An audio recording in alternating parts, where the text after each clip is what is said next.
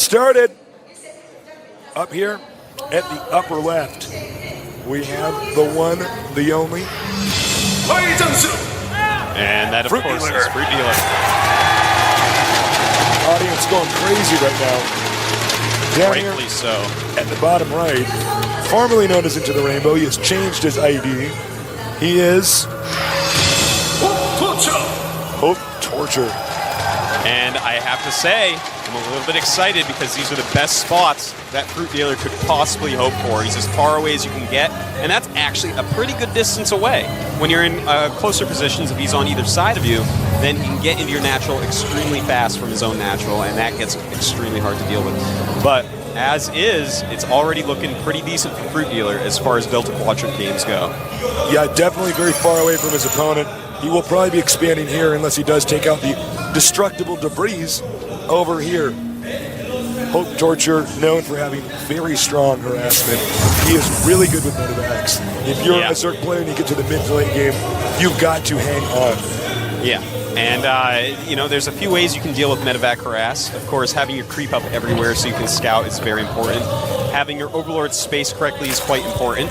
And getting a lot of Mutalisks or Infestors is going to be the best way to deal with that really mobile threat. Now, we've seen Fruit Dealer likes both of those. He likes to open mutas and go into infestors, which is fine, but there's going to be a timing in between large muta numbers and infestors having that presence that if Hope Torture takes advantage of that, it's going to be very good for our Terran player.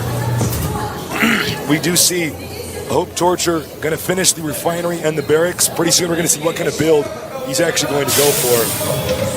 That's right. And our Zerg player, Fruit Dealer, he's going to go ahead and probably get speed first. Yeah, but I think so. Sometimes he does open Roach first, and that can be a pretty interesting opening on this map. You know, if it's close positions, he can get right over there and harass the depots at the wall, or if there's no depots at the wall, and sometimes just walk up the ramp. But it looks like he's going to go for speed. Sending the scouting SCV, he is going to see exactly what his opponent's up to. Note he did get an extractor first. He only has one drone mining Vespian gas right now, and he is indeed, as you predicted, Artosis, going for link speed. That's right. Now, if he gets a second queen or goes ahead and goes straight to lair, that's going to be the next interesting thing that we're going to have to watch for here. He's only mining with one drone, which makes me think he's going to pop out a second queen, but he's got to get that hatchery up first. Here's the hatchery, and it gets planted. Meanwhile, the SCV is chased out. Well, obviously you didn't see the hatchery get planted. This SCV will get picked off. Meanwhile, we have the tech lab here coming up and the factory. What are your thoughts, Artosis? Well, it's pretty standard. Not sure exactly what strategy is going to go for. Maybe blue flamed Hellions, because that is pretty good on this map. The natural is very open, especially with the speed first build. You're not going to have your spine crawlers up by the time it gets there. The SCV has actually managed to stay alive this entire time. I predicted it would have been picked off. So that means he did, if I can just grab the Terran structure here, spot the expansion. That's right. Now, a second queen is being made here by Fruit Dealer. He's going to want to use the extra energy to lay down a creep tumor pretty quickly here. He's got to get his creep up. That is actually the most important thing in Zerg vs. Terran nowadays, is having good creep coverage. That is what ZVT has evolved into at this point. Well, when you got a lot of creep everywhere, your units move so much quicker. You're going to surround your opponent a little bit faster. Hellion actually pops out. I didn't expect him to actually sneak out of there. He's got to be careful, though. Yeah, it's already in the orange. Drawing the Zerglings over to his Marine. Meanwhile, we have the second command center on the way. So this Hellion basically is going to clear all the ground out here and allow him to get an expansion up. This is very interesting, too. He's getting siege tanks with siege mode right now. Now, this is going to allow him to do what we saw him do against Czech Prime, which is just go 3 base, huge timing push, and that is so deadly on this map. The Hellion has managed to get inside the base, but the creep tumor was up. These Links going to get over there a little bit quicker. Takes out the Hellion. And the crowd going wild at losing that first Hellion, man. It is just electric in here. We have a siege tank on the way now, and he is going to be upgrading siege mode to keep this expansion safe. We do see a lot of players get the orbital command before lifting, dropping that first mule here, but he will have that expansion up very soon. Now, Fruit Dealer has got his layer already, but not doing anything with it quite yet. There we go. Starting a Spire, as you see on the production tab. Right up here, Spire on the way. This could be pretty strong against Hope Torture's expansion build because there's a lot of area that he's going to have to defend. His buildings, as you can see, pretty spread out. Meanwhile, he's getting a second factory, so we're going to see some more mech-oriented play. But he does have the armory up. Oh, take a look at that. Definitely going to have some Thors out here pretty quickly, just getting the initial siege tank or two to set up. They're going to, of course, help clear the rocks first at the expansion, but then they're going to be set up, and he's not going to be very attackable, especially if he has a couple Thors out. With a couple Thors, you can cover both mineral lines quite easily against Mutila's Harass. Looks like he's actually going to expand to the back location. He gets this up a little bit later, but honestly, it's going to be a lot safer, at least if he gets attacked by ground. You know, this is pretty interesting. Look at this, attacking those Zerglings, make them back up. Nice positioning by Fruit Dealer to watch everything going on and seeing what units are popping out. But, you know, this is actually very similar, in fact, almost exactly the same as what he did to Check Prime, which shows us, you know, he did the same build every game in the TVTs that we saw a couple of days ago against OGS and Snare. Now he's doing the same build we saw him do TDZ here. So he definitely likes to keep with the strategies he knows and likes. Yeah, that's very true. He's going to be turtling for at least a little while here. Now, it's funny when you look at these two guys, totally different styles. Fruit Dealer doing different stuff every game. And yeah, Hope Torture really kind of sticking with one build. This is the build I want, and I'm going to use this and practice it most and try to win with efficiency. Now we see Evolution Chamber and the Infestation pick going up for Fruit Dealer while he takes that third base at another main. Pretty interesting. Not making a ton of mutas, but he's going to be able to probe at least a little bit with the mutas he has, despite the Thors being there. You know, if he techs straight up to Hive, that could be a pretty good move for Ultralisks. Yeah, that could be a very strong move for Ultras, actually. And one thing about Fruit Dealer is it does seem like he wants to just stall in the mid-games. Yeah. He wants to stall out until he can get enough gas and get those Ultralisks out. 3 mutas out here. This shouldn't be too impactful, but we'll see. Yeah, look at that. The Thor just making them fly right away. But, yeah, well-placed Thors. No damage done by those mutas. And it looks like he's making the Roach Den and a Baneling Nest. So he's going to go ahead and go Infestor Tech right now. That's his plan. And it's going to be interesting to see if he can control them a little bit better than Check Prime did in the match. You know, he had a lot of Infestors to a very similar opening by him as well.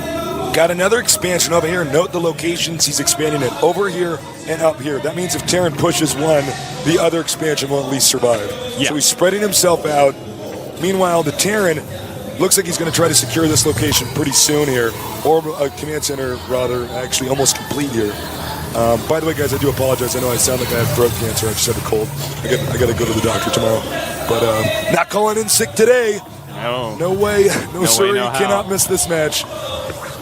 Now, I love what we see Fruit Dealer doing here. I wish he'd spread creep a little bit more aggressively, but other than that, you know, spreading these bases out, it's going to be so hard to get attacked. And look at that, Zerglings cleaning up any scouts that Hope Torture does send out. But, you know... Scouting Marine over here is going to spot this expansion. And he knows. He sees the creep. But at the same time, Command Center landing at the natural of Hope Torture, so his economy is actually getting pretty huge at this point. Also, we have a Hive making for our Zerg player. So Hive on the way. He does have a lot of gas stocked up.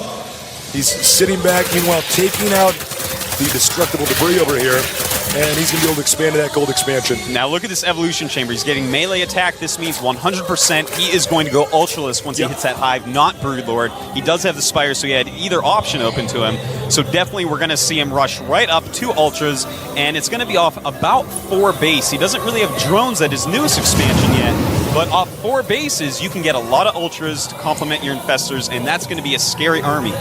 We have a drop coming over here. He is moving out, and he is going to be going for this expansion over here. So it's starting up. He is actually beginning his harassment phase, but the Muta spotted. He's just going to slow that down, targeting the medevac. Can he get the medevac? It's huge if he does. He gets the medevac. A bunch of Marines stuck on the high ground. Totally useless right there. He's going to expand again. It's turned into a macro game. Economics is key on this map. He's going to take the gold location. I'm predicting the Terran player probably not going to expand or push out, until he's at about 160 supply, maybe even more. Yeah, in fact, he may even want to max out before moving out, but that can be scary because as we've seen from Fruit Dealer, if you let him get a bunch of bases going, he will get like 80, 90 drones. He'll lose his first max, but the second will be almost pure ultra, and he will roll you over. Now we see that he is also all getting overlord speed. Excuse me, and I'm expecting to see ultras pretty soon here. Yeah, he's getting Baneling speed. He's just basically upgrading everything. He has a bunch of ultras making right now. Roach, Baneling, Ultra, Infester, and Zergling. He is using a lot of the Zerg arsenal right now. The Zerg just waiting to see if Terran's going to move out. He wants to counterattack if Terran pushes. It doesn't look like Hope Torture is actually going to do that, though. No, it looks like Hope Torture is going to play very safely. Now, the maxed biomech army of, a bunch of siege tanks, Thors, and ultras are out. But anyways, this army, it can be quite fearsome. What he's going to need to do is snap the Marines with the fungal growths, and we see a drop going over here. He's going to try to drop again. Now, he didn't have that momentum from the previous game to get off a very effective drop. You can see the spine crawlers here, and actually an Ultralisk and Queen just sitting over here flirting with each other. I don't think this is a good idea to drop in. He doesn't know that the Ultralisk is here, though. He can snipe anything in there, and targeting the Queen, takes the Queen out, picks it up, losing only one Marine. Decent move right there, but he does not want to lose that. Look at this, another drop over here. And fungal growth, there you go. Infester's very good against this type of harass, but he should be targeting that medevac. There we go. Going to take that out, and these Marines are going to go down easily. Well, that attack was pretty much useless. Looks like he will at least get the Queen. He does get the Queen. But you need to do more harassment than that. We got another drop over here. And he is waiting for it. He's ready. No, fungal growth, man. Is he not going to do it? He's not going to fungal growth? Gonna wait till they're all out, perhaps? That must have been a miscontrolled move there. He does fungal growth and cleans that up. Drop those infested Terrans, take that out. This Marine's actually still alive, by the way. Very annoying Marine over there. All right, in the middle of the map now. It looks like it is time. Hope Torture. He is moving out. He's at 174 supply after losing those drops, which is so it was basically maxed. And here we go. Oh, Fruit Dealer not wasting any time. Looking like he wants to engage, but so many siege tanks. He backs up right now. He's just trying to stall. He wants to get more Ultralisks. Meanwhile, the Marines stimmed, rush towards this expansion. I don't know if Fruit Dealer can save it in time. Looks like he's going in the wrong direction and just targeting the hatch, maybe? Nope. And just going to go right through all this. But there's a lot of Banelings coming in here with Infestors. And bam! Oh my god. He saves the expansion. Beautiful moves by Fruit Dealer. Ultralisks, by the way, small counterattack over here towards this expansion. Not that impactful, though. Humiliated medevacs, I almost called them dropships, backing off. We have a small Viking fleet. I think he might try to land and just take out this expansion. Not a bad idea at all. Meanwhile, another push going up to the top right here. He needs to get rid of one of these hatcheries, or Hope Torture's economy is going to be out of control, especially with the gold expansion now taken. You know what's really great right now? Oh, he's attacking up this hill. Hold that thought. Some ultras up there, but he's got to bring more. Looks like these ultras going to fall very quickly to these Marines. But flanked! Look at this. Beautiful. The Infestors bungling and just surrounding everything. Oh my god, this is how you play Zerg. The Fruit Dealer's fruit is just too good. You gotta buy it, and it's being sold this game. He's moving in from the bottom here. This might be the last chance here for Terran to try to do any damage. Sieging up at the wrong time. Meanwhile, counterattack down here at the Planetary Fortress. Baneling's going for the SCVs so they cannot repair. Cleaning up the attack of Hope Torture. And oh my god, Fruit Dealer. He is so good. He is so good. In fact, he might even be able to save this expansion. Oh, I think he might. He has a lot of Speedlings coming in here, and they're going to surround these Marauders. They have to be picked up. And an Ultralist on the counterattack with some Roaches. Just so many Ultras out for Fruit Dealer right now. Fruit Dealer, one of the only Zergs to make it this far in the tournament, is now dominating in a matchup I think a lot of people expected the Terran player to be dominant on, at least on this map. So He might be able to get this expansion, but I think he's just going to run him over here. It looks like he's going to rush in here, and Hope Torture knows he's in trouble. This is one of the worst maps for Zerg, but really, Hope Torture didn't do enough damage early, and look at this. This is that Ultralisk army that Fruit Dealer is becoming so well known for. So, I think that's going to be GG in a minute here. We're going to go into game number 2. Unbelievable. Yeah, this is, I wonder if Hope Torture will learn from this. Such an amazing game by Fruit Dealer, but Hope Torture's got to put on more pressure early in the game. Unbelievable. He will take out this expansion, but of course he won't have a base, so that doesn't really matter. Nothing left here. Dropping some extra ultras, laying his own creep in there with the overlords he brings. Wow, he was actually that behind on mules. Yeah, but he actually dropped him. That's embarrassing. They aren't going to help him right now. So many ultras. Fruit Dealer. And these guys, it's actually probably Mutiny that's probably going to fly off of this area and leave the map because you wouldn't want to be on there. In that case. GG.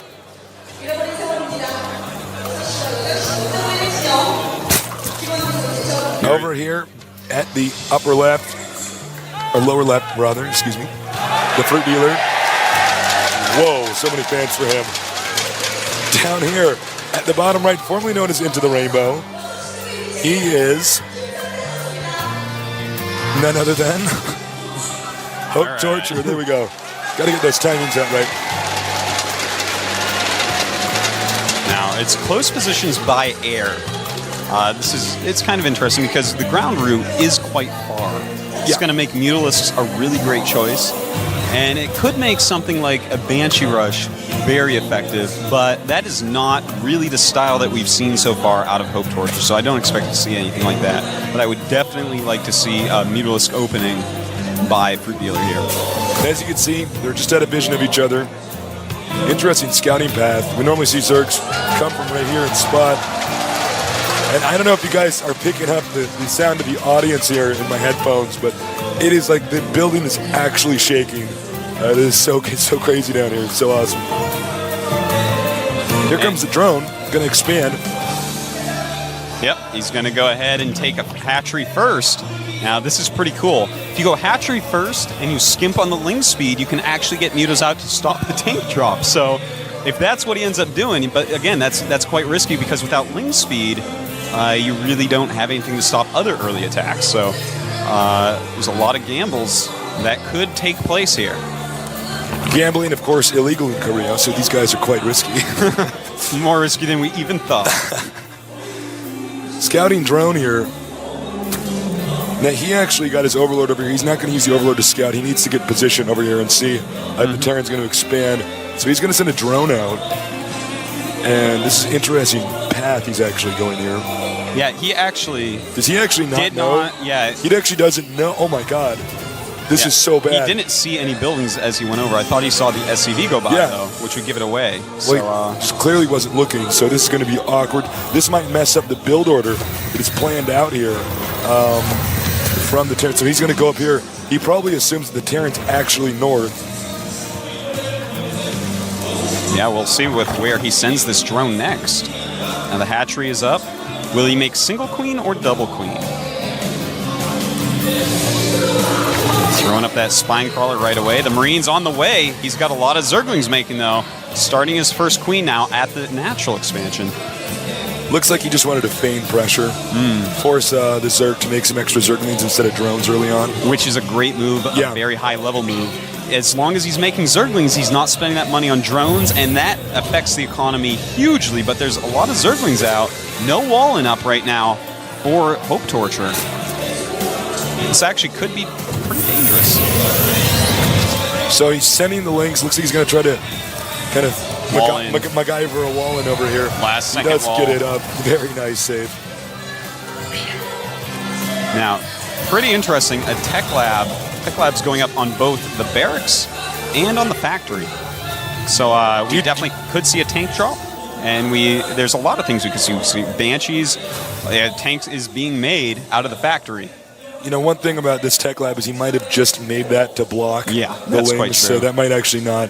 But then again, you know what? He could just get a Banshee. I mean, it's pretty convenient to swap right now. Yeah. Is he going to do it? I think we're going to see a drop ship and a tank drop. That's I that's think my you're best right. guess. And sadly for Fruit Dealer, his layer is not even half done. Dropship on the way. This is very hard for Zerg to stop. If they get the tanks up in this region, just like in StarCraft 1, it's a nightmare. Now there's a few tactics you can use. You can throw some spine crawlers at the ledge, spot with the overlords, and stall a lot. You can actually stall for quite a long time. But with siege mode, they actually deal damage so fast that you should eventually lose the hatchery if the Terran executes this correctly. He's going to have another queen out here. Just larva injecting Fruit Dealer, very good at just getting as many drones out as possible. And take a look-see, though. This could be bad. Yes, it definitely could. And loading 2 SCVs as opposed to the siege tank, this is kind of interesting because he could have done this a long time ago. You wait till the siege tank was almost done. So this is actually a very indecisive move here by Hope Torture. Hope Torture's going over here. Will the Fruit Dealer have the necessary fruit to deal his way out of this situation? Only time will tell. It's hard to say. But the Spire, it is being made, and I think he may make some missile turrets here. Yep. He does not want Mutas to be able to clear this. And here come those spines. Take very long to root themselves, but I think this one should at least be in range. Yep, it is in range. He's going to have to move that siege tank back, but he has SCV to repair it. Picks it up. Nice move there. And, oh, very good. Look at this. 3 queens hitting that turret, teaming up. And the spine crawler's walking back. Now, see, this is how you do it. You go up, you go back, you go up, you go back. You just try to stall the siege tank from killing you while you get mutas. But, oh, look at this. He needs to move that siege tank back. This is completely crazy. He is blocking this so well right now. Oh, and will he get the dropship? Oh my God, it lives. That was huge. He needs to keep that dropship alive. It's very important at this point. He is still in range of the extractor. That's going to hurt the Zerg's gas, especially if he's getting a Spire. You know, the Spire is done. We have a lot of mutas making right now. 5 being hatched up. And only 1 missile turret so far. He's going to go in for again. I don't know if this is going to be in range, but he doesn't want him to get these missile turrets up. He loses that SCV. That's actually quite bad as well. Yeah. He needs that to repair anything mutas attack. And he targets the SCV. Nice. Smart move. Takes out the turret. Only 1 turret left. 5 mutas can take that out. Easy peasy lemon squeezy. Looks like Fruit Dealer is going to go ahead and save his... He's also stopped a Viking. He was sending a Viking over here for support. Mutas are in the main. This main does not seem to be too terribly well defended. Once again, the Viking manages to stay alive, just like the dropship. Gets that dropship. I spoke too soon. He does get the injured dropship. And there's not a lot of Marines here. But there is a Viking helping out a little bit. The turret gets up, realizes he has to run away. So he has a bunch of damage to mutas. It's going to be harder to remove that tank on the cliff. Expansion over here at the upper right. Nice little hidden one. It's going to be one of the last places scouted by Hope Torture. Now this is it. He's going, targeting the siege tank, and he gets rid of it. There's no dropship, so no problem. Awesome. Healing some of those mutas. He is just dealing with everything exceedingly well. Normally they're called mutas, but when Fruit Dealer plays them, they're fruit flies. Just annoying the Terran's base. Yeah. We got drones going over to the expansion, and Terran, by the way, 1 second, does not have vision of it. Yeah. He's not really been scouting. He doesn't have a base up, and in fact, look at this main base. He has the command center, so he's going to go ahead and expand, but it looks like he's going to go ahead and keep just 1 factory and add in a lot of biological units. Could be going Thor Marauder here. That's quite effective. Oh, Muta's a bank in there. Pull back. This turret. Loneliest turret in the game. It's a Nesh turret. Well, let's see. What are you doing, Fruit Dealer? What's your plan here? Ooh, yeah, let's take a look. Let's take a look at his upgrades he's getting. He's getting Overlord speed and Overlord drops, as well as a Roach Warren and Baneling Nest. So that is pretty awesome.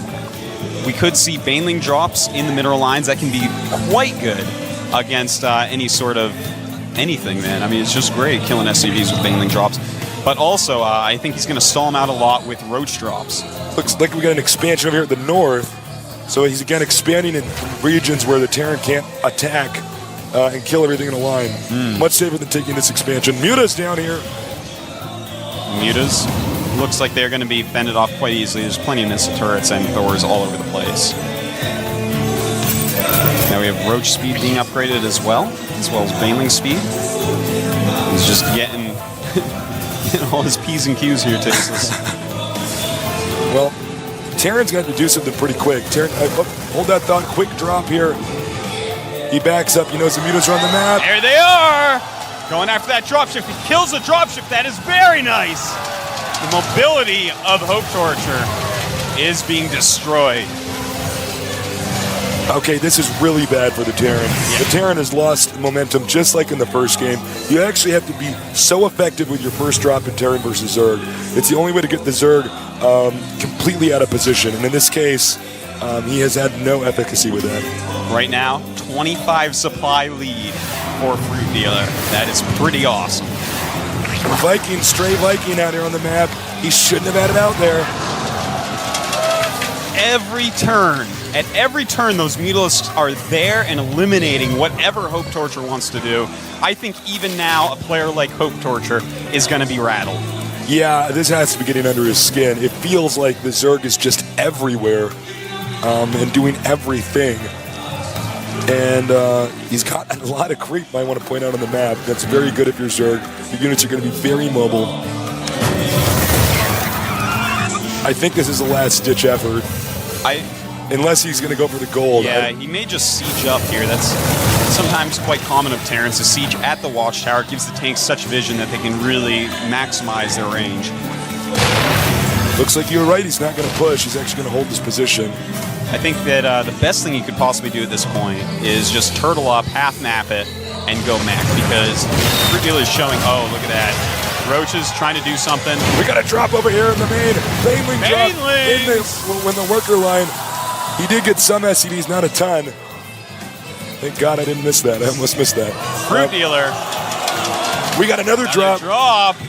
Now note, the army is in position over here. This is how you take out Terran, just like in StarCraft 1. You just wait for the Terran where his slow, immobile, but very powerful army is, and attack him where he isn't.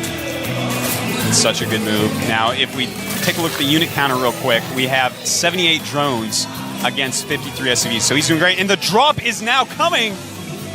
Here we go. This is actually going to be huge. There's nothing there to defend except a single missile turret.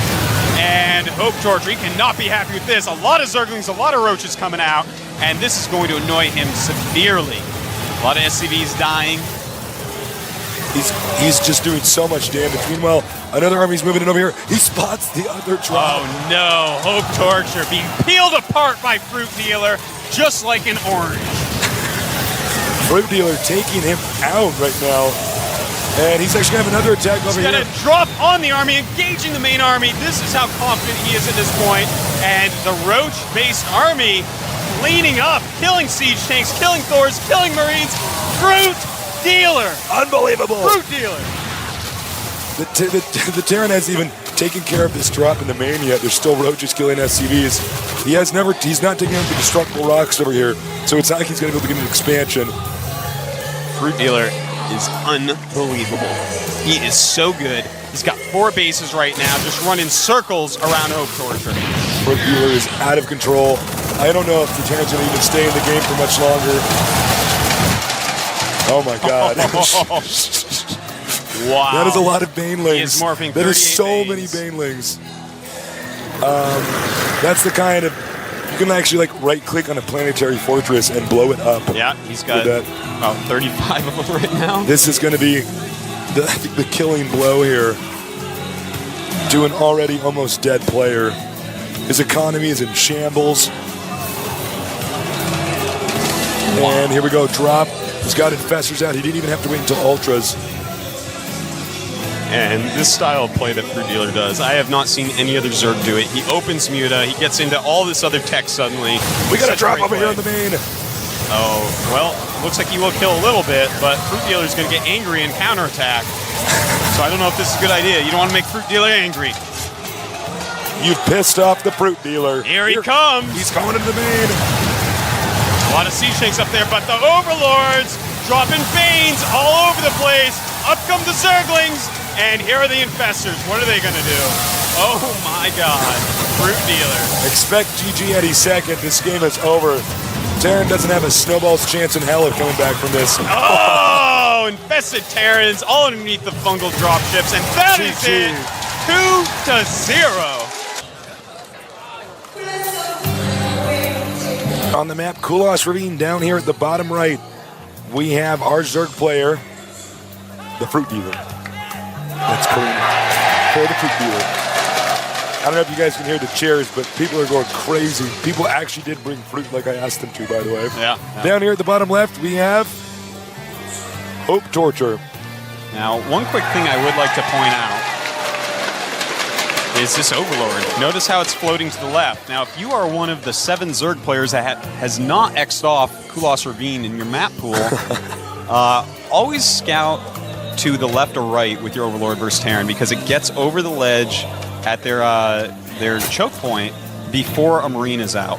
Really? Yes, so that is very important. It's like a free scout to that position if they're there. Otherwise, you can't get that Overlord there because Marines will be out and just catch him.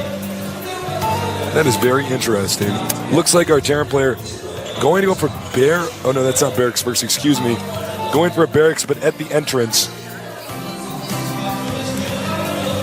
Now, I'm excited to see if Hope Torture is just going to do the same thing he's been doing. A lot of harass space play. It's very good here. Ooh, hatchery wait a first minute. at the goal. That is risky. Now, this is very interesting. yeah, he's got a lot of cool builds on this map. Really, it's very hard to predict exactly what he's going to do because he is the only player that plays Kulas Ravine in 48 different ways, and we've only seen like 3 of those 48 so far at Tasteless. A lot of this is going to come down to scouting. If Hope Torture is smart enough, he's going to count all the drones and say, wait a minute, you should have an extra base. Even by the spawning pool health, he should be able to tell that something is up. And out goes that drone. In goes the SCV. Getting his feet all sticky on that creep. So we're going to have to see. Does he go look up there? If this expansion spotted, it's going to have a way different outcome than if he manages to get away with it. And very nice. As you can see, the Overlord does get over here. Artos' prediction was correct. Uh-oh. Uh-oh. Oh, no. He builds... There is an Overlord to watch this now. If he builds a bunker, though, and the Marine just goes straight up there, I don't think that there's any way that Fruit Dealer is going to be able to stop this. But he backs off. He does have drones, though. He smartly sends drones right away. Those could have definitely harassed and perhaps even stopped a bunker from being made. All right, Fruit Dealer. Pretty cool. Fruit Dealer is pretty good. He's getting a Roach Warren out now. What are your thoughts? I think that we may see some sort of 2-base, very powerful attack come out of Fruit Dealer here. He's got to get pretty mobile. The problem is that, any sort of tank drop or something can still take out this hatchery. There is high ground above it. Yeah, that's true. And roaches aren't going to range to hit that, so you need layer tech to deal with it. Basically, I just want to see when he wants to go for his layer. Tech lab over here. And what is he going to get out of this? Possibly, because he doesn't think he's going to go for... Oh, no, he might actually go for a drop. He's getting a tank. He's going to do it again. Yeah. Now, remember, this area is pretty small. Yeah. If you have a spine crawler or two here... It's going to be very hard. The ledge is much smaller than Lost Temple. It can be quite hard to take it out then. And if Hope Torture starts to lose momentum, it's going to be disastrous. Layer on the way, halfway done.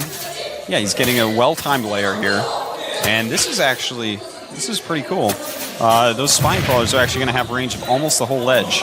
And if he could actually spread creep around the other side, that would be the ultimate coolness, but we aren't going to see that here today. One tank, drop ship, and he's making Marines. I'm curious to see what he puts. Okay. The Marines will snipe the Overlord that is sitting on the ledge, and he won't have any vision. You need vision in this game to shoot things that are shooting from the top of the high ground. So that, I think, is what we're going to see. Just suicide the Marines into the Overlord, and if he doesn't have another Overlord in the vicinity, it could be quite deadly. Well, I guess he's hoping that they won't have anything else there. He gets 2 Marines and 2 SCVs. Uh-oh. I don't know if this is going to work. Yeah, I don't know. And notice the roaches.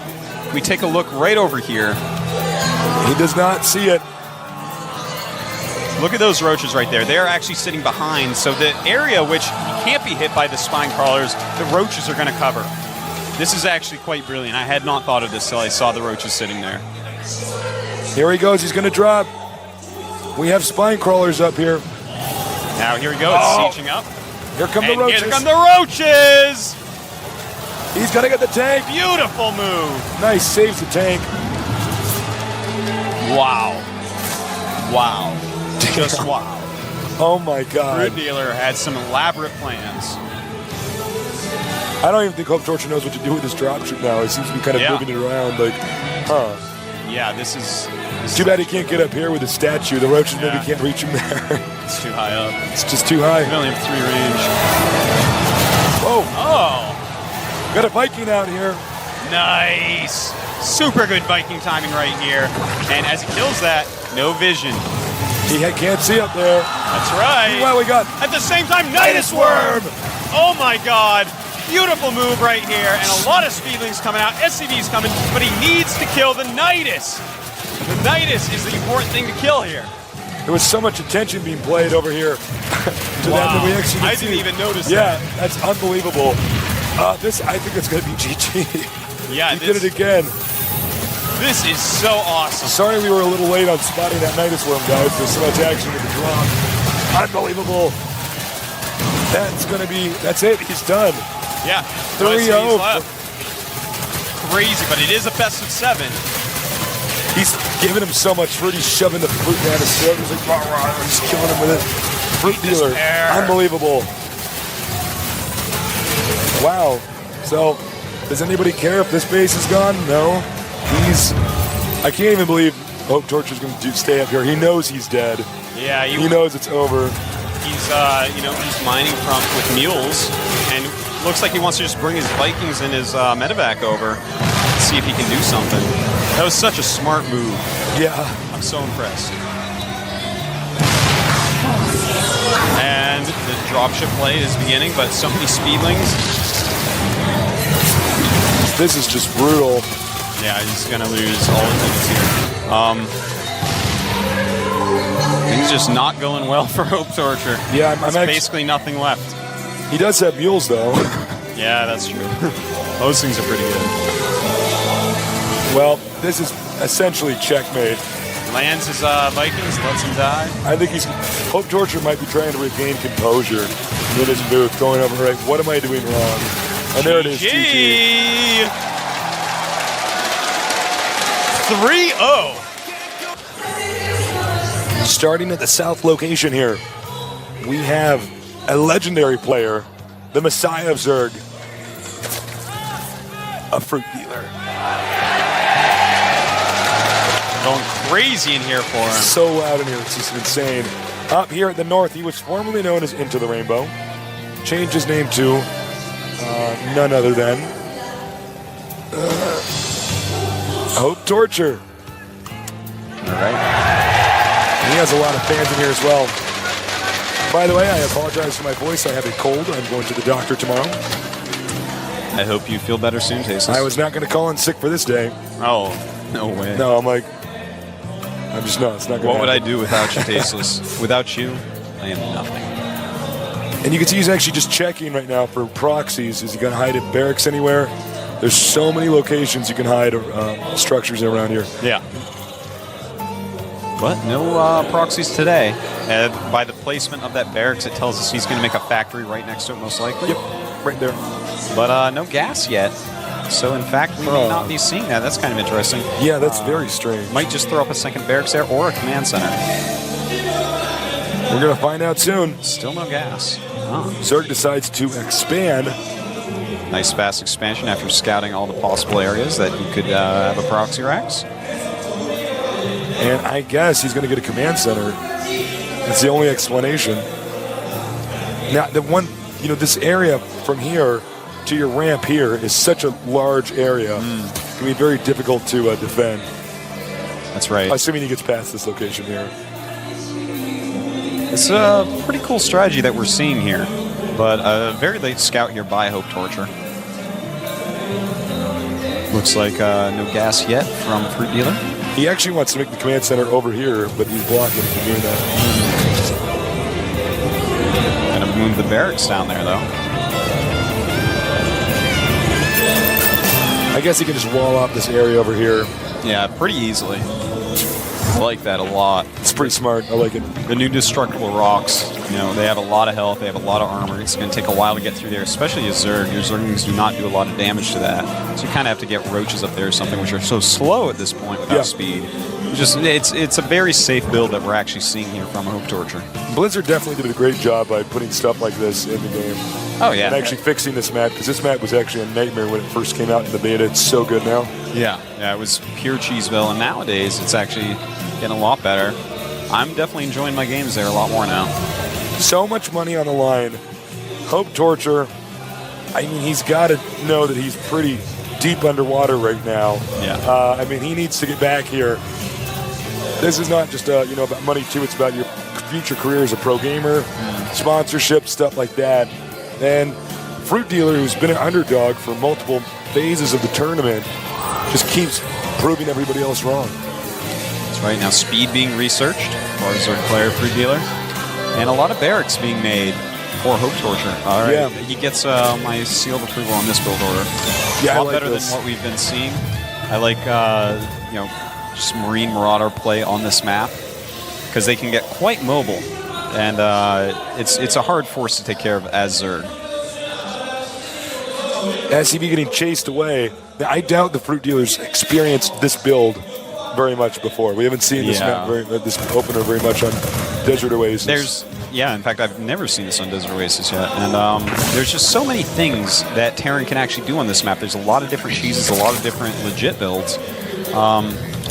It's definitely going to be something he's going to have to adjust to on the fly. But that is Fruit Dealer, man. He's very good at that. So far, we've seen a huge change in Hope Torture's play style. I'm really liking this. This could be a much brighter day here for him. Yeah, this is what he needs to do if he wants to go ahead and win this. He definitely needs to change his style up. Fruit Dealer's had his number all day long. And this is a really good start. He's going to make a very marine-based army. Now, obviously on this map, you almost have to go Mutalisks as Zerg. It's just so good on this map. Ooh, but take a look-see here. In the main base, we have a Baneling nest going up right away. So it seems like he has some idea of what's going on here. If he has speed Banelings, this mostly marine-based army that Hope Torture is making will not do very well at all. It's actually pure Marine right now. He's even making Marines out of the one with the tech. This is going to be bad. Oh my God. Where is it? I see it on the production tab. It is an infestation pit. Okay. Infestors own Marines in a way that you just don't understand, people. Even if you've seen it and played against it, they own Marines. And along with Banelings, like, he's not going to do any damage to Fruit Dealer here. This is amazing. You expect to see Spire. That's what Hope Torture expected. And the Marines, they are moving out. Wow. This is actually crazy. And the travel distance is pretty long on this map. Yeah. But with a force like this, if he opens Mutas, then this force is so fearsome, you are actually like, oh no, and you start making a lot of Zerglings. But Marines with Stim micro pretty well against Zerglings. So, you know, he's just going to get out a few Banelings, keep him on the creep, make maybe an Infestor, and it's going to be gross. It's going to be gross. It's going to be human carnage. He's on the creep now. He stims. He's going in. He has a very specific timing. Look at this. Here he goes. Banes being morphed. A ton of Banes being morphed. And look at this. He is rallying in there. There we go. And, just a few Marines left. And Fruit Dealer cleaning up this first attack. I don't know how he knows every move that Hope Torture is going to make.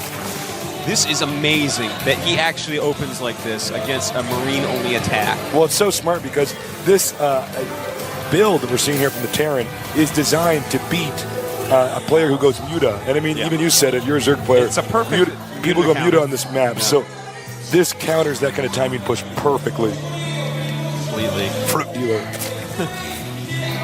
Dealer, man. He is so amazing. He's so good. Now he's going to take the gold base. He is. He's even upgrading pathogen glands is what they're called. It's the plus energy to infestors. And that means that we're going to see a lot of infestors this year, which I do like. I love the fact that he's actually skipped mutas altogether. He says, okay, this is a muta map. That's what he's going to expect. He's going to be ready for it. I'm going to go completely not muta.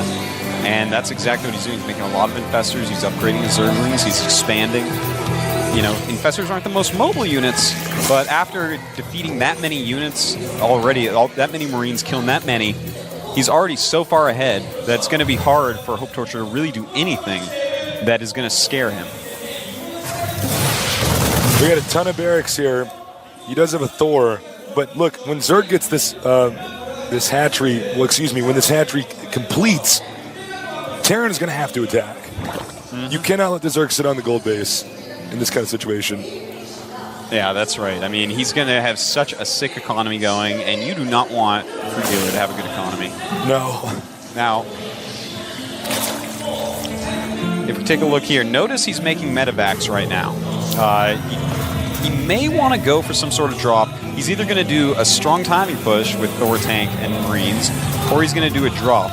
Now, if we look down here in the Zerg main base, notice 2 Spine Crawlers and 2 Banelings. You know what that says, Tasis? And an Infestor, actually, as well. That says, yes, please drop me. I would love to. He's completely prepared for that. I would like 100 million won. Please drop me.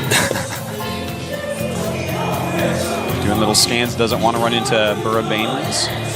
Those are, of course, scans that could have been mules. Kind of a funny little army composition here. Looks like he might try to set up and try to shoot the extractors, maybe? No, he's actually going to occupy a gold base. Yep. But I don't know, man. Fruit Dealer. Looks like he can just go ahead and take another base right now. This army is not the most mobile thing I've ever seen from Hope Torture. It's getting Hydras. Cool. Expanding the creep. As you can see, he's doing a great job of that. And I got to say, Fruit Dealer's looking very strong. And we have a drop in the main base of the Zerg. Oh, excuse me. I'm so sorry. We have a drop over here, and it's in a location that's hard to spot. That's right. And look at this. He's actually done decent damage so far, but here comes the Infestor. Bam! Bungled, but no more units clean it up quite yet, except a few more Infestors. Just shoot some Infest at Terrence. Oh, I love it. And some popping out as well. Infested Terrans, own Terrans. Yeah, man. They were pretty good. Oh, it's just, it bungles that and drops this over here. Man, this is unbelievable. Now Terran on the move. Terran's going to try to push. Zerg has to be prepared. He has Hydras and Lings. I don't know if Hope Torture can do this. And another excellent bungle here. This just slows down Hope Torture. Also wastes a lot of energy on those medevacs. He's got to be careful here, though. Here come the Hydras. Hydras on creep. Very scary. And look at this. Going to engage. Doesn't want to lose all this, though. Marines and tanks, very good against Hydras still. But the right fungal growths will take out those Marines. And here comes a drop into the Terran main. Into the Zerg's main over here. Into the Zerg's main with the Terran units. And this is going to be a distraction. That's going to allow him to push forward. Oh, from the low ground. Very nice. Awesome move there. He's going to want to pick these units up immediately. Picks them up. Time to run. Doesn't quite fungal in time. Oh, these are the guys who got left behind. Oh! Okay. Terran trying to get into position. He's going to reinforce his army here. Meanwhile, the gold expansion is up for the Terran. Zerg expands again. But I don't know if Terran is safe in this position right here. Yeah, this is a scary place for everyone. He's so close to attacking the Zerg, but Fruit Dealer gets so many units, and look at this. Looks like we got a drop over here. Looks like he wants to hit the Terran main, and there is nothing in that Terran main. So this is actually something that's going to be so deadly. But at the same time, a push coming. Is he going to push? Some Marines running in. Bungled. Gets bungled, but here comes the Zerg drop. Here we go. This is going to be deadly. Hope Torture in a lot of trouble here. He has almost no units anywhere near his main base. And his other units are just still streaming down here to this point outside of his above base. He has to whip. He's going to lose a lot of depots. Terran may try to just go in here and try to smash the Zerg, finish him off if he can. I don't think it's going to happen. No, he's losing everything. Drop his Banelings over here on the tanks. Oh, beautiful moves. And all that has to happen now is this push has to be broken. Can he break it? This is Hope Torture's only chance is to win with this push. Right. Targets those banelings, does a ton of damage, and beautiful fungals all over the place. Pushes back the first wave of the Zerg army, but still, there's so many hatcheries here he can reinforce. That is the strength of the Zerg. Zerg is getting chased down now. He's Dropping a mule for mules. repair. I like it. Not a bad idea at all.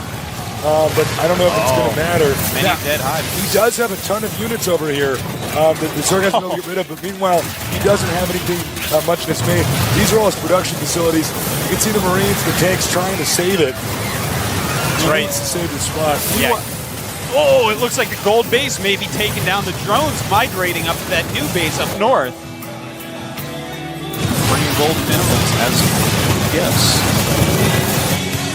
Well, this is a very interesting situation because the Zerg actually doesn't have much of an army anymore. And back here, it looks like he is going to stabilize. Very important part of the game right there for Hope Torture. Oh my God, it's so many spine Oh, crawlers. wow. But look down here. The Terran is moving. Terran's edging forward. He's got to be very careful with this army. He has to keep alive. And actually, he's got more supply right now. Oh my And God. those, I think you're right. But now we could have a Baneling drop over here. Wow, the Baneling drop could be very good. Running in now. Here we go. Overlords with Banelings being targeted. But he drops them out. Kills a lot of stuff right there. But the Thors live as well as the tanks. SCV's repairing. Wow, this is an amazing push by Hope Torture. Meanwhile, the production facilities for Hope Torture are actually coming back. We actually might see one of the most insane comebacks of the entire tournament. Yeah, this is crazy. And right now, he's got this base with all these spine crawlers, also taking an island. Good Taking usage both. of the drops. Both islands. Awesome moves here under the heat of the battle in this pressure-filled situation. That's exactly what he needs to do. He's going to engage. He's getting closer. Zergling's tank splash is going to really hurt those tanks. And Baneling's still being dropped on the tanks. Wow, almost took out all the tanks there. Somehow they are all still alive. Terrence reinforcing. Wow, this is a constant stream of reinforcements, and it looks like he is in trouble. Look at this, hatcheries going down. If he can get into the main base, all the tech will be gone for Fruit Dealer. He moves in with some more lings. Oh my, a ton of Zerglings, but the Marines are here to help. No more Banelings.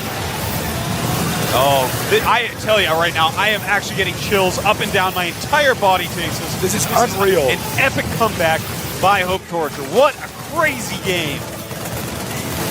This is just unbelievable. I'm totally speechless that the Terran actually has come back. The Zerg still has this location as well as the islands, but he's going to lose his main. Yeah, losing the main is actually the really painful part. It's all his tech structures. He's got his lair. I don't know, man. He's going to have to choose which tech structures to rebuild before that layer goes down and throw them somewhere safe.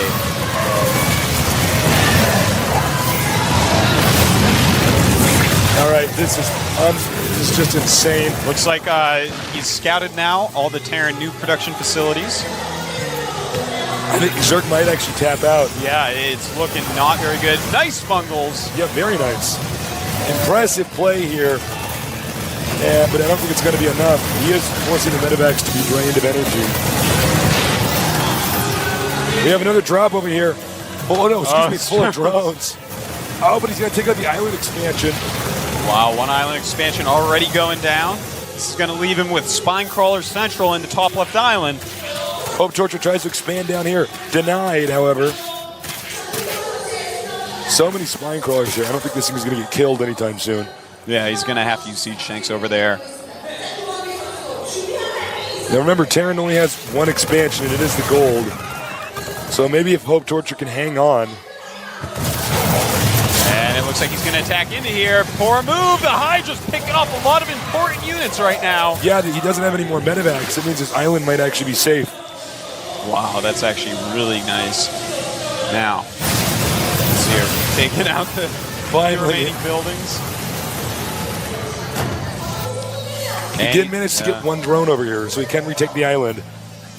But right now, it's pretty risky. Let's take a look at the supplies. Oh, a nice Hydra's coming in. The Marines with no medevacs, but they do plow through. GG, Hope Torture, Wow. showing he is not done yet. Over here at the top center, I guess you could say, we say left side of the map, is the Fruit Dealer. Down here on the other side, as you can see, by the way, tons of fans here showing up to show their support. We have, formerly known as Into the Rainbow, he is now known as Hope Torture. Now, Hope Torture likes to torture people by giving them hope. Proxy's a barracks. Oh my God. He knows that this map is the best map for 14 commands, 14 hatchery rather. And that is something that, of course, our Zerg player Fruit Dealer loves to do. So if he chooses to do that, this is actually going to be just a build order win. And in fact, he's getting a gas, so this might even be It's Reaper. Proxy Reaper. That's very interesting. This is just, now, remember, there's going to be a small amount of time when the Zerg can spot and be like, wait a minute, uh-oh. A lot of Zerg players don't wait for that Overlord to finish scouting because it actually doesn't get all the way across the main base before you have the minerals for the hatchery. So I think Fruit Dealer's just going to blindly expand anyways. Looks like maybe. Yeah, he does, in fact, go for the blind expansion without scouting all the way for the barracks. So of course, that barracks could be anywhere in that base. So he's got vision over here. He goes, wait a minute, something's going on here. Yeah, this is, this could be quite bad. Remember, in the patch, the Reaper build time was reduced. Increased, excuse me. By 5 seconds, so definitely a good fix. But He sees it. Here we go. Oh my.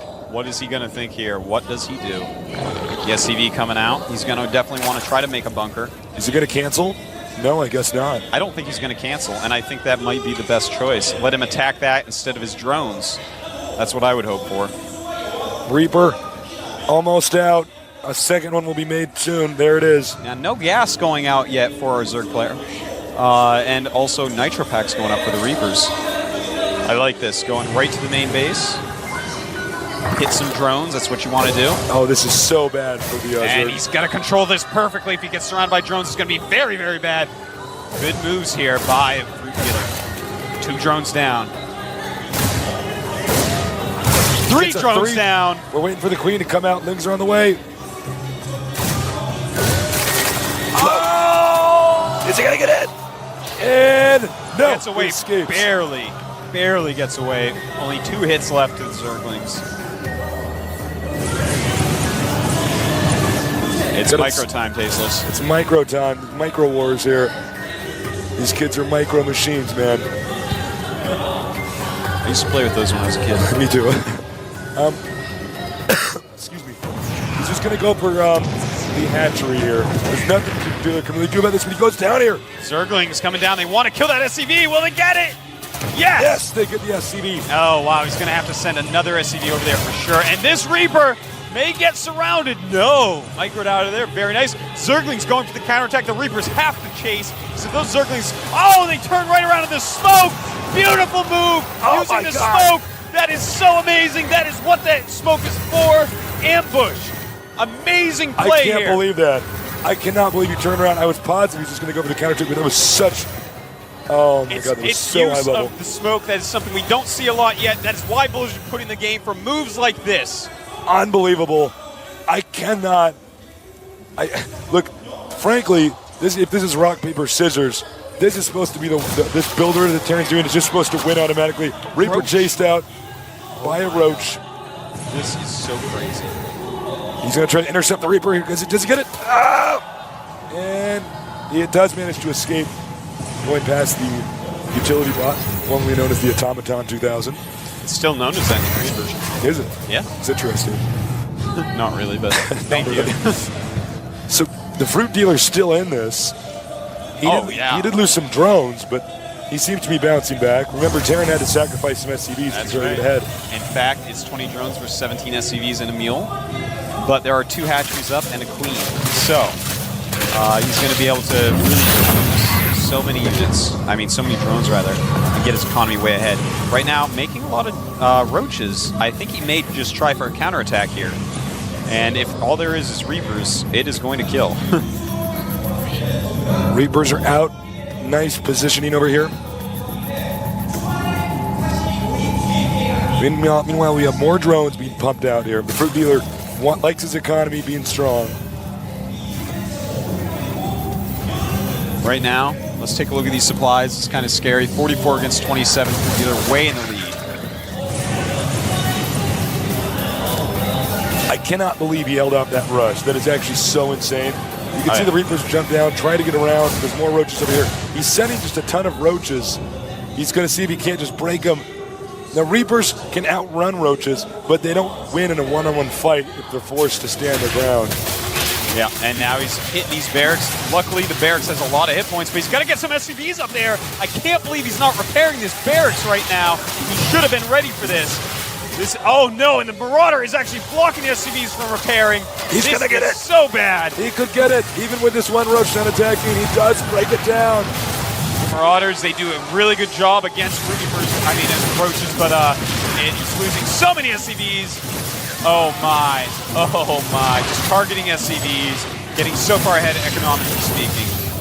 He's getting, this is such a mission success here from the fruit dealer, just taking out SCVs. Meanwhile, these Reapers did not manage to do anything. I was watching them on the mini-map the whole time. Let's see if he can come back now, though. The Reapers hop up, but the Queen is there. Taking one out. Takes one out. She's very protective of her baby drones.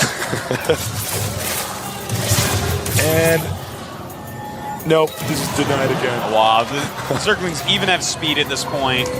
He's got 2 bases going very well, and in fact, adding a 3rd hatchery at his natural. He's going to hardcore 2 base. Yeah, he's just going to try to take him out now. Which is just a perfect choice right now. The Reaper Ass really didn't do enough. Terran takes the island over here. That's one thing going for him. Yeah, that's actually a very smart move. He realizes, you know what, I cannot get out there and actually expand to my normal place, so this is what I have to do. Nice block there. He's going to go for the barracks again. I don't know if this is a wise decision by the fruit dealer.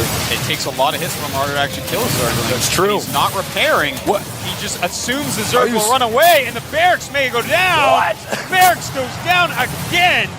Fruit dealer. Oh my God. Are you serious?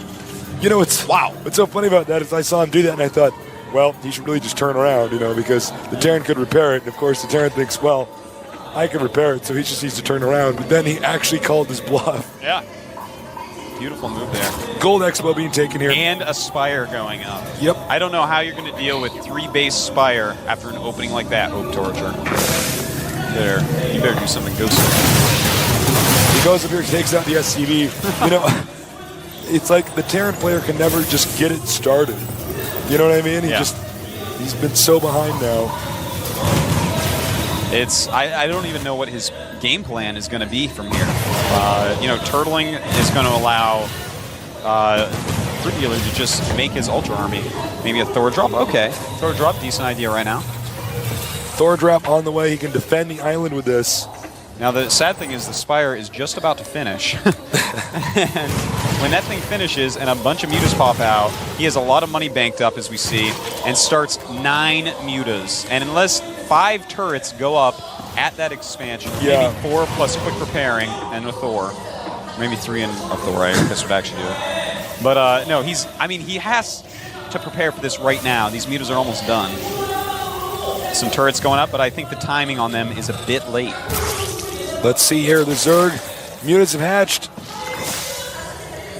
But actually, does the Zerg actually know? The Zerg doesn't even know about the island. Yeah. The island, excuse me. But an Overlord was up there, and Thor's attacking it. I think he can put 2 and 2 together. That's true. And here he goes. Realizes, the turret's just in time there. Hope Torture's got to counter everything that Fruit Dealer does right now. They're just going into the main base. Mutas, just going to see if there's any holes here.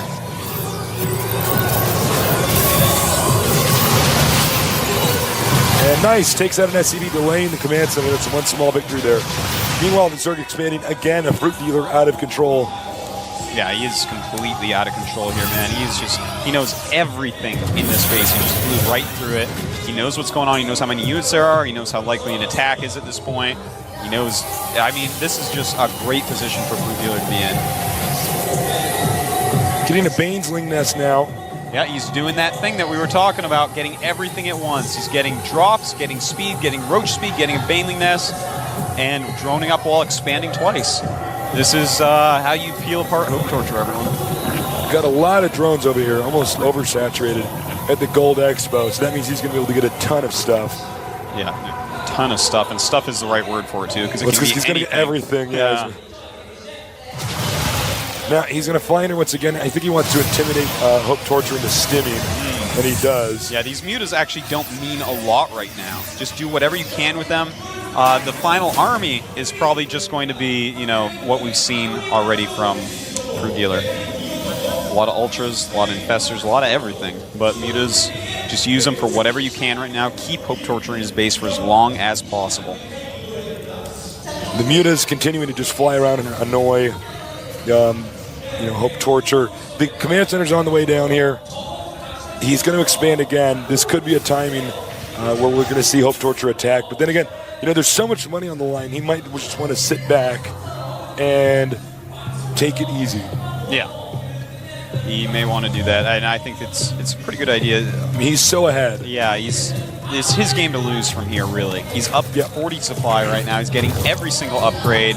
There's no way he's going to be attacked. It's just life is good for the Fruit Dealer at the moment. Life is not good for this one Marine. This is going to be bad.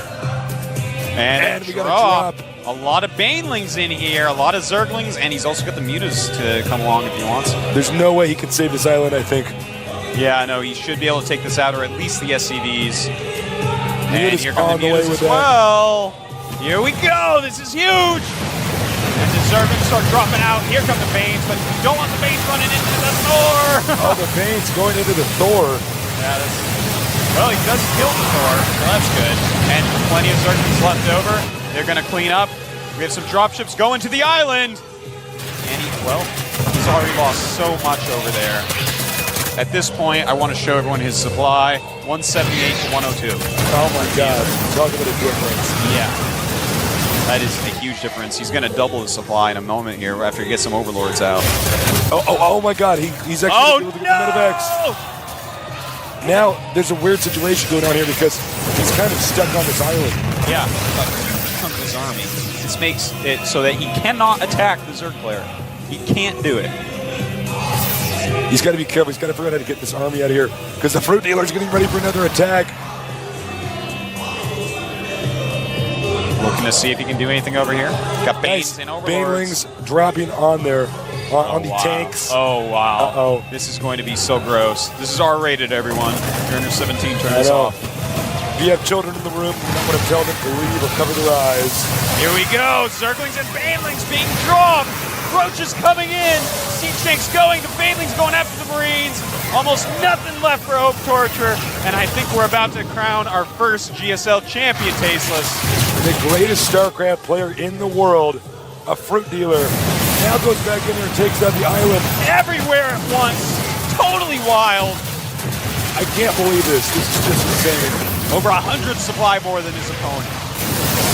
He stopped the build. He shouldn't have been able to stop.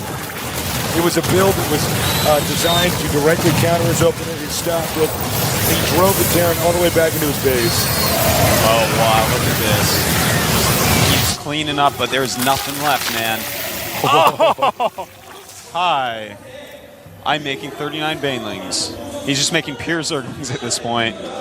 Doesn't matter what he makes, because he is just worlds ahead, 178 to 86.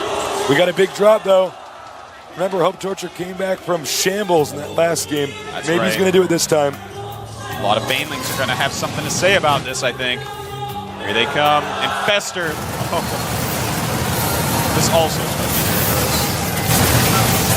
Here we go. One dropship sells units in it. Oh, my God. Fruit Dealer. Looks like this is it. We're going to see a GG in any second.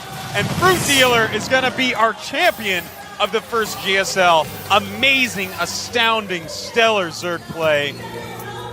This guy is so good. Undoubtedly, he's winning with a race that nobody else can win with. Yeah. Right now, and he's doing it. He's got unbelievable strategies, so many different styles. By the way, I guess this is his last-ditch effort. And it doesn't matter. I don't think so, buddy. Goodbye, Medevac. Goodbye, Marines. Hope Torture. He's just pulling himself together for the GG, realizing that he has been destroyed. And this is going to be it.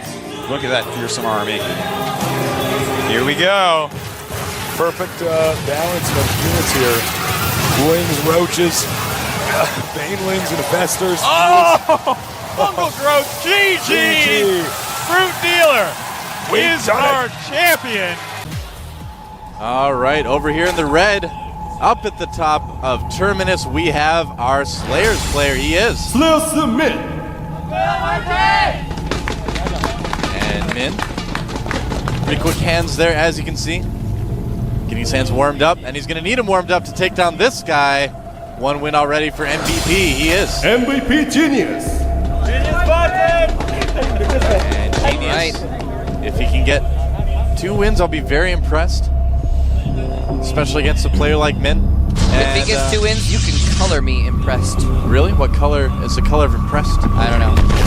Hopefully purple. You like the color? I like purple. There you go. Mole Trap facts. We learn something new every day. MoleTrapSecrets.com. Here at the GSL. That's right. Yeah, and it does look like Genius is setting up for a Forge expand. And you know what? You remember what happened when we saw a Forge expand from Inca versus Nesty on this map? Yeah, that's right.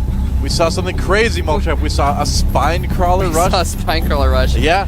For those of you who may not have seen that game, well, first of all, what's wrong with you? Go watch it. Go watch Secondly, Secondly, okay, pool first before Gasterman. But secondly, what Genius did was, or not Genius, what the Genius Zerg did, what ST did was fast tech the lair, drop some creep from an Overlord in front of his opponent's base. Built three spine crawlers. Yeah, just start poking away. Yeah, they're able to outrange the Forge, stay out of the range of the cannons and kill off the Forge and the Nexus eventually. Yeah, it was very impressive. Cool. Don't know if we're going to see something like that from Min.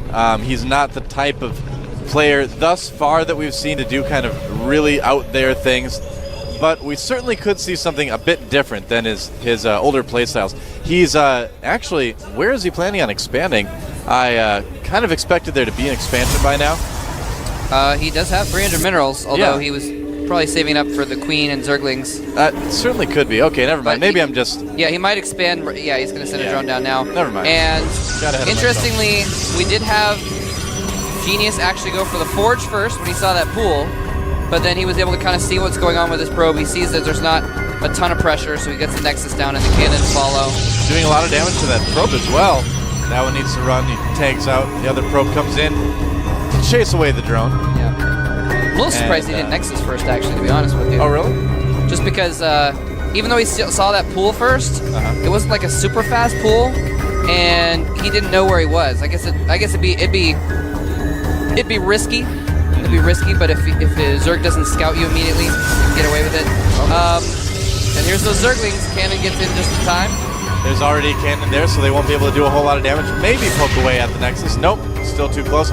Really, really nice building arrangement by Genius, actually, that cannon can cover that Nexus. He needs to be careful. A little bit of a run by, though. He's putting down a second cannon. But that depot, that neutral depot makes it so you can't put anything, you can't put a building to block your ramp entirely. Yep, that's right. Now, he could just send that probe to attack it. It would kind of gradually whittle it down, but some options. And look at that, Min just sitting in the mineral line right now. Any probes that come down there are going to meet a gruesome death. So preventing Genius from doing that. But really, Genius doesn't seem to have a whole lot of probes right now. How many does he have? He has 22 probes. Okay. To 22 drones. So Min is now macroing up as well. Yep. He actually just getting his first gas, so he's nowhere near speed or anything like that. And Zealot been will making be able primarily to chase those drones. So the question is now, where is Genius going to go from here? There's a lot of different options that Protoss players have. After the Forge expand, a lot of players prefer to go air. But really, I mean, anything in the tech arsenal is really available. And the core just came up, so we're probably going to find out soon what it is going to be. He's getting the warp gate research, although pretty much standard. We haven't seen if he's going to go for air or anything like that. He only has the one gateway at this point, and he is just going ahead and getting some more gases. He's got all 4 gases. So definitely thinking about some high-tech units here coming out, but we have not seen yet what it is going to be. Just being really greedy with his economy right now. Now, Min has taken a third already, so indeed this is the Min we've seen before with a pretty quick third base. Although a lot of Zerg players would be taking a third at that point after seeing an expand like that, where you know you're not going to be under a lot of pressure. This one Stalker is, of course, trying to pick off a few units here and there, but it's not going to really be able to do a whole lot of damage. Yeah. And, he could pretty much anticipate there wasn't going to be too much coming out. Yep. There's the Roach Warren just starting now for Min. We caught a glimpse of the ghost of the Roach Warren for just a second. Evo Chamber as well. Huh. That's a good call. Get that Evo Chamber just look in at this, case. though. But there's more gateways. Bunch of gateways coming up for Genius. It is not going to be... Yeah. And now this is actually something that, in my experience anyway, is a little bit less common after Forge Expand is to go mass gateway. Normally it's something a little bit higher tech from what I've seen in the past. And this Overlord wanted to see, but yeah, Min going ahead and continuing to power up. Yep. He's now getting +1 attacks and roach speed and burrows, so he's definitely going to be going very roach heavy at this point. He's getting a lot of upgrades for the roaches. Run, probe, or rather float more quickly. It's like a lion chasing a gazelle across the Serengeti. Only it's metal, Terminus Re. and it's in space. But other than that, very similar to the Serengeti. Yeah, other than that. Look at this probe. It's going to get all the way in here. I like what Min is doing right now, getting roach speed, getting burrow. Probably going to see burrow movement for the roaches after that. And that Overlord's going to get taken out. Yeah, he's definitely going heavy on the roaches. Now, on the other side of things, Genius getting a Twilight Council and ground weapons.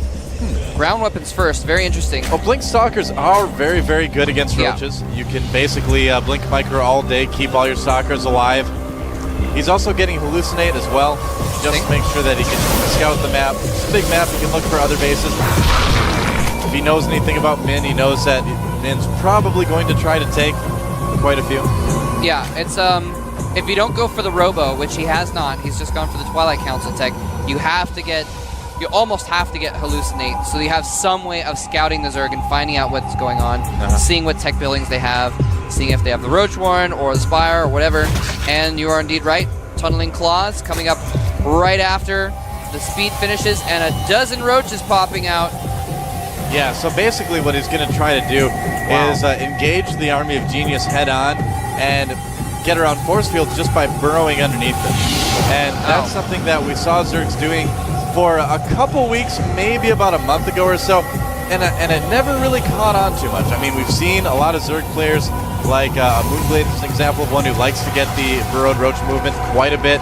Oh, wow. But it hasn't been. Look at that. Got Overlords all the way across the middle map, forming a creep highway.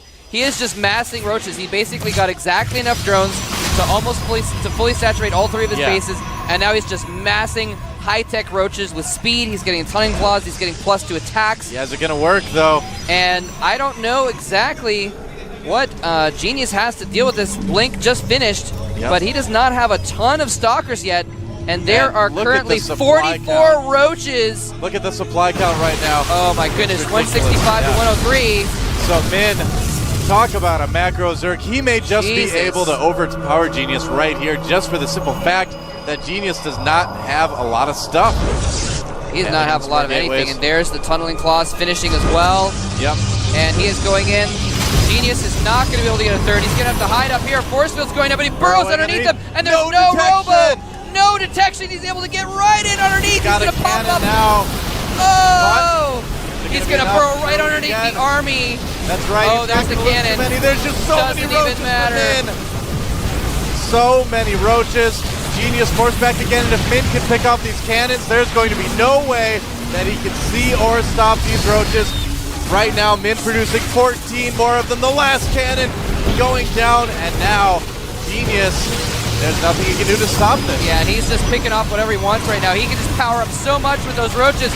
He has dozens more roaches routed along that creep highway to join in this battle. He is going all in here with mass roaches, and he is winning. Genius forced back into his mineral line. Genius was Blink a great Micro Blink doing Micro. nothing. Yeah, I mean, it's good, but with this sheer volume of roaches, it's Yeah. just not going to be enough. There's just too many roaches. They can Too get many so coming close. in. Look at all that. Link The swarm Stalkers. has arrived. Link Stalkers forced up against the wall. Yep. And they're going down so quickly. Producing 14 roaches, 16 roaches at a time. And yeah, I don't think Genius can catch up. Yeah, he just does not have the production. He's only got 6 warp gates right now. I gotta say, Genius is doing an absolutely wonderful job of holding this right now. But, you know, I just can't see this lasting in a longer game. Min does pull back, so Genius Only showing for a some pretty moment. amazing micro. Only for a moment. Now more roaches coming in. He's able to produce so many more roaches than Stalkers. The Stalkers can blink around, but once they're all damaged, this doesn't really do much good to blink away. And all those creeping probes dying, all over too. the front as well. Yeah. Here comes more of the probes dying is to ensure that Genius can't replenish those stalkers as fast. And Wow. Creep is going to make sure he can't put down any more cannons. And Overlord's even spotting the high ground so he can hit the Stalkers on top. Yep. And he doesn't want to charge up that ramp yet. First, he's going to kill every single thing at the bottom of the ramp. good decision. Dancing the Dancing Overlords. Overlords on top yeah. of Genius. Wow. And GG. The Dance of Death forces MVP Genius know- out of the game. It's on over here in the red at the bottom left. Our Terran player. Starting Trauner. He was looking very confident. Before the game started, he looks just as confident. Now that we're in there. Over here at the upper right in the blue, we have our Zerg. I am Johnny.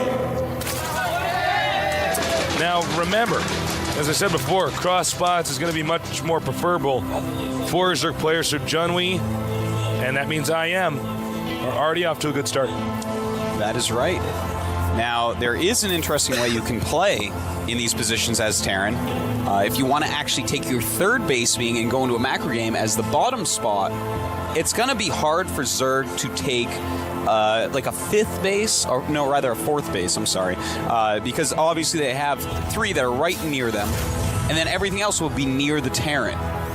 So That's a really good point. it's a good way to play it on this map. You don't have to play it that way, but it's just an interesting thing that may come into play if this Terran actually wants to go for a very long macro game. Yeah, you know, now that you say that, I'm looking at the mini-map, and there really are only 4 expansions, that are pretty accessible to the Zerg. And then after that, I mean, you're basically in the Terran's territory, or within the range of, like, what he could fire at you with the siege tanks. Yeah.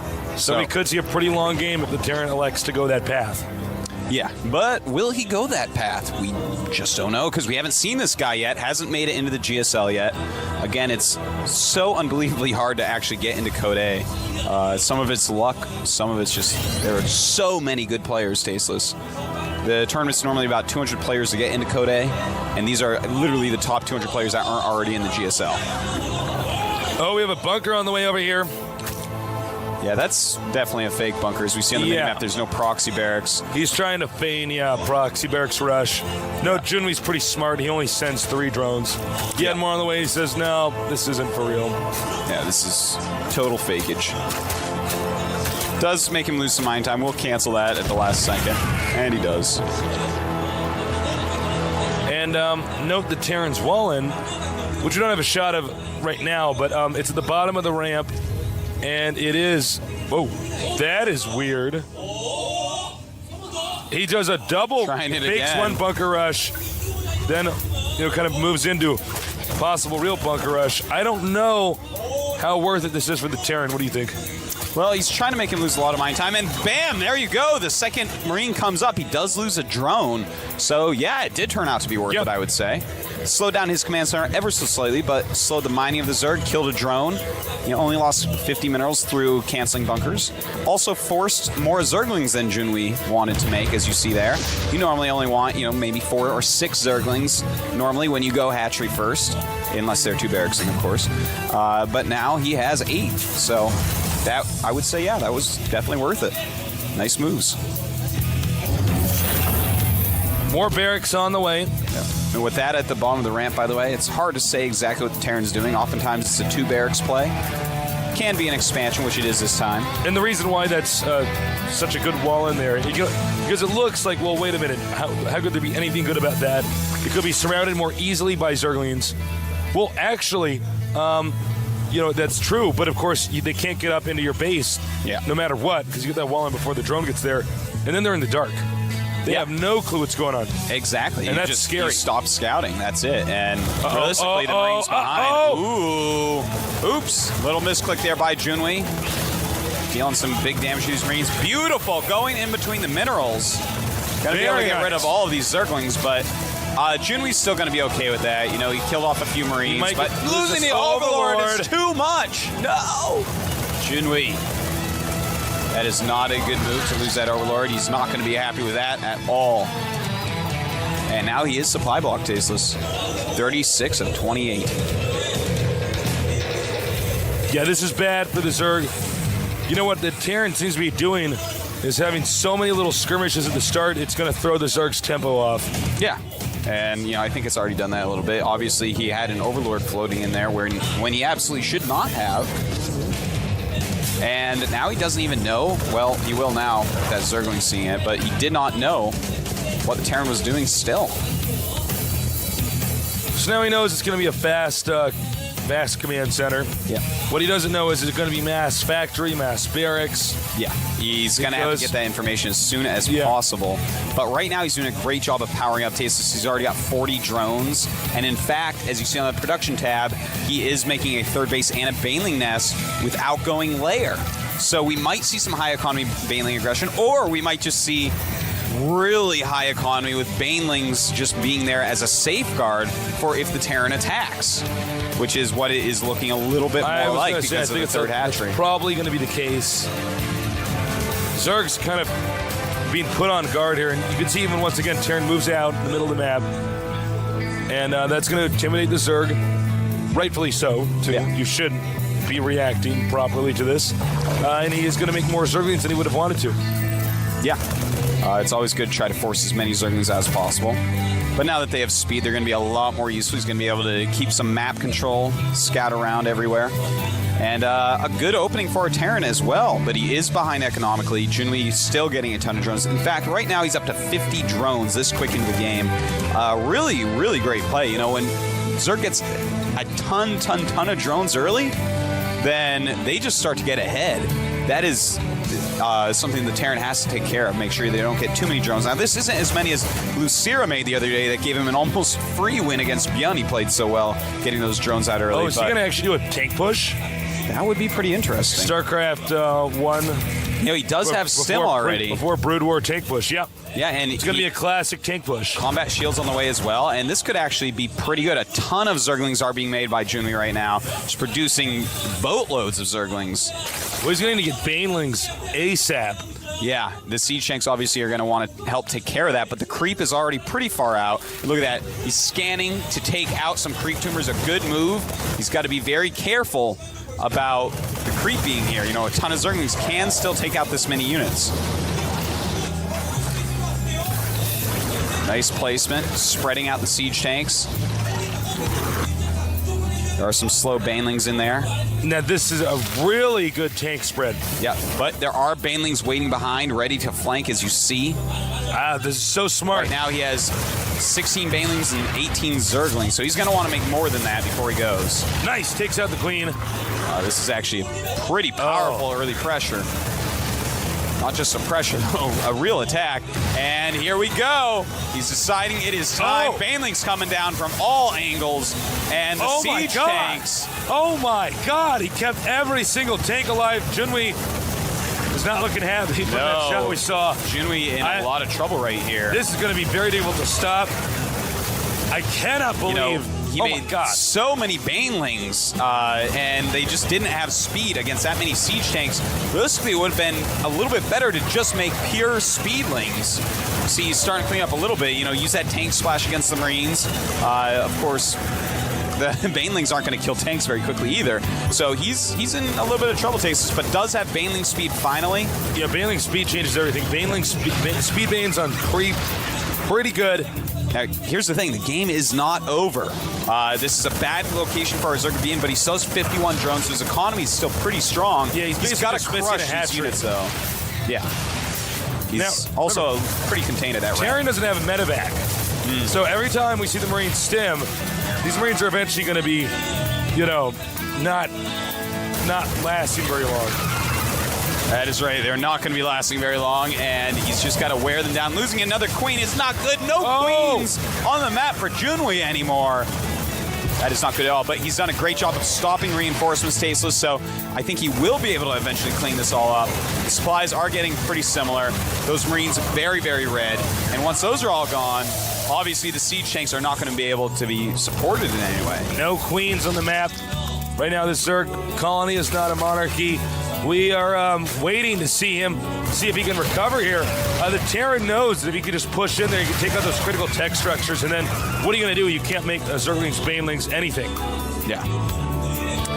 So more Marines just keep on trying to come through the center of the map. They have got to back up those siege tanks, because eventually Junwei's just going to run in there with a ton of Zerglings and take them out. So he has to keep these Marines from those siege tanks. It's very important. He doesn't have enough right now, though. Well, if you don't micro the Marines, maybe you do. But yeah, that was clearly an attack move moment. By the way, guys, attack move almost always better to use when moving across the map than the right-click move. That's right. Almost always better. Uh-oh. Banelings aren't finished yet.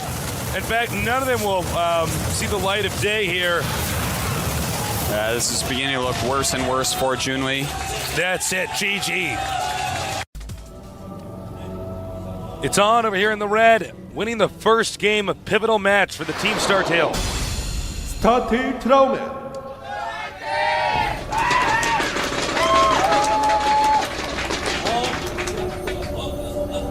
Trauman probably feeling very confident going into this, despite how difficult this opponent is. We're getting a shot of now in the blue. We have I am Yoonghwa. Younghwa, Korean word for movie. Yep. There's Seed going crazy. Now, Tasteless, this map is a very interesting map.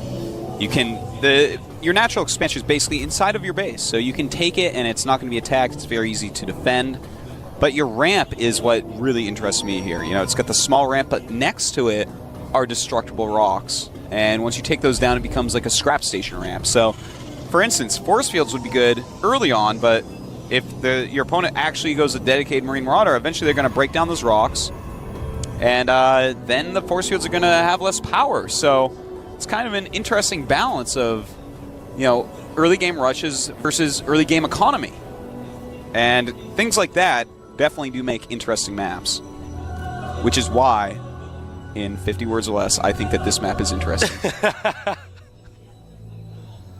All right, you passed. Thank you. As long as you had it over 15, you know. Otherwise, you're just not working hard enough. One of the beautiful things about this map is it's so big, it's so open. There's so many expansions. Some of the other maps we're using, for instance, in Code A and Code S, were just a little bit smaller. And you end up with these situations where you got a boxing match in a phone booth. Well, all these new maps, Tasteless, are actually a lot bigger, which is just so awesome to see. You know, we just see more quality games the bigger the map is. In fact, maps that weren't even balanced, really, that got taken out very early and fixed several times. For instance, Desert Oasis. It was a huge map, though, so a lot of our most interesting games actually took place on that map. A lot of people noticed that and were like, hey, players may hate the map, but it gives us awesome games. And I think that's true. You know, Shakura's Plateau and Metalopolis, Lost Temple, these maps give us great games. Scrap Station, great games. Steps of War, not so much. I mean, the games are good, but the guys just die. Well, any StarCraft game is good. Yeah, I mean, it's just the players can be killed off so quickly that we don't get to see some of the more bizarre situations that people can get into. Yeah, exactly. SCV coming in there. And once he's taken out, it will be time for Younghwa to show us his tech path. Show me your build, Younghwa. I need a ladder this weekend.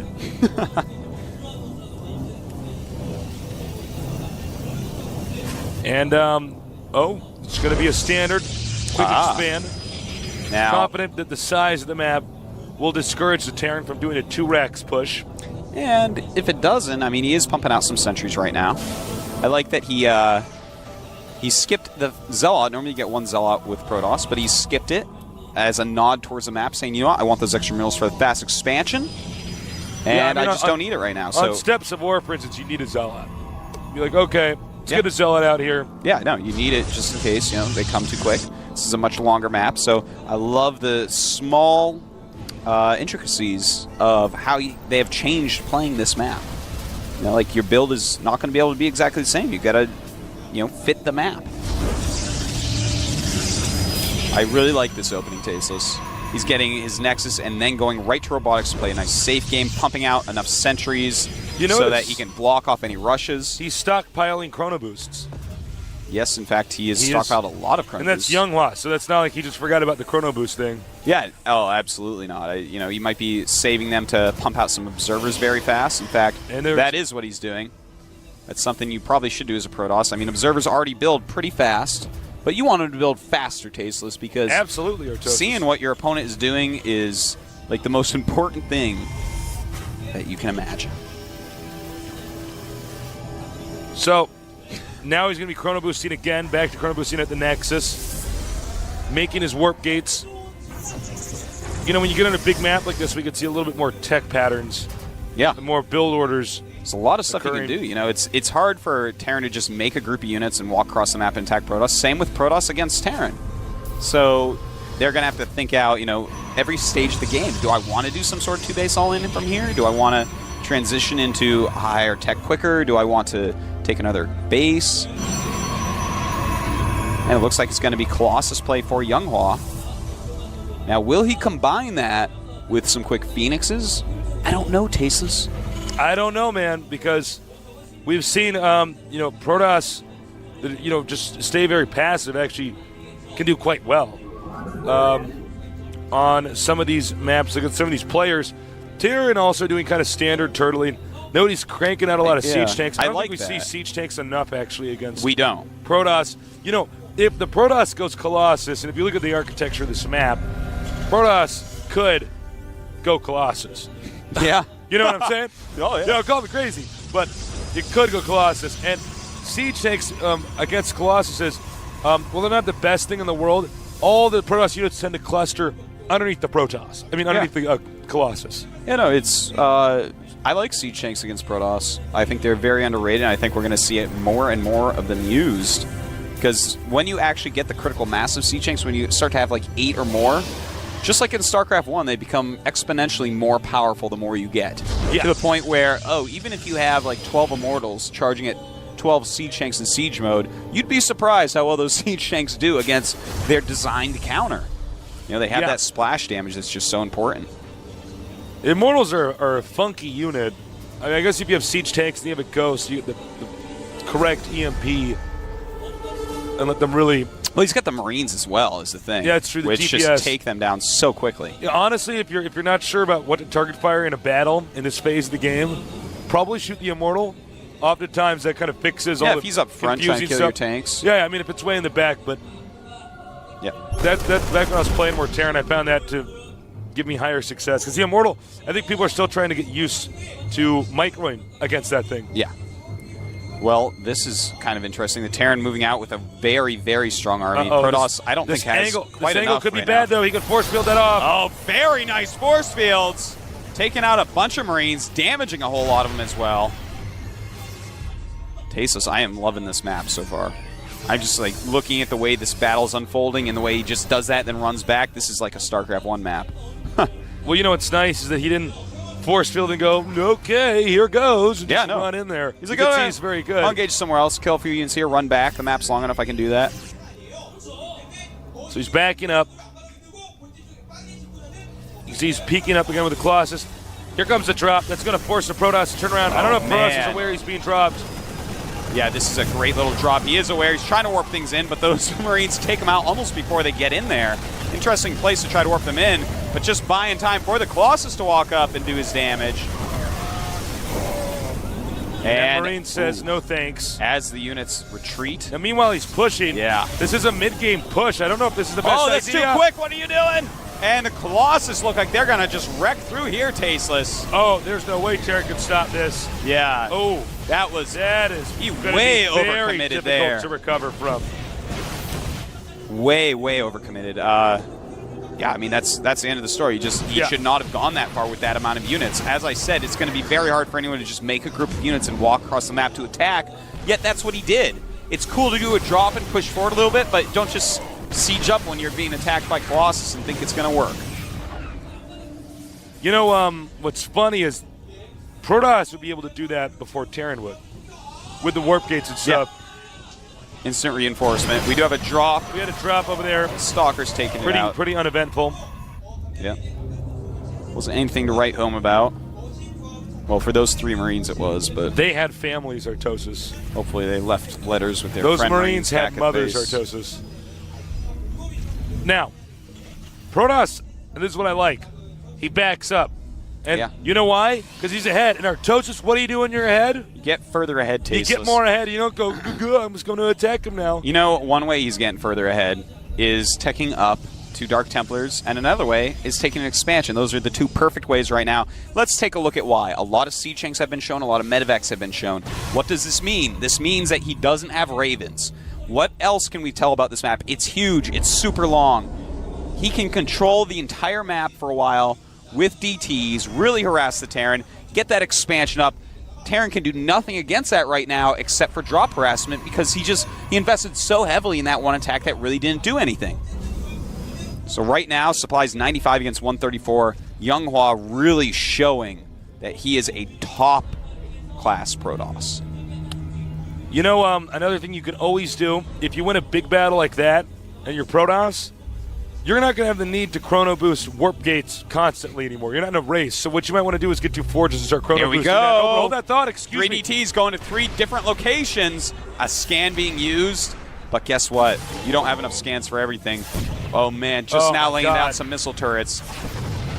That is not the situation you want to be in as our Terran player. Trauman. Taking out another DT, but this is going to be very difficult to recover yeah, from. there's 10 kills on that DT already. His economy's being slaughtered. What is his rank now? He's an instructor. Well, he's not going to live long enough to teach any other DTs. He died as a master at 15 kills. We have a drop coming now towards the Protoss expansion. Stalker's still waiting. He's that far ahead. He can leave those Stalkers sitting there. Blink is now being upgraded. Oh, and that's how you do it. That's how you do it, Tasteless. You use the phase prism. Phase prism harassment just so good against Terran. All right, drop over here. There's actually some key tech structures as well as probes you can take out. You got 4 Marauders. Those destroyed buildings pretty quick. I got to say, although Youngho's play is brilliant, I don't agree with him warping in units next to the Marauders. Yeah. Like this. Watch this. See what happens? Well, it does buy time from his tech structures dying if they target it. So that's actually a good point. That's the only... Maybe I shouldn't be so hard on it. It's okay, Tasteless. It's what you're paid to do. Well, that was one lucky medevac. Yeah. You know, right now, Trauman is very, very far behind. He's making a lot of Vikings to deal with the Colossus, but there's just so many units out. +2 attack is on the way for our Protoss player. Blink just about to finish. And supply-wise, we have 161 against 117. Command center coming. Yeah. Well, that's good, but right now it's SCV count 30 against 70. Yeah, that's true. He's so far ahead at this point, he can attack, but I'd like for him to get further ahead even. Yeah, you could do that too. I love to just wait for Terrans to leave the game, man. You know, I played so much PvT in StarCraft 1. I get scared if I let the Terrans sit there for too long. I'm just like, I don't know. No one's really using those compositions that get That's super true cost because effective. it's mostly Marauder heavy now. It's not Siege Tank heavy. Yeah. Where I'm If like, it well, was Siege Tank he's heavy. got 20 Siege Tanks. I'm like, well, I don't know what to do. Yeah, wait. Hold that thought. We got some more DTs being warped in. 3 DTs. Awesome play. I'm sure you'll send those in all sorts of different places.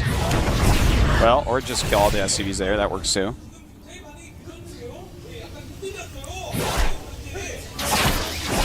Depot under attack. Hey, you know, okay, Terran says, okay, I've had enough. Yeah, he's just attacking I'm not now. going to. This is usually a sign of an impatient player. Yeah.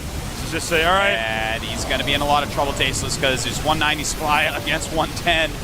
And it looks like this Marauder army going to be completely crushed, even though he's losing a lot of Colossus. And backs up before he engages the siege tanks. Rightfully so. Those are scary.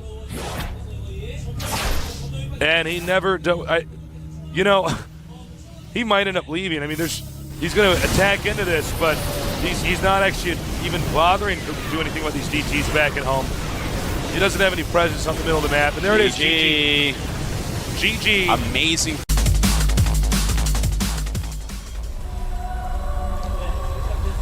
Over here in the red, we have our Terran. Started Pirates.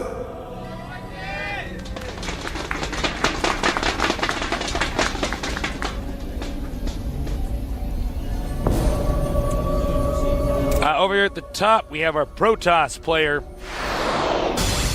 I am Yonghwa. There is IM team. Younghwa, can you do it? Can you take out 2 players? Against Startail, it's going to be a tall order, but I believe in him. You know, Kid it's has funny. some sick Protoss. We haven't had anybody who's only taken out 2 players. That's true. It's either been 1 or 3. Or 4, Or 4, of course, if yeah. you're Squirtle. All right.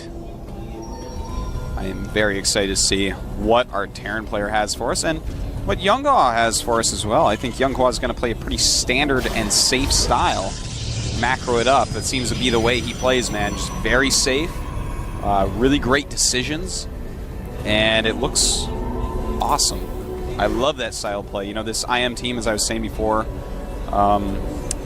instead of Incredible Miracle, I would like to call it Intelligent Men, because they all make excellent decisions, and they're all guys. That's actually a pretty good clan name change, Artosis. Thank you. These guys are very bright. They seem to work very well together. And I got to say, I've been so impressed with all the plays coming from IM. Yeah. Startail's been good, solid, to say the very least. But we've seen some serious genius moves from each of these IM guys. Yeah. Now, we're going to have to see, does he get a second gas? Does he want to go for a super fast expansion? Probe has already scouted no gas, so that means either 2 barracks or fast expansion. He's going to probably think that it's going to be a fast expansion, which leads me to believe he might go a 1 gas expand. No. Okay, 2 I'm wondering if gateways. we're going to see the...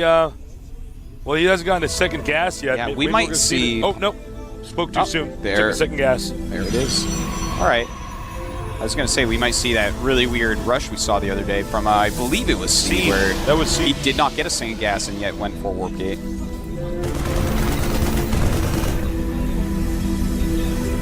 Probe chased up from the Zelnaga watchtower. All right. Stalker being made. I'm really wondering what Younghwa is going to do. I think he might even expand off this. You know, sometimes you can't tell if it's 2 barracks or it's going to be the barracks expansion. And if it's the 2 barracks and you don't have 2 gateways, then suddenly you are in a lot of trouble. So,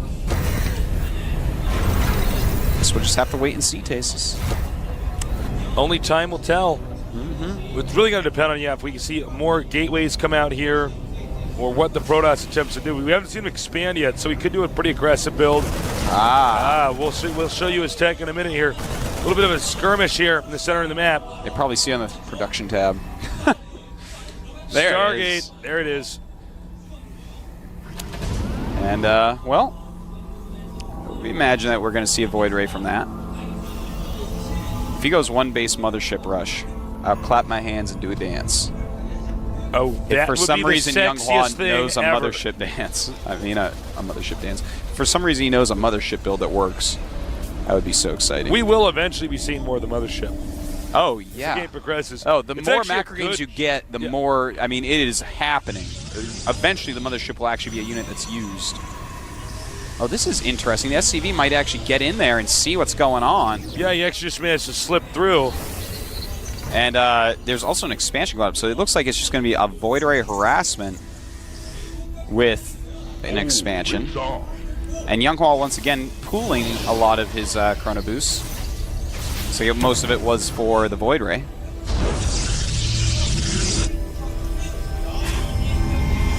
Marauder on the way now with Marines. Now, the big question is, will he get a second Void Ray, or is this just one Void Ray to sort of keep the Terran from being unable to move out of his base? Yeah, you definitely scare him. You force more Marines. You may want to transition into Colossus from this. Make sure there's a lot of Marines out there. Takes out one. Not much success with the Void Ray thus far. No.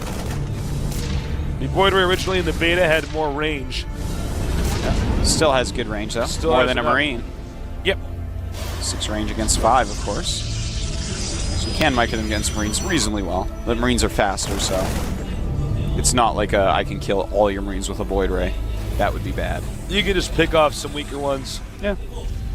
Or if they mess up their micro at all, of course you can get them then too.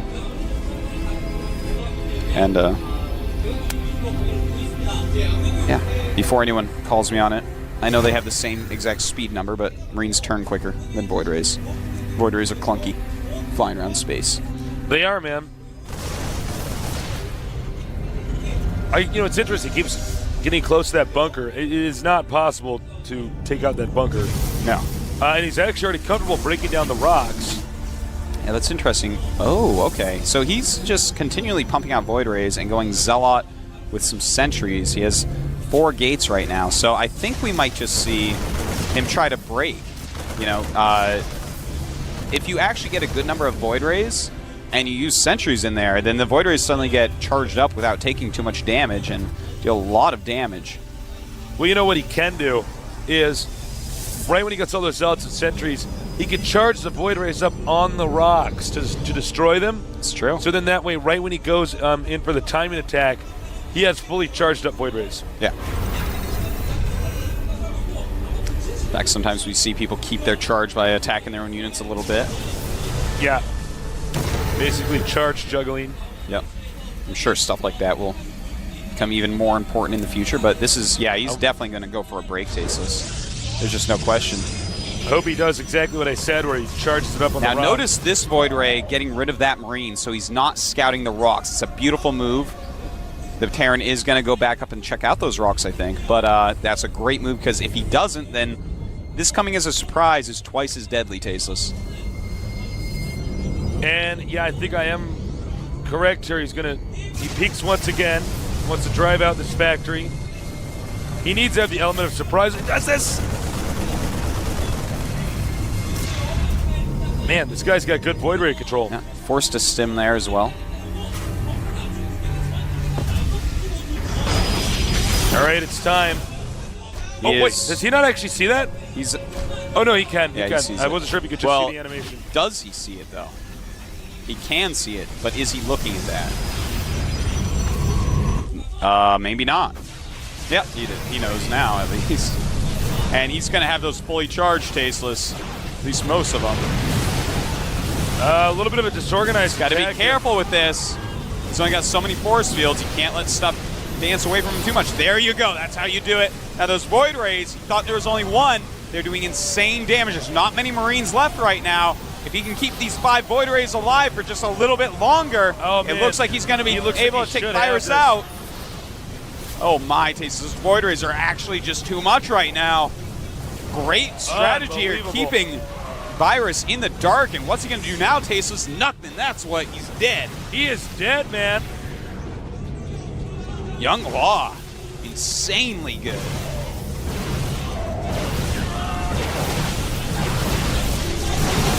This is an epic strat here. Unique and different from our other Stalker Sentry, strats we've seen. Yeah. In fact, it's just GG. stockpiling Void Rays. GG. At the left, in the red, our Zerg player, July Zerg. A legend of gaming. And over here to the right, Perhaps one of the new legends of gaming. I am Yoha.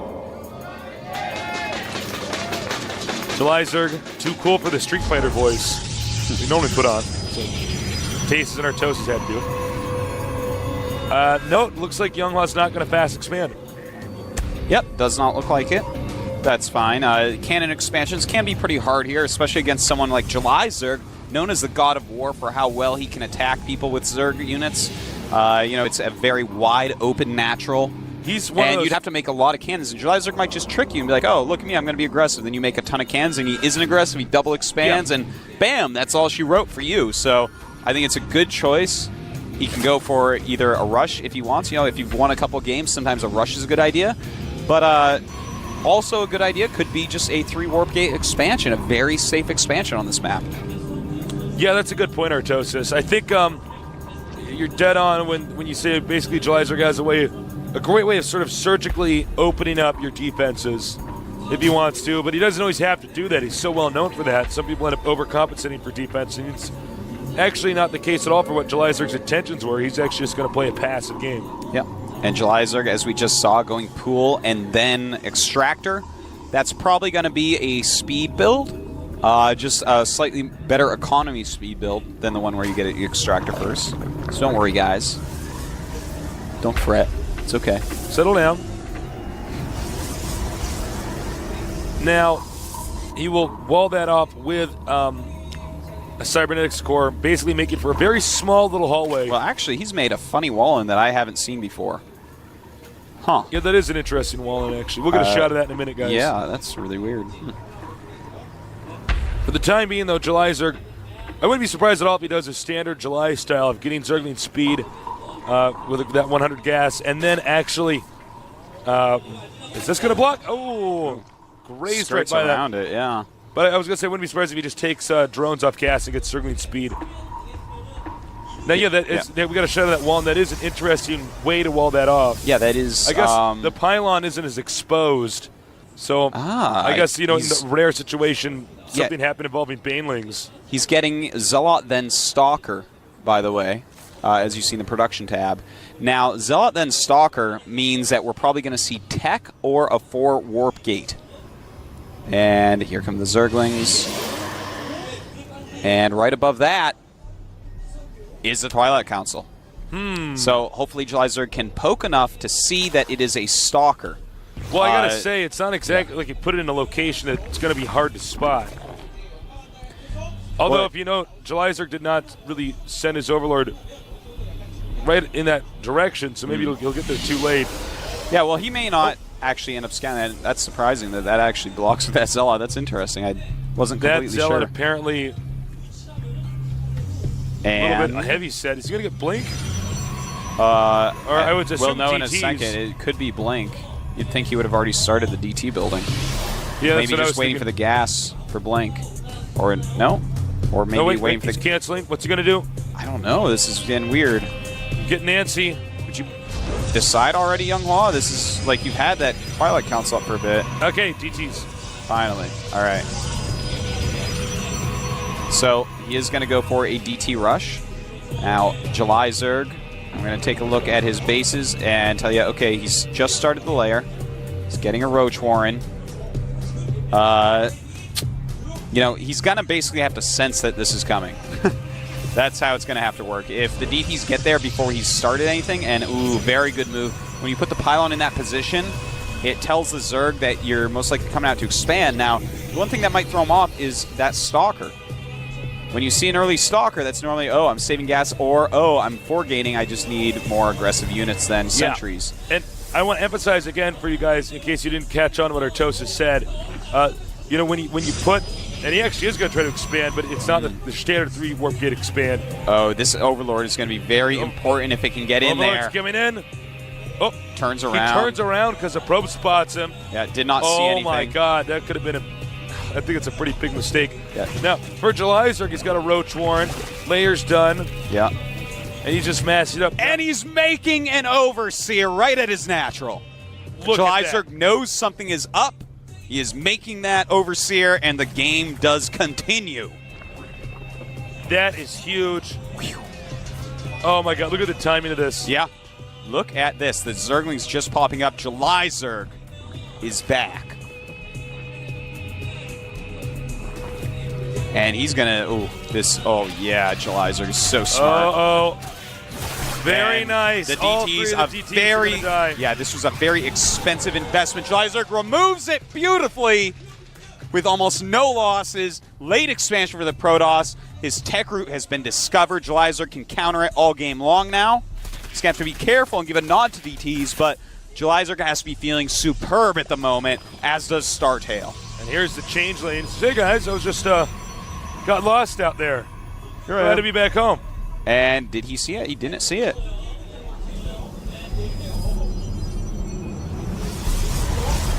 He says, "Oh, And up the ramp it you goes. know, I think I left my wallet up here in the. Is it here? No. Beautiful So change it's lane. very tech over here. Oh, maybe it's over here. You know, I'm just a Protoss zealot. Oh, No, you're not, says the probe. But it's more like, no, you're not. no, they're not. So, what would you do from here? As who?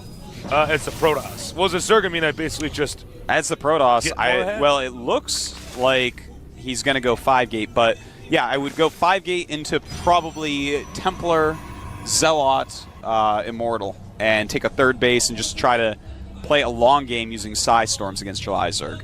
But right now he's actually warped in some Dark Templars hitting the third base of July Zerg as the mutas fly across the map. And that is actually very important. Will July Zerg be able to save that hatchery, getting that slowed down? Close. It's going to be close. The mutas going into his base. Oh! And, well, Was that? Did he actually cancel that? I'm not sure. I don't believe he did. I didn't see a The drop. mutas, though, doing a huge amount of damage right now to his probes. So even though he lost that hatchery, good job with the mutas by July Zerg. Right now, the probe count at 32 compared to 51 drones. Probe is gone. The threat of more proxy pylons eliminated. Yep, July Zerg now getting Overlord speed. That's going to help him to catch DTs quicker with his Overseers. They're kind of slow before you get that. Okay, notice this. He's not mining gas. Am I wrong? He's not mining gas he anywhere. stopped mining gas. The Protoss, that is not mining gas. Yeah, Younghua. so it looks like he's just going to use Guardian Shields, Stalkers, and Sentries and try to hit a timing push where he's using a lot of Zealots to take care of the Zerglings. Actually, that's pretty damn smart. Yeah, no, I mean, he knows he's behind. This is an interesting way. He probably made it up almost on the fly. I'm sure it's happened a few times, but this is not something that you practice a whole lot because it's something you do from behind. And here we go. July Zerg running up, and good force fields. Man, beautiful force fields. But he is You trapped. feel pretty safe if you were those stalkers. Just for a little bit. July Zerg doing a good job just removing pylons as he can. More and more units being warped He'll in, use though. the rest of his gas to spend on stalkers, so he Supply- runs out and then goes to zealots. 113 against 73 supply. The Protoss way behind there. The Zergling's going to do a good job. But good force Oh fields. my god, that force field was so good. And so many of these Zerglings not doing anything. And the Zealots are on the edge of his units, hitting the Zerglings, tanking their damage. But it may not be enough. There might just be too many Mutalisks, and if there's too many Mutalisks, they take out the rest of the army and the game ends. And I think, yeah, Beautiful that's it. GG. play by July Zerg. Younghua pulling out. Our first Zerg player from the team StarTail, July Zerg. July Zerg.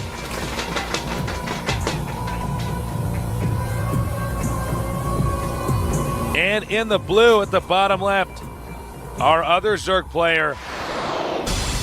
I am Lushida. Now, July Zerg in StarCraft 1 was a beast in Zerg vs. Zerg. In StarCraft 2, it seems to be his weakest matchup. Yeah. So Lucera's intentionally been sent out here, Lucera being a very strong Zerg vs. Zerger, sent out here to take on his opponent. Well, you know, he gets to practice with Amnesty. We're going to have to see if enough of that has rubbed off to take out someone who's probably quite a legend to him. Both of them being StarCraft 1 pros. Now, there's something interesting going on here behind the scenes. The way that ZVZ has been played thus far in StarCraft 2, a lot of it's based upon the map size. Now, this map is pretty long.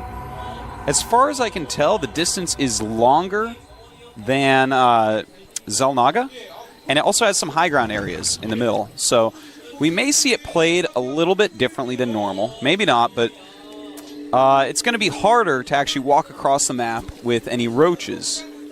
Looks like, you know, there's some extra paths, there's these high ground areas, and so we're going to have to see how that goes. Lucira already taking his expand. Jelizerg, on the other hand, going for the quicker pool.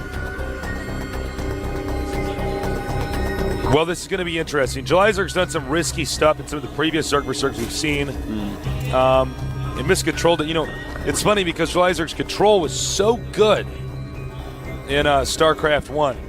In StarCraft 2, he's had some disasters occur. Yeah. Particularly in this matchup. He has that. You know, controlling Banelings, totally different game from controlling Mutas in StarCraft 1. But I'm sure he'll get there. He's one of these guys that even in StarCraft 1 at first, everyone's like, well, he's really fast, but he's terrible. What's going on? And then suddenly, after he had the Jelizerg number of games that he needed, he became like the greatest Zerg for years upon years. So looks like he's going to do a very aggressive build, Tasteless. Speed and getting a Baneling Nest already, whereas Lucira just now getting his Roach Warren. Now on this map, I mean, the way it's set up, it's kind of tough to defend the main and the natural expansion while having the ramp covered. Yeah, that's exactly it, Tasteless, and that's going to make Jelizerg's build pretty viable because even if you get roaches out, normally to defend the natural, you want to just jot down, hit the lings that are hitting your hatch, and jot right back up your ramp because you can't get surrounded or you're going to lose. Here, I don't know if Lucira can do that. You know, the natural is just kind of off to the side, and he's going to have a hard time with that. Now, Jelizerg is making a couple Banelings way off to the side. If he can hit the Zerglings of Lucira, then the Roaches won't do that good a job. Because they definitely do need some Zergling backup right now. Uh-oh. Flank. Oh, nice. And those two Banelings not being used as well as Jelizerg would have hoped. He's now given away his strategy quite heavily as well. He's already investing in Banelings. Here he comes off the ramp. And, oh, a little bit of a surround going on. And it looks like Lucira should be able to fight this group off, but might lose a couple Roaches. Oh, only loses one. Oh, my God, that one. If he can move that Roach to the back. Yeah, if Lucira moves that Roach to the back, sits on his ramp, just keeps pumping, he is going to be in a pretty good spot. Right now, supply-wise, 36 against just 25 from Jelizerg. And 16 drones for Lucira, whereas Jelizerg has 14. 7 Roaches and 2 Lings against 16 Lings. Not even mining Vespian gas, if you guys didn't notice. Yeah, in fact, so he's going to go ahead and expand. Catch-up time. And the Overlord's even going to see that. Huh. So Jelizerg trying to expand from here. Lucira obviously with a big advantage. You know, it's funny as Jelizerg seems almost at times unable to play conservatively in Zerg vs. Zerg because of his StarCraft 1 history. He's entirely too aggressive at times. I mean, Zerg vs. Zerg in StarCraft 1 was like Warcraft 3 on crack on the fast forward. It was just all micro. With no hit points. With no hit points. Jelizerg. And in this case, StarCraft 2, it's not really the case. No, it's changed. It's changed matchup. You can't just kill someone with better micro in Zerg vs. Zerg in this game. You have to use a lot of strategy in it. You have to really be very careful with how you do it. Now, Lucira, what's he going to do? He's made more drones, so he's up to 20 drones against 13 from Jelizerg. Jelizerg has shown the expansion, but sent off the Overlord that was scouting it with his queen, and he just continues to make Zerglings. So it looks like Jelizerg's simply going to all in again. Well, to be honest, and you got to watch out because this many oh man, beautiful, moves back the Roaches in the back so that they don't take that splash damage, and he's going to have to just keep his Roaches on the ramp. That was awesome. What Jelizerg wanted to do was deal a lot of splash all the Roaches so he could plow through them. Not working out for him though. Couple Roaches coming out to poke, to prod, moving back on the creep, being very, very careful right now. Look at that control. Now, if Jelizerg can get this hatchery, that would be something else. You see he wants him to pull all the Roaches down there, but Lucira is too smart. He says, no, keeps him at the ramp because then otherwise he's going to send the Roaches up into the main. But more Roaches have now been produced, which means he has more room to keep that area secured. You know, Lucira right now just keeps making Roaches. He wants that critical mass of Roaches. Another option also would be, you know, just make a Baneling Nest and go all in if he kills your hatch. We'll have to see, though. It looks like he has more than enough. The dry Zerglings going for broke, and they're not going to be able to break that. He should have been able to see that. Uh-oh. And Lucira says, now it's my turn. Jelizerg definitely going to run around and counter. I can just imagine Jelizer's queen going, what's that sound? It's rumble, rumble, rumble, rumble, rumble, rumble. It's more like all scuffle, of those scuffle, roaches. scuffle, Scuffle, scuffle, scuffle, scuffle. Yeah, roaches don't rumble. They scuffle across the ground. Ultra rumble. It's so many roaches. It is. It may be too many for Jelizerg. He is popping out a ton of Zerglings right now. Really, he needs to clump these. Very nice. Clump them back to the minerals if you can. Just try to not let the Lings get too much surface area on you. More and more Zerglings flood out from Jelizerg. A lot of Zerglings on the way from Lucira as well, though. And the thing is, Lucira has 25 drones against the 13 of Jelizerg, so even if Jeli were to take these out, Lucira can just reinforce with anything he wants. And Lucira's Zerglings are on the way, Tasteless. I cannot see Jelizerg holding on through this Well, wave he's of going to Zerglings. lose the queen in about 1 second. Even more roaches join the battle. GG. GG. And Jelizerg's all in. Over here at the south, representing Startail, 스타테일 폭격기. Bomber.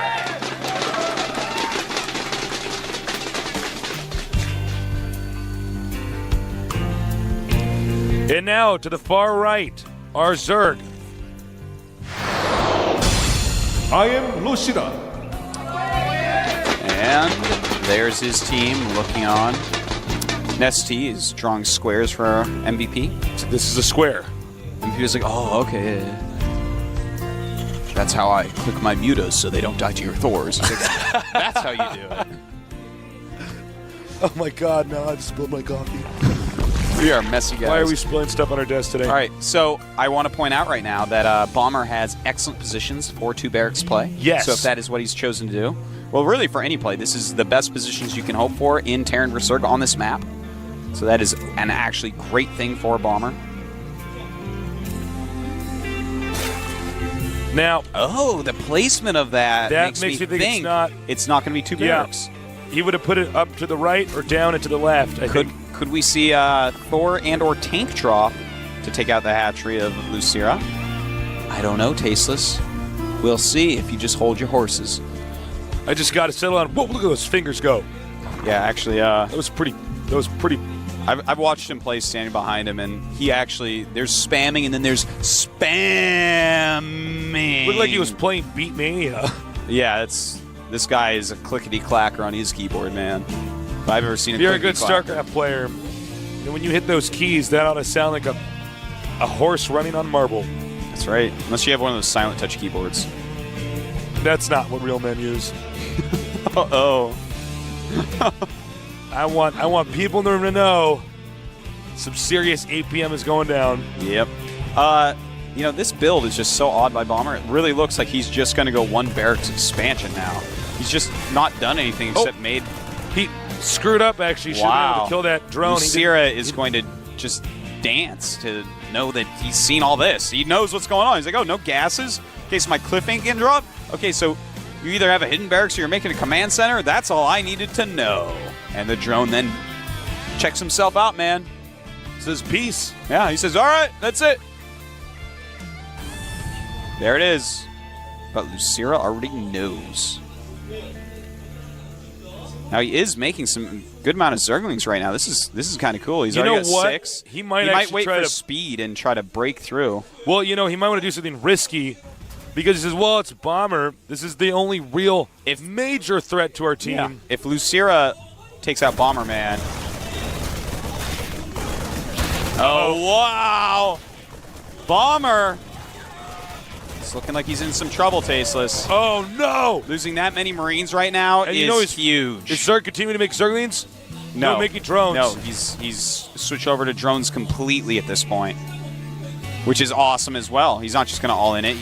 Because, you know, obviously right now we see Bomber is panicking a little bit and walling that all in. Now, I want to explain to you guys exactly what just happened because this makes a huge difference on the whole game. He's scouted everything again. He's killed off a bunch of the early Marines. It's going to push back any pressure that can possibly happen. And here's what it is, because Lucira did this before. on Shakuras as well, going speed first, knowing that Byun likes to play in such a way that, and a Baneling Nest. Ooh, we might see some high economy Baneling aggression. That's interesting. He sees the tech lab on the SCV. Did the SCV see the Baneling? I will check. It No. did not see the Baneling Nest. All right, so I want to go back and just discuss that a little bit more. Bomber's build, you might be like, well, that's just so open. Every top-level Zerg in Korea goes hatchery first on this map. It's a metagame build to just go 1 barracks expand, knowing that your opponent knows how to hold a 2 barracks push. So it was a very metagamey thing, and basically Lucira outthought him. He went a level up, and it looks like it's going to just be an all-in from here. Oh my. You know, there is just a tech lab there. Stim is not done. There's not a lot of Marines. This may end up working, Tasteless. Oh my. Oh, man. What is going on, man? Their decisions are out of the world. Not this world, but the world overall. Now, he doesn't have any bunkers down there. This would be such a smart move if the coach advised him to just do an all-in. Says, don't worry about it. We got this. Yeah, could be. He showed himself too soon. He has shown his Banelings, but what can his opponent do? Oh, man, those Marines do not have stim yet. It's only half done. The Mule's coming up. Siege Tank doing a great job. Oh, my God. Bombers. More Zerglings and Banes. And he's going to tear down that depot. Oh, man, this is a very difficult position. Bomber, maybe there was too much pressure on him.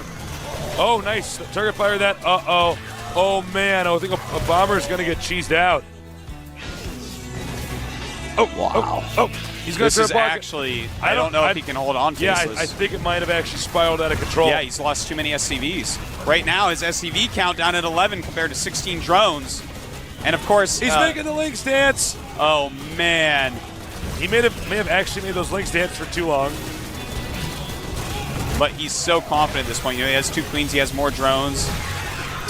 He should not have made those Lynx dance. It's true. Uh-oh. He should not have, but he I is can just see very the coach fired. face palming right now. Well, Tasteless. Will Lucira continue to all in, or will he switch over? He's actually starting to drone now. So, and siege mode is up, so yeah, that's going to conclude the rush. You know, I'm completely serious. Had he torn down the tech lab, he could have possibly gotten the depot, gotten in there.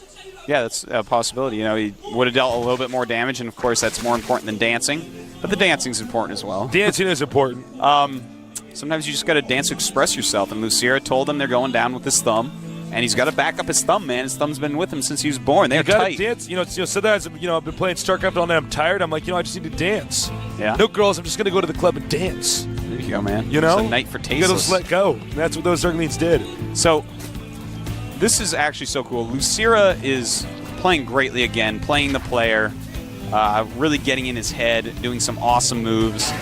And, you know, something you said. Now, the thing is, Bomber hasn't played poorly. He got outthought. That's what happened. But, yes, there's so much pressure on Bomber.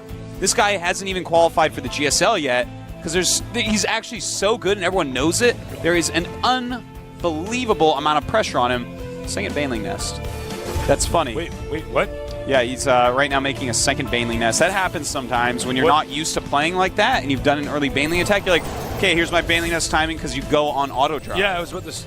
So yeah, he's actually on auto drive right now and making a second Baneling Well, I think something Luceria is just like, oh, I probably shouldn't have danced because now the game's going to go on, and I'm against Bomber. And in fact, he's going to be oh my God, facing a strong Bomber push. Luceria is actually, to a sense, putting his team at serious risk of losing. Yeah. If he loses this, I think there's going to be a rule about dancing. And counterattack. This is actually really quite interesting because this push is deadly. He has stim. There are no speed on the Banelings. There is no speed on the Banelings. Oh, Bomber's back.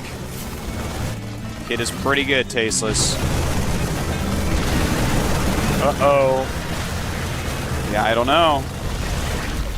Uh-oh. He's killed the hatchery, and suddenly... What did you do, Lucira? Why did you dance, Lucira? You should have Yeah, I danced think- when you were in his main. Oh, And Lucier trying so hard to break this. Oh no. Yeah, this is not Oh, good. And my he God. dances. Oh yeah. Oh man, people are going crazy.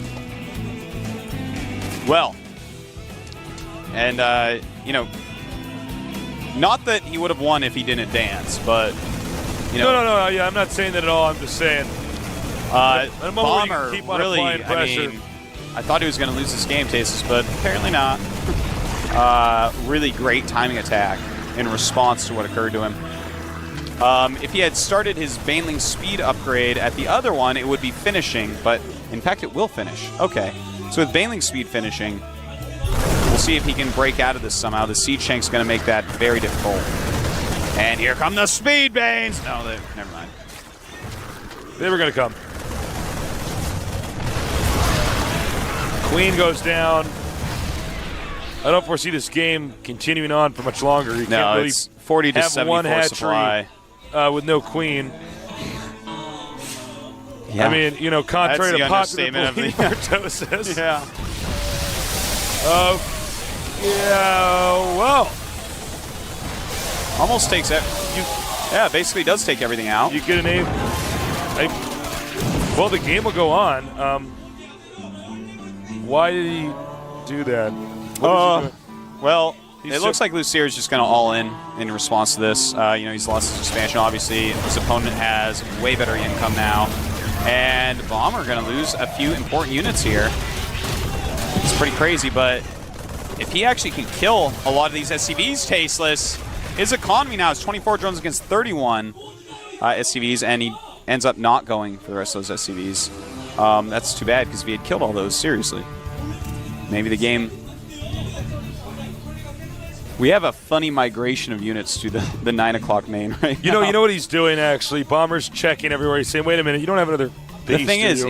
if Lucira sees that and just surrounds and kills it, I mean, that's another step towards coming back. You don't want to have that many units out in the middle of nowhere for... I don't know. I'd rather, like, float something over there that I'm not using. Spire coming now. One base Spire.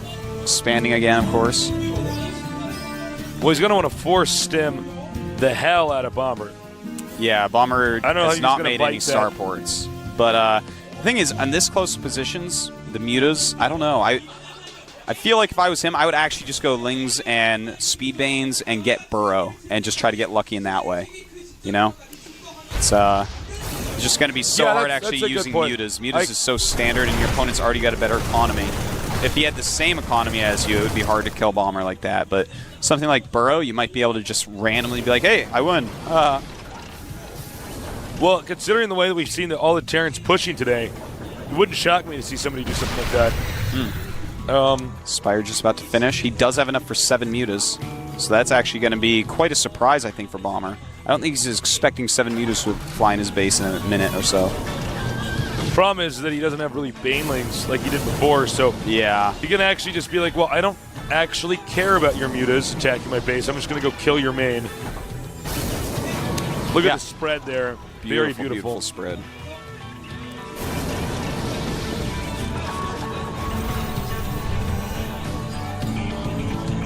This is a very tense moment of the game. What will the mutas end up doing? Oh. Mule, this has, I think, been the most Actually, I think he's... trash talk Yeah. I've ever seen in a game. He's like, all right, I'm get loving out. this. Now, if the Oh, mutas... he's even going to make him run around like that. This is out of control. So much dancing. The mutas, though, hitting his natural.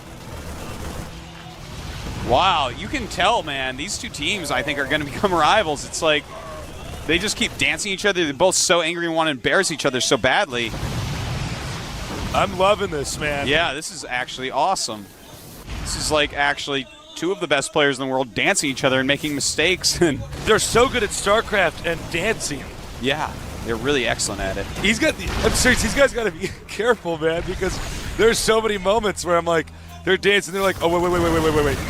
I need to. Lucier has to be very careful right now. There are a lot of banelings out. Uh-oh. But the siege tanks, oh man. His angle should be pretty good for him to take out those Banes. He'll be all right. Yeah, and that looks like that's going to be should it. be it. Let's land another mule just to make it More clear. and more mules. GG. GG. Bomber Wow. living up to his reputation. Oh my God. This is actually happening. At the bottom left, the most hyped player in the world. 스타트 폭격기. It means Bomber.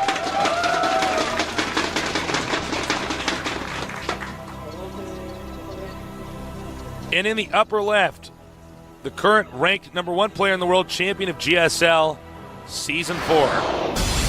I am MVP. His team, they're pumped.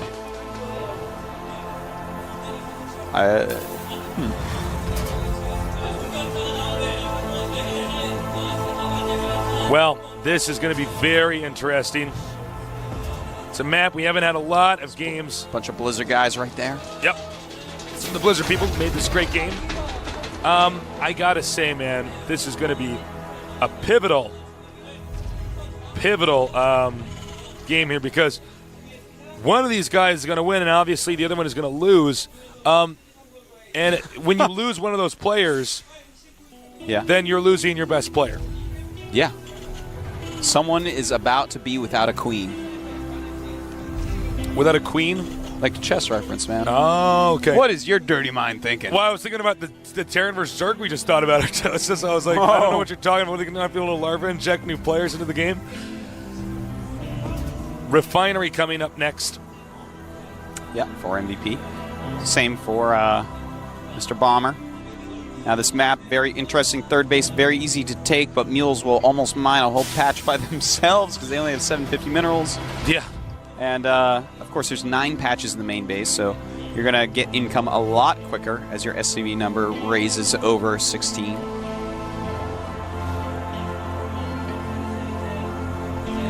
Marines coming out. Going to be scouting each other at the same time. Oh, did not manage to fire that SCV first. And Bomber turned around by MVP's Marine. And MVP's SCV not being turned around by Bombers sees a second refinery going up. So more information for MVP, the world's greatest player. And this will be intercepted.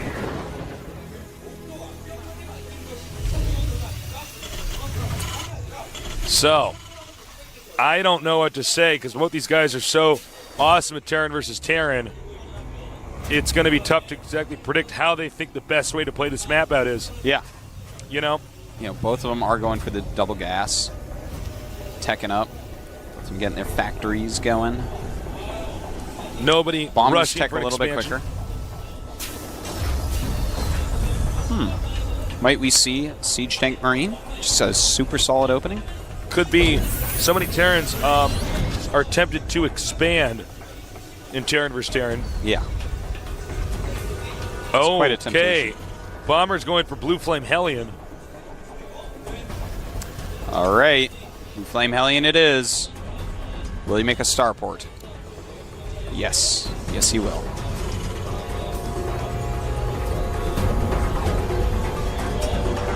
Marines moving out again. Starport coming. Reactor. Both these guys sticking with Hellion Marine emphasis.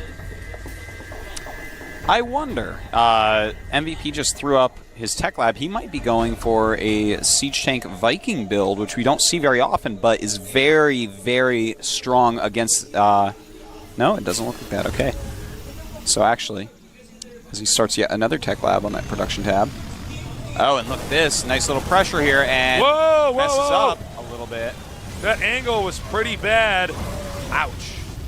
This MVP messed up is his micro a huge. little bit, but taking out... Oh! Snaps that Hellion right out of there.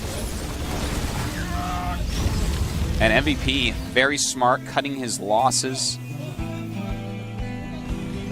Bomber losing 2 SCVs, 24 to 22 SCVs right now. MVP in the lead. And he is going Siege Tank Banshee, which just gets scanned against a Blue Flame Hellion drop. So I got to tell you, I like the Siege Tank Banshee opening. Well, he's definitely going to be in better shape. Yeah. The Siege Shank can take out Hellions quite quickly, and Banshee as well, of course. And he can always throw out a Viking real quick to chase down that dropship, stop any harassment.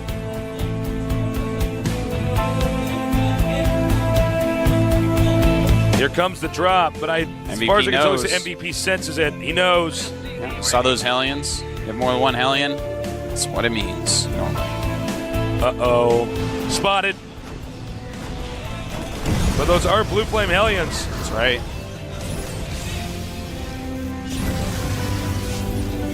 And it looks like that is it for that drop.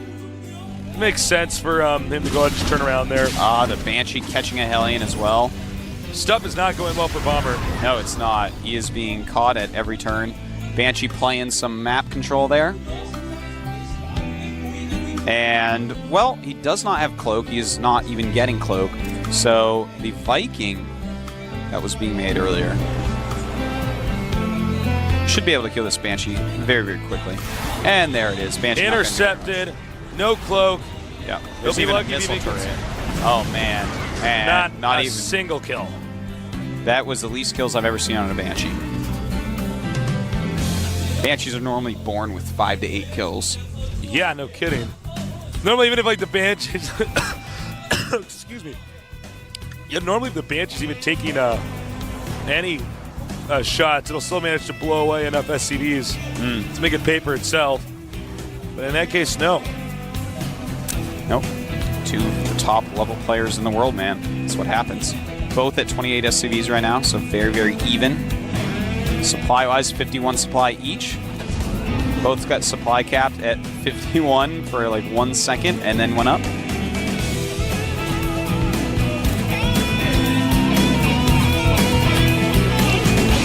Viking out. MVP has started his command center quicker. He wasn't forced into making any turrets, so he had more minerals. Now here comes the drop.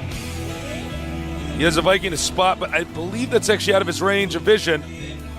Uh-oh. But he does have a lot of buildings at the top end of his base, and he does not see it yet. There it is. Oh, but this angle is not good. No, everything's just waiting for him. They say hello. Oh, not enough.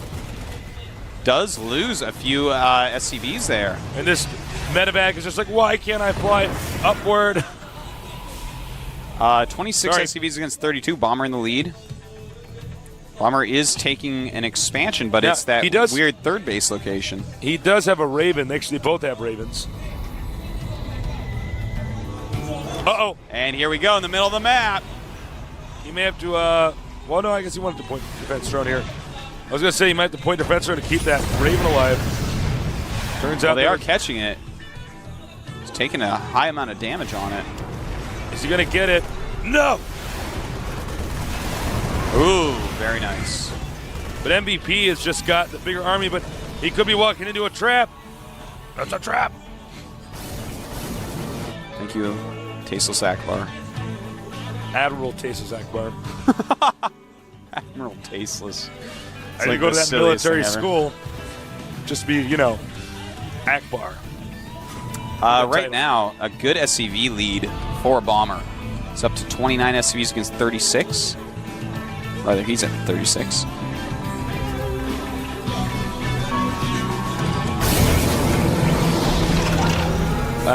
Well, it's been a little bit back and forth, but I feel like Bomber's been a little bit up against the ropes for most of this match. At least from the start. You know, the drops he's done, they've killed SCVs, but not enough SCVs. Yeah, I like MVP's position, and it looks like, what will we be seeing here? A couple I of auto find turrets. that questionable, that move. I don't know. I kind of like it. I don't feel like there's going to be a use for point defense drone for at least a little bit, and that's way slowing down his mining. I guess he does. I was thinking he doesn't really kill that many SCVs, but you know what? It's killed like one SCV to move or so. him. Yeah. I guess to do that for free. And he has to bring his entire army back and deal with it, you know? These things last a while. And in fact, he ends up killing, he has 4 kills on that Raven now, so. Doing a great job, actually. He's getting a higher and higher in SCV status. Bomber at 40, MVP at 29.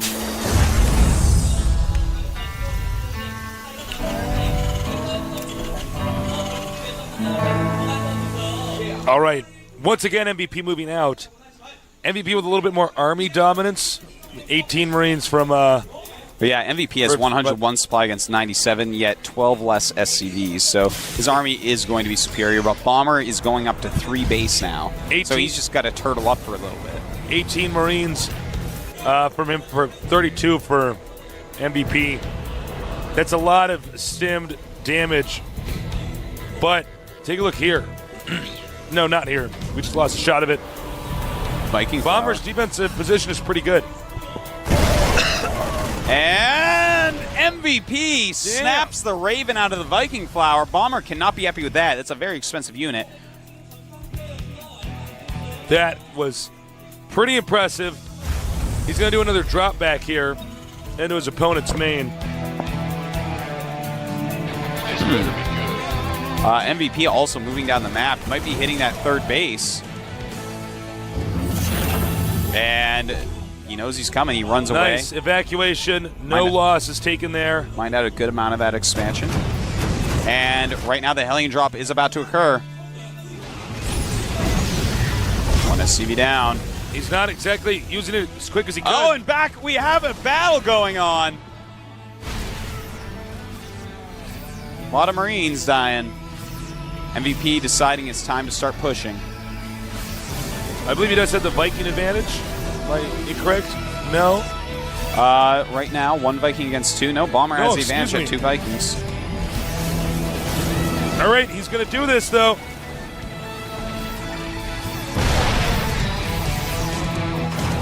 So he just sacks those Marines. Oh, he's going to back up. I think he thought he had predicted the distance that Siege Tanks are going to be at, so he could take some shots at him.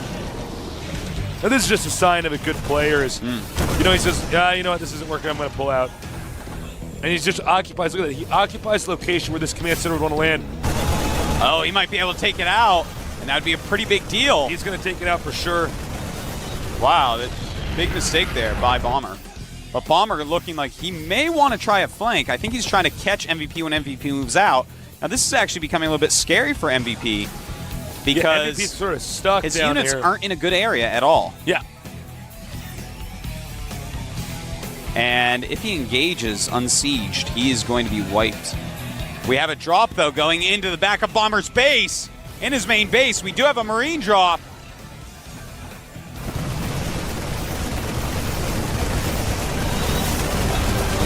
And Bomber counterattacking. Bomber's going to counter. Oh, my. And remember, most of MVP's army is actually down at the bottom. MVP's army is out of position right now, and Bomber going to lose a ton of SCVs there coming in to attack into that. But, oh my, this is actually an insane game. They're very close to SCVs now, but here we go. This is going to be the very important attack. Siege Tank's getting a lot of damage because the Stem Marines are holding everything back. Here come the SCVs, though. MVP realizing he can't hold on. The rest of his army is on the way.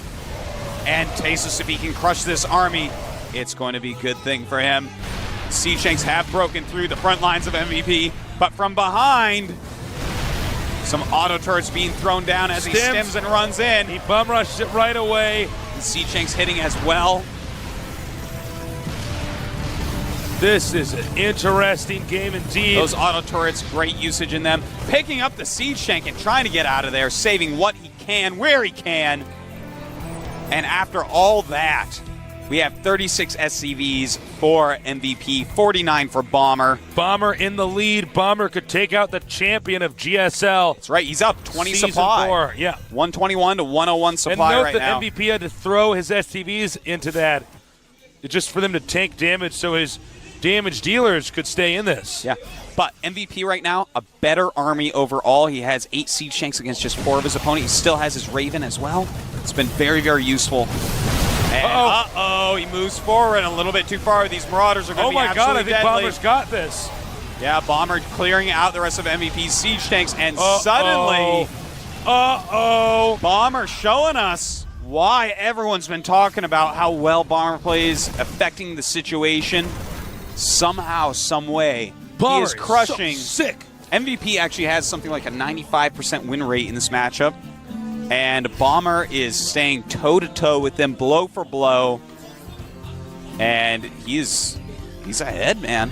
That's it. It's 45 SCVs against 45 SCVs, but he's up 26 supply. 100 supply for MVP, 126 for Bomber.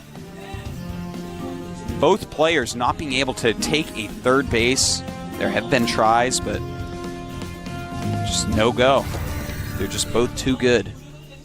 Bomber, man, this guy is a serious nerd boss. And it looks like he's going to try to slip over here. Does walk in a C-check fire. He's got to be careful not to overextend himself. Meanwhile, we have a small drop over here in the back. But there's a bigger battle over here. You do have, yeah, the drop in the back and the big battle. A lot going on the map right now. And I think Bomber is going to get in a position where he's going to win, Tasteless. I think he's about to win. These are going to be... But there are C-Shanks on the high ground for MVP. They were hidden under trees. Very well done there. C-Shanks hiding in the bushes. But dropping up on them now. MVP has to get more units over there. Those C-Shanks are so important, but they are out of here. Oh my God. MVP. He's on a 69 supply against 118. Someone is going to beat the game genie, Terran.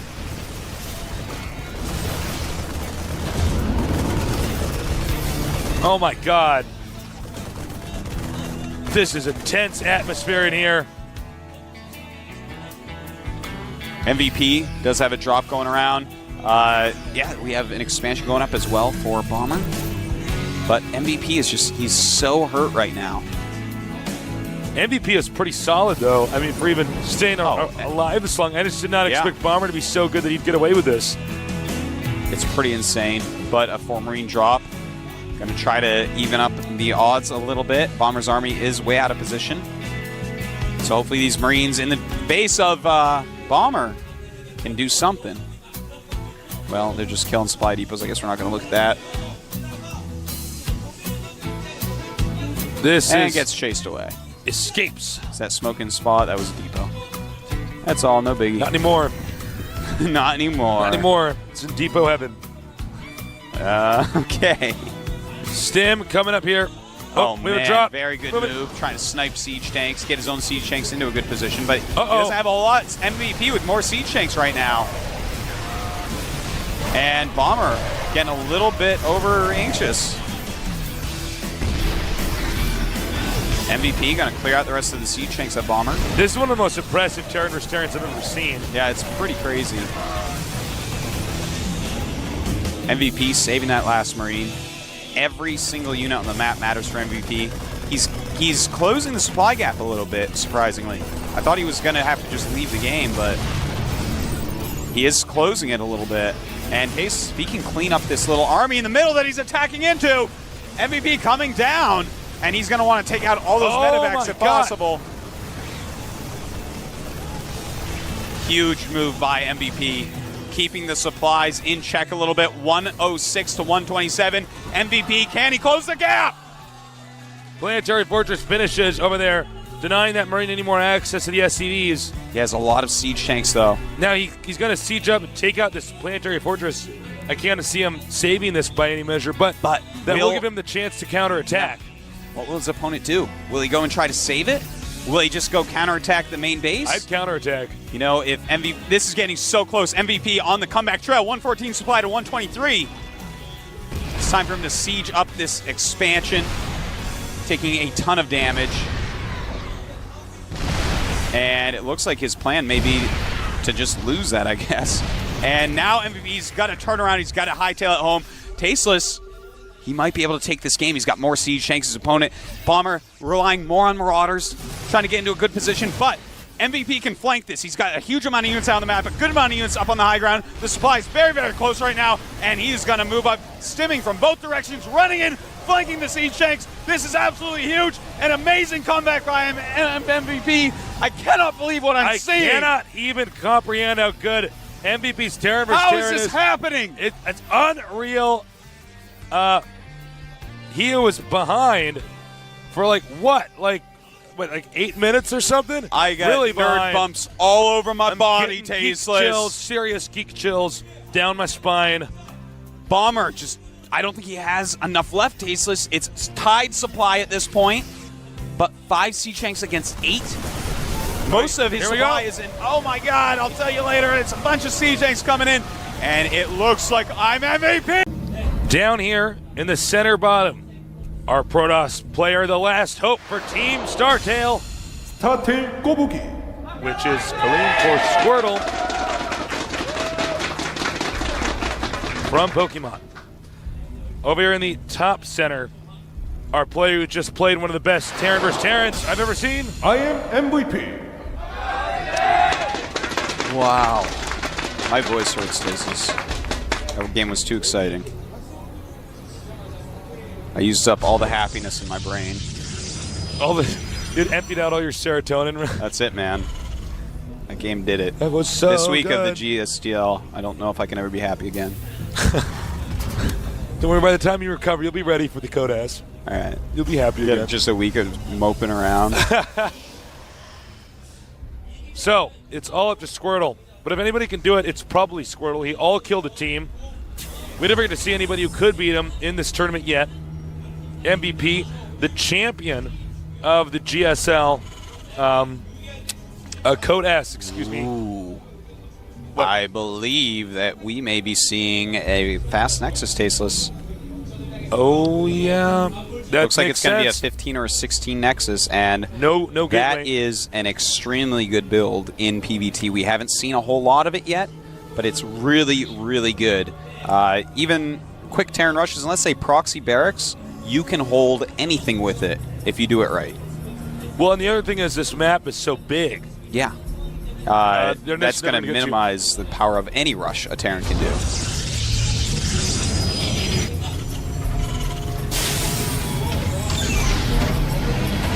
And you know what? It doesn't look like Terran is scouted yet. Only just now starting. Yeah. Interesting the way that Squirtle's doing it. There's a few different ways you can do it. Sometimes you get the second pylon before the gate. This time he's opting for the quicker gate just to be super duper safe, I guess. And he's probably going to get out a Zealot pretty quickly, but he's going to want to rush to a couple Stalkers as quickly as possible as well.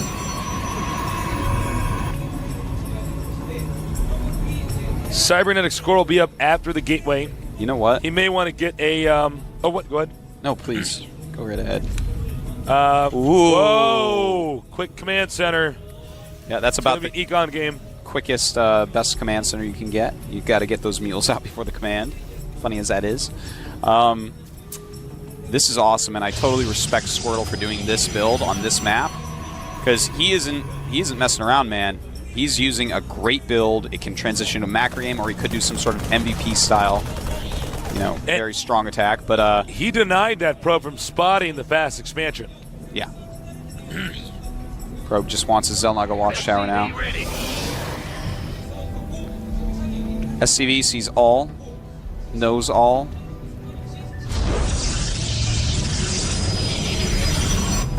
And MVP adding a second barracks. No gases yet. I love Whoa, the whoa, whoa, fact. whoa, whoa, Oh, whoa, whoa, yeah. whoa. Did he just get a... Oh, my... He's going to get a third command center?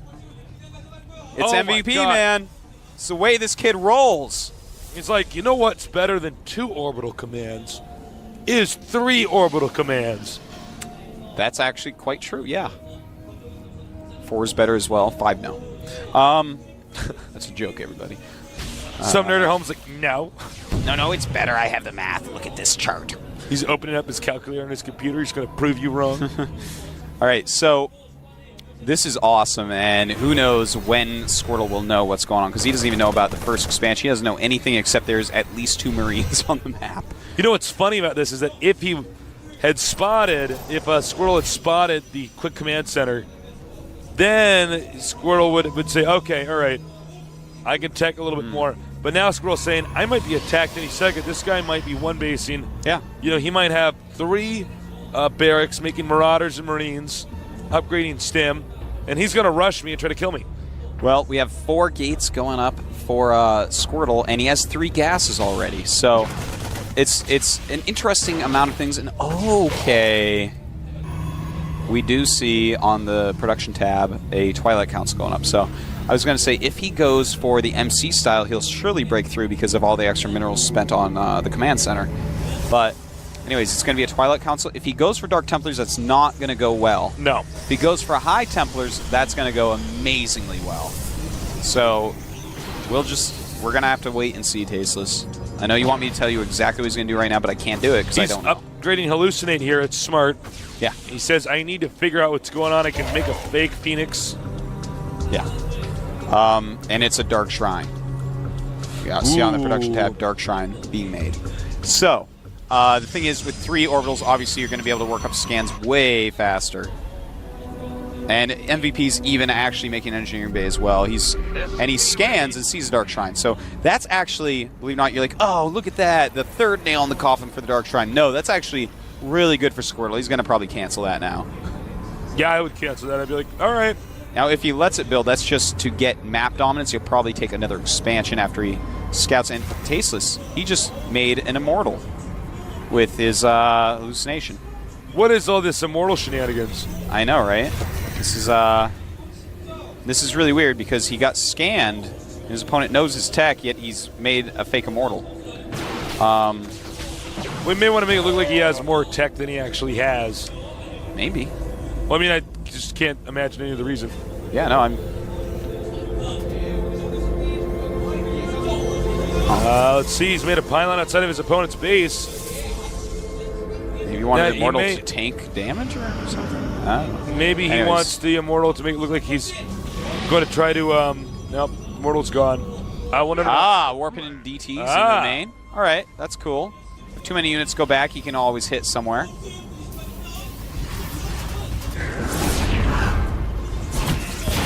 Some pretty good damage being done by these DTs right now.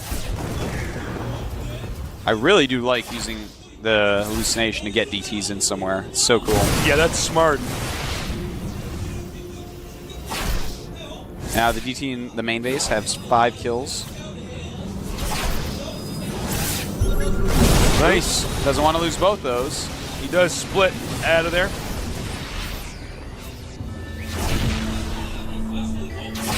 And we're about to see another scan. Yeah. Now Protoss may try to attack the entrance. He checked out the entrance, decided to turn around after getting a stalker down to red health. All right, so SCV count down to 36 right now, and he's going to lose the engineering bay perhaps, which has a +1 upgrade as well, which is actually a huge deal to kill specifically that +1 upgrade. Not just the engineering bay, but that upgrade right now. It looks like he's going to take out the DT because Squirtle just added 2 forges, and now he's chrono boosting out upgrades. So he wants to get as far ahead upgrade-wise as possible. That's how his late game is going to develop. He wants to go ahead and just get insane upgrades, be able to actually win battles, army versus army. And at the same time, he's taking a 3rd base. Squirtle's play, unbelievably good. This guy has improved so much. He will be in Code S soon. No, he's got to, man. He's so deadly. Yeah, he's getting charge as well. And, you know, that stopping that +1 on MVP is actually just so good.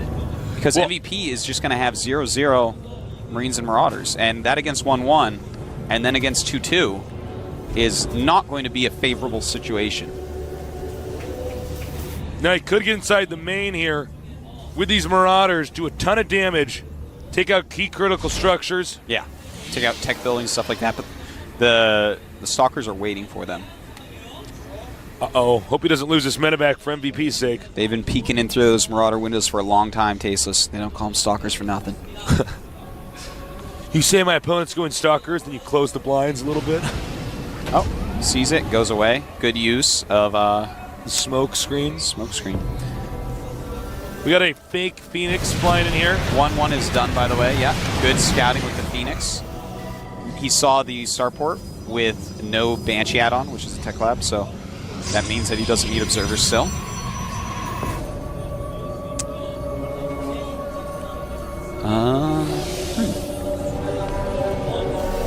MVP still hasn't replaced his engineering bay, and +2/+2 has been started. This is going to get pretty bad. In fact, I don't know if MVP realizes an engineering bay died. This is making an armory even, and normally you get that for +2. Because I don't think he's going to make doors, or maybe he will actually. Not sure. Thors can be quite good late game against Protoss. Now, he has spotted that that third base was taken, and I'm sure when he flew over that, he probably clicked on the minerals. Said, wait a minute. Oh, okay. He's probably had that for a while. We might have an engagement here. Yeah, MVP, Special Task Force, seeing all the Zealots backing up smartly.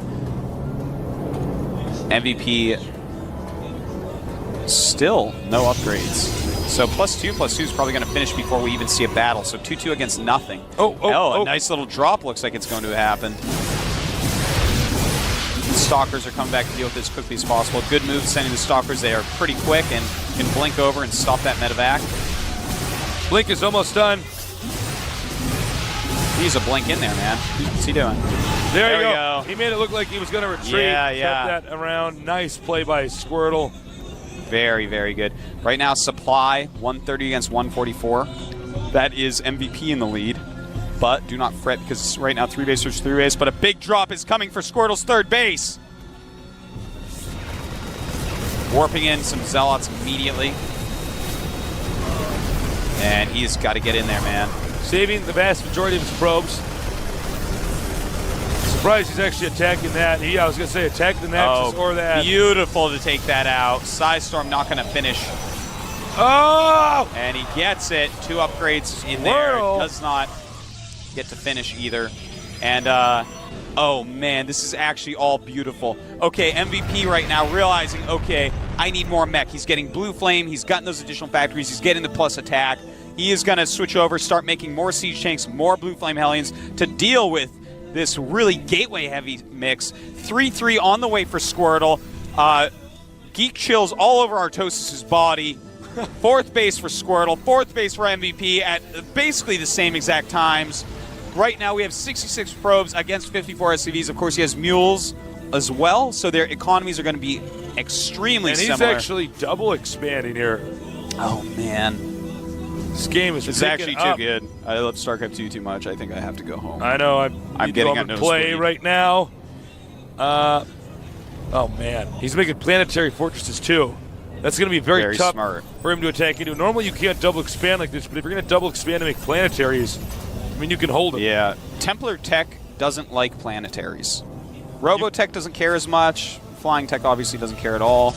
But the Templar Tech routes don't really care for it. You can't really, I mean, the only thing you can do with Templar Techs is if you have way more than them and they just have the planetary going for them, you stim and just kill the SCVs. Excuse me, storm and just kill the SCVs repairing the planetary. Yeah. Right now, we do have 180 supply for MVP, 153 for Squirtle. MVP has got his upgrade going again for his +1 attack, but +3 about to finish for Squirtle. Kadarin Amulet is on the way as well as a starport. It's always good to get that starport going. We have a drop that's going to... Oh. He does not see it. That drop could be pretty deadly. There are some units waiting for it. MVP has a huge amount of units right now. Some High Templars being warped in right before Kadarin Amulet finishes. Oh, he's making Archons because he has a ton of gas. Interesting. MVP looking to do some damage. He wants to get the Templars, I believe. Nice Guardian Shield there. +2 weapons on factory units is being upgraded for MVP. The drop is incoming. There are some units there to greet it. High drop. It's like, whatever, we're Marauders, we're going anyways. More units being warped in by Squirtle. Can he deal with it? Well, he's got 3 units, so yeah, absolutely. Yeah, I was going to say. The upgrades are making a huge difference right I think now. Normally we'd see that and we'd say, oh, okay, Charge Zealots will win. I mean, you know, we'll do okay. We have another drop over here at the bottom right. Yes, we do. The third base of Squirtle. Bottom right drop. Good size storms going off. The probes are dying. But guess what, everybody? A fleet beacon is being made right there on screen. Oh, yeah. I'm thinking Mothership. Maybe even carriers. Carriers are actually extremely good. If you had Size Storm Tech in the game already, you have Kadarin Amulet, carriers are awesome against Terran in that situation. Especially when there's no Colossus, because there aren't going to be any Vikings out. Oh, we have a Mothership making. Mothership on the way. He's also starting to get his products, just the shields, upgraded, and here he goes. He's going to hit this base. He wants to take it out very quickly and get out of there. But there's a big drop in his base. The Dark Shrine going to be taken out. Good choice. Very expensive building. Takes a long time to build. The planetary does The thing die. is, Squirtle is maxed out. He has to walk all the way home with all his units to take care of this drop because he can't warp anything in. Smart. But he does have some units over there already. Never mind. Sorry, no, just Hello. Squirtle taking another base on the left side of the map. This is such an epic game. This map is awesome, by the way. This is so fun to watch. It's a great map. I'm having a great time. My life is perfect. Another drop over here at the bottom right. That guy loves to drop. MVP is all over the place, man. Supplies right now, both of them maxed out.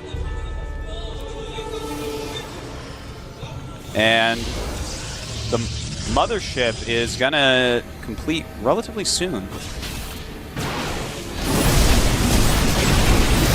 Drop not going to do anything. Oh! Oh, very and he nice. gets the dropship that has something on it. MVP decides it's time to move out. He's got +2 attack on his siege tanks and Hellions. He's got +1 on everything else. 3-3 for Squirtle. The mothership, he may want to wait for it. He may want to try to counterattack if the Terran really pushes too hard. You know, a lot of this is going to be Squirtle warping in High Templars during the battle, but the Siege Tanks don't care about High Templars all that much. Those Blue Flame Hellions don't care about Zealots all too much. This is going to be an epic battle. See, oh, I just saw some game lag. That is what happens when Mothership pops out. The Mothership is done. Squirtle, careful. Good size storm. Nice size storm.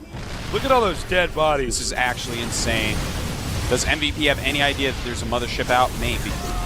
He took out the Nexus. That was inevitable. Yep, that's fine, though. Both of them have an unbelievable amount. This is so cool. This is epic. Oh, my All God. Blue Flame Hellions going after these probes, going back to the cannons. Frankly, he should have just ran in there and actually tried to take him out. And here we go. The Mothership is here. And he's going to want to take out any Marines because the Mothership can actually kill the rest. And Squirtle pounding through MVP's front lines. Oh my God. My God. Great force fields. The Zealot's charging up, and he is just taking out everything. Oh my God. Squirtle. Squirtle. Unbelievable play. MVP down to 135 supply, making a lot of Vikings, a lot of siege tanks right now, but will it be enough to take on the beast that is Squirtle? He's evolved Tasteless Non to War Turtle straight to a Blastoise. Professor Oak would be proud.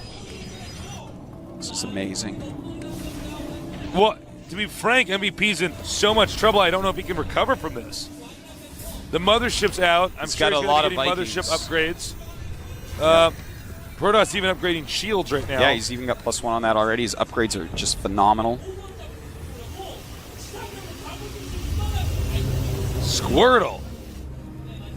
Refusing to lose.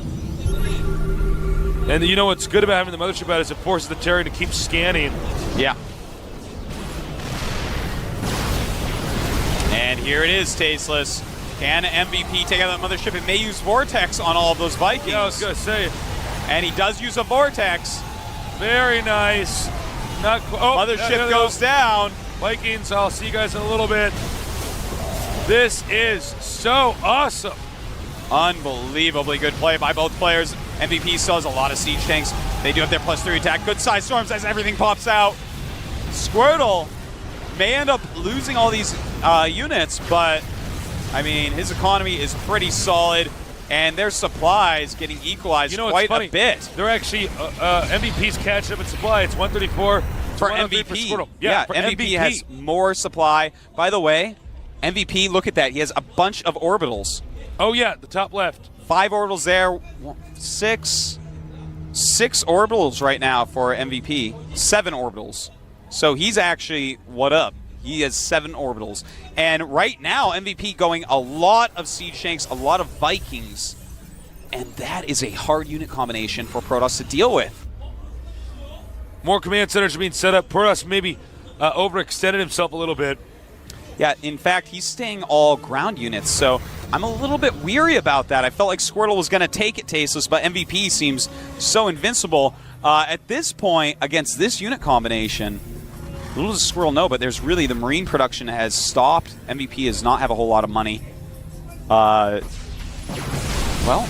Squirtle walking around the map.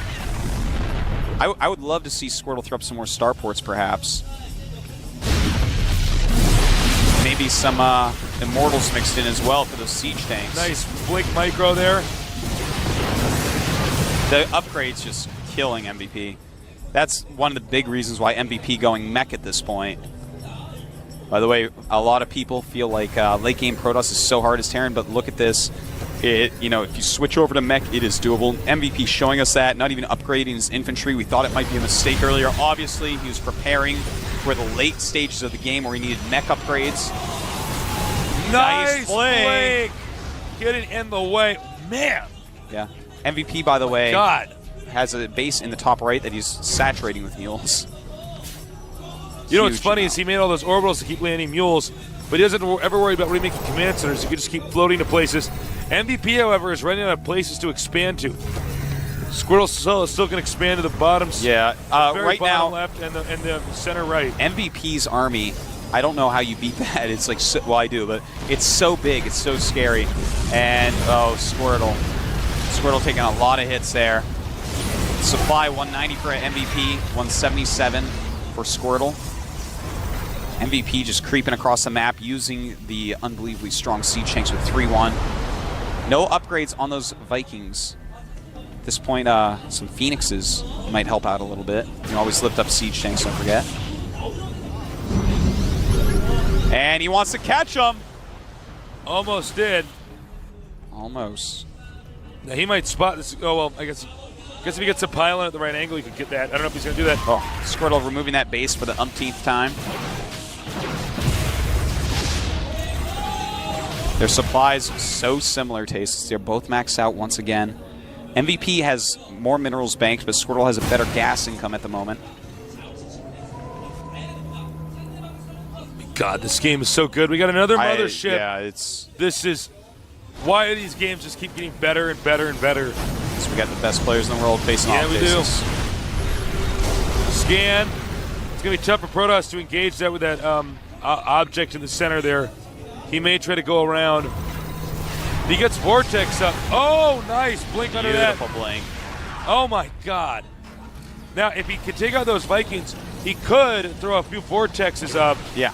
And, well, a Vortex up and suck up most of the tanks to try to take out the rest. Yeah, anything clumped, he can Vortex. He has enough energy. There is a pretty big clump. Here we go! Mothership coming in. What's he going to do with it? Vortexes some tanks. And can Squirtle break through? The siege line is gigantic. So many siege tanks. He could blink forward to those tanks. A lot of units are in that Vortex right now, Tasteless. And bam, the siege tanks murder everything that pops out. A lot of Stalkers left over. Let's take a look at the supplies. 116 against 115. What? Oh my God, it's still so even. This is the beauty of having a map this big, because you can really see a long and dramatic game. By the way, Immortal production has been started. It's great. It's good against those tanks. You know, MVP lost most of the Vikings. He's down to 3 Vikings right now. So that is an important fact about this game. Squirtle making him evacuate a base. MVP moving across the map in the other direction. Will he be able to take out a Squirtle base? I hope so, or Squirtle is check going to end it. MVP's main base, or the base with the minerals. Looks like he's almost out. Yeah, MVP is barely mining right now. This is MVP. Basically, he has to get this base over here. Uh-oh, good size storms. And there's Immortals in this mix. Immortals popping into play. Here come the Zealots as well. This may be MVP's last stand. I think this is, in fact, the last battle, the final battle, as MVP is going to be out. Oh, yeah, you can see looking at his face like, oh, but I'm the Game Genie Terran. That doesn't make any sense. Tasteless. They have to pick an MVP of this match. It's impossible. Yeah, I don't actually know if they're going to interview. Oh, my God. Taking out that base. That's it. That's actually it, yeah. Yeah, right now supplies 108 against 144. MVP is almost not mining anymore. So he's got to be very careful about what he makes. He's making a lot of Hellions, making some Siege Tanks still as well. He does not have any money saved up. He's at about 64 minerals. Still mining just a little bit. There's a little bit more he could gather up. You know, he still does have a lot of orbitals. For the time being, Squirtle has one base with a ton of minerals. two. Actually, 2 bases, excuse me. Yep. And a third on the way. Squirtle still has a good income. Income numbers right now, Squirtle is a little over twice as good income as MVP, but MVP's patches are almost gone, so that's going to change to MVP at like nothing momentarily. Great usage of Blink there. Just Blink on top of something you know you can kill. Blink's such an amazing ability. So many uses all game long.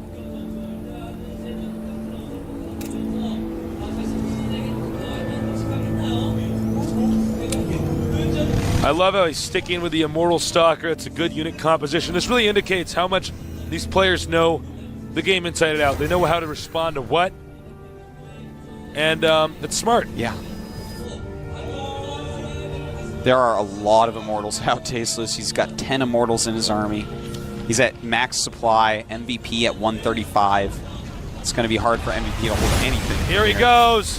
Not sure if MVP can stop this. A lot of Stalkers in the front taking a lot of hits. And Squirtle! Oh, that's that. Oh, man. Oh, man. He is a Pokemon master, Tasteless. He is the highest level Pokemon I have ever seen. Forget Squirtle. Mewtwo. It's all about Squirtle. Sorry, Mewtwo. 20 supply against 152. It is over. Squirtle has taken out MVP, and we are going to go to the final match. And he drops his mules. That's it. You know, I was smacking our toes. Arms. I they was so heard excited. it. In the red, we have 스타트 꼬부기. that stands for Squirtle, the guy who hasn't lost a single game in the team league. Not one game. Down here in the bottom left, the champion of GSL Season 2, the best Zerg in the world. I am Nesty.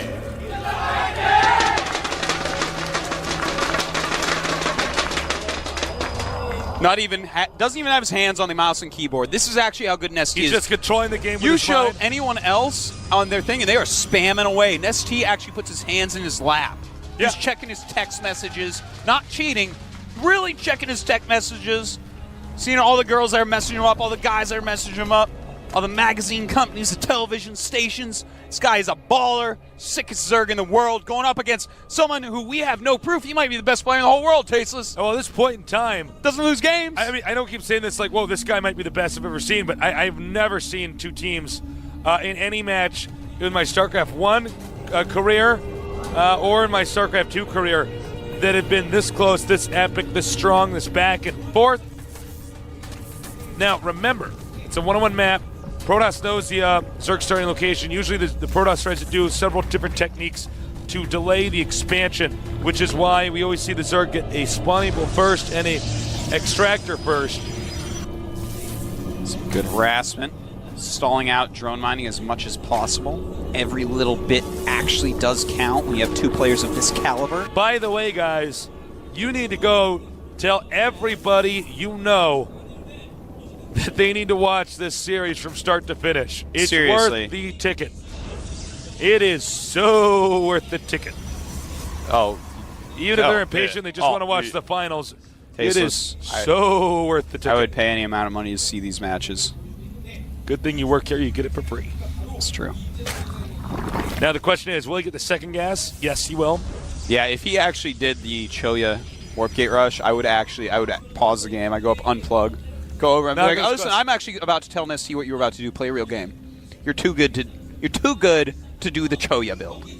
I think it's well, it's going to be just really, really rough for ST. If he does do the 4 Warp Gate Rush, it's such a strong build on this map because the surface area around your expansion is so huge.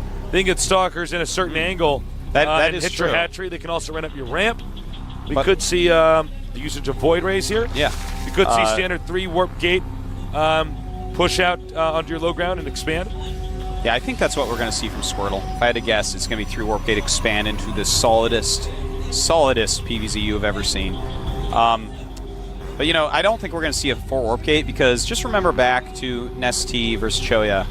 And remember how he had 1 Zergling when Void Ray and 4 Warp Gate got to his base.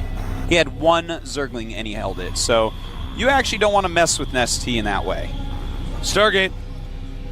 Interesting. Now, will it be a Void Ray build or a Phoenix build? We have seen so many different things you can do. Not so much with the Void Ray as much as when you have a Void Ray in your army, how that can change the chemistry of the game. Yeah. Now, an interesting thing to note is that Squirtle still has a probe out on the map, so he's going to hopefully try to scout Nestea, but Nestea is keen to that, knows that that probe is not gone. He has Speedlings waiting for it. Squirtle seeing the hatch, seeing the drones transferring down, the Queen walking down very slowly. Void Ray on the way.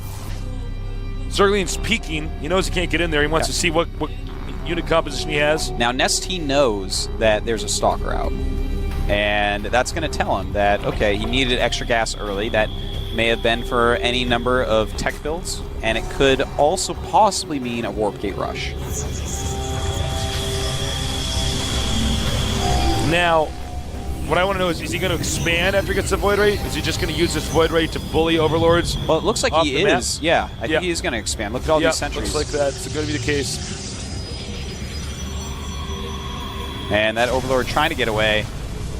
But that Void Ray, that floating chandelier Tasteless, has something to say about it. Oh, and his carcass will fill the caverns. The Xel'Naga caverns. I was going to say the caverns on Xel'Naga. It's not going to fill it up all the way. He wasn't that big. Now, he's going in spores. What do you think about this? Well, you know, he was going for kind of a more economy build. Already he has 31 drones. And also he's already got 3 queens and went speed first, so that's actually a lot for right now. So, I mean, he wasn't ready for anything else. You know, do you want to take the risk and try to use only queens? Or do you want to build some spores? I personally would actually just go, because this guy's so good, just to keep on queens, but each his own. Overlord is gone. Now, Nestea going up to harass the natural. Going to try to make him force a cancel. Look at the natural. Here we go. This is very nice by Nestea. If he can force a cancel, he's going to feel well ahead. Trying to bait a force field out. Yep. And you know, Squirtle is not budging. No, Squirtle playing a very safe, solid manner. Has a single Phoenix out. Probably to help scout, because Void Rays aren't very fast.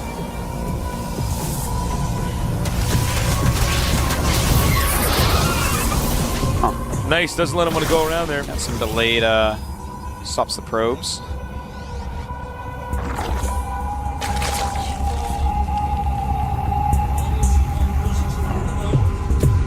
Nestea getting scouted.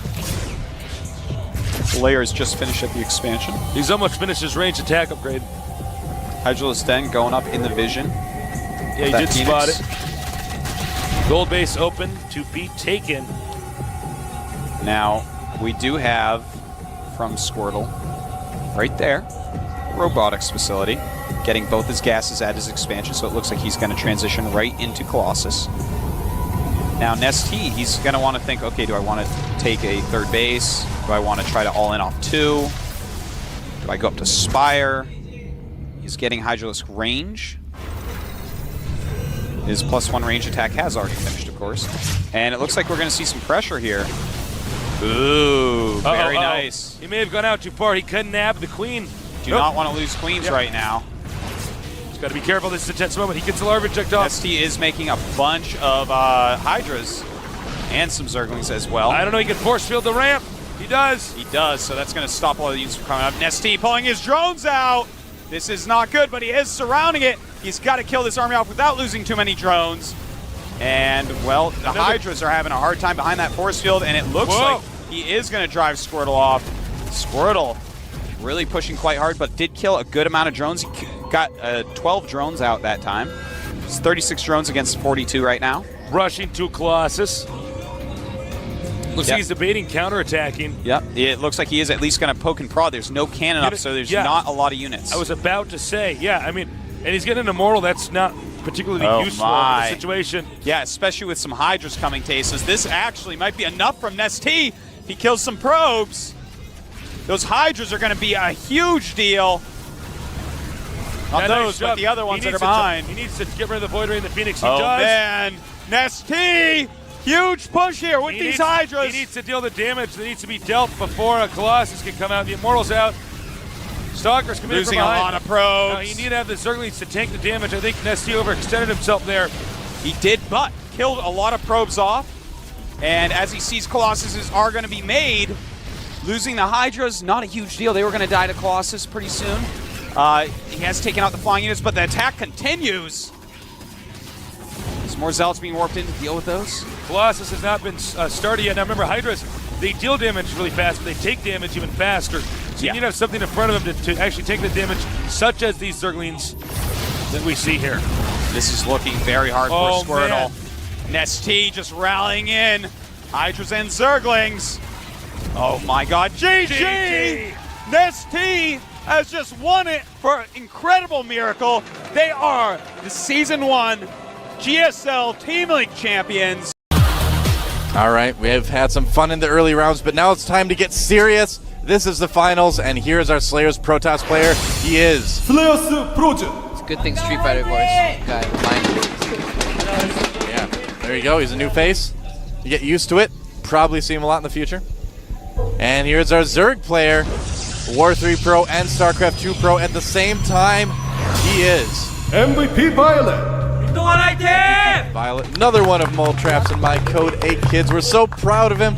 One of our Code A-lets. Yep, getting through Code A, getting into Code S, showing the world that he is a great Zerg player.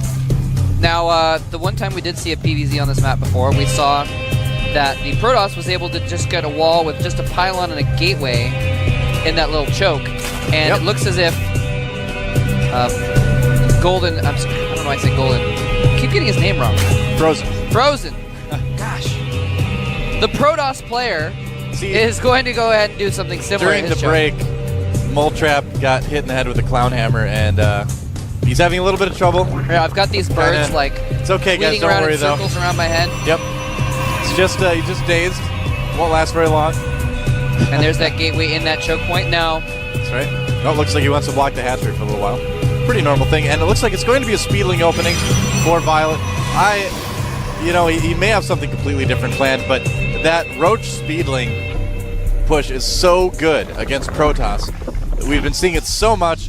I would have to imagine that's probably what he's going to do. Depending on what they do. Yeah, and Frozen has got to mention that too. What? We are real Slayers. All right. Whoa. Set in the lower right. He just put down 2 gas before his core, man. Really? He is going super gas heavy right now. Now, a Protoss that gets that much gas that early, normally, in a lot of cases, that means DTs. It often does. And like I said, we saw sort of a gimmicky kind of play in him from Frozen the first time. He may just be thinking, all right, you know what, this guy's Code S Zerg, let me just try and cheese him out and see if I can get an extra win for my team. Yeah, if not, we'll snipe him with someone else. Drone walks right in. Not a care in the world, and he will see the Cyber Core hidden a little bit behind there. It's going to get cleaned up by the Zerglings. And Violet probably going to expand pretty soon. He's getting Zergling speed on the way right now. And, in the most recent GSL finals, we saw Inca try DT openings versus Zerg quite a bit. Oh, but forget that. Forget DTs. It is a Stargate. Gosh. That's right. So we've got a very, very fast Stargate, and the drone sees it right away. That was a little bit newbie by Frozen. That drone just hid in the corner of his base, and he's like, oh, it's gone. I don't see it. It must have disappeared or burrowed or something. And this is something we mentioned about this map before. It just comes back in and scouts everything. Yeah, there's a lot of places you can hide units on this map. The bushes sticking up everywhere can hide worker units very, very easily. And he's going to try to pull the Zealot out of position. That Stalker's going to end those dreams for that Zergling and his friends. Yep, does 36 health off that pylon, though. Yeah, chipping it down bit by bit. Not too bad. Yeah, so MVP Violet knows exactly what's going on. Yeah. He knows it's a Stargate. He's producing another Queen, although that's normal for this timing anyway. And a Void Ray, indeed, on the way for Frozen. Now, Violet did see this. Oh, and So actually, how's he gonna react?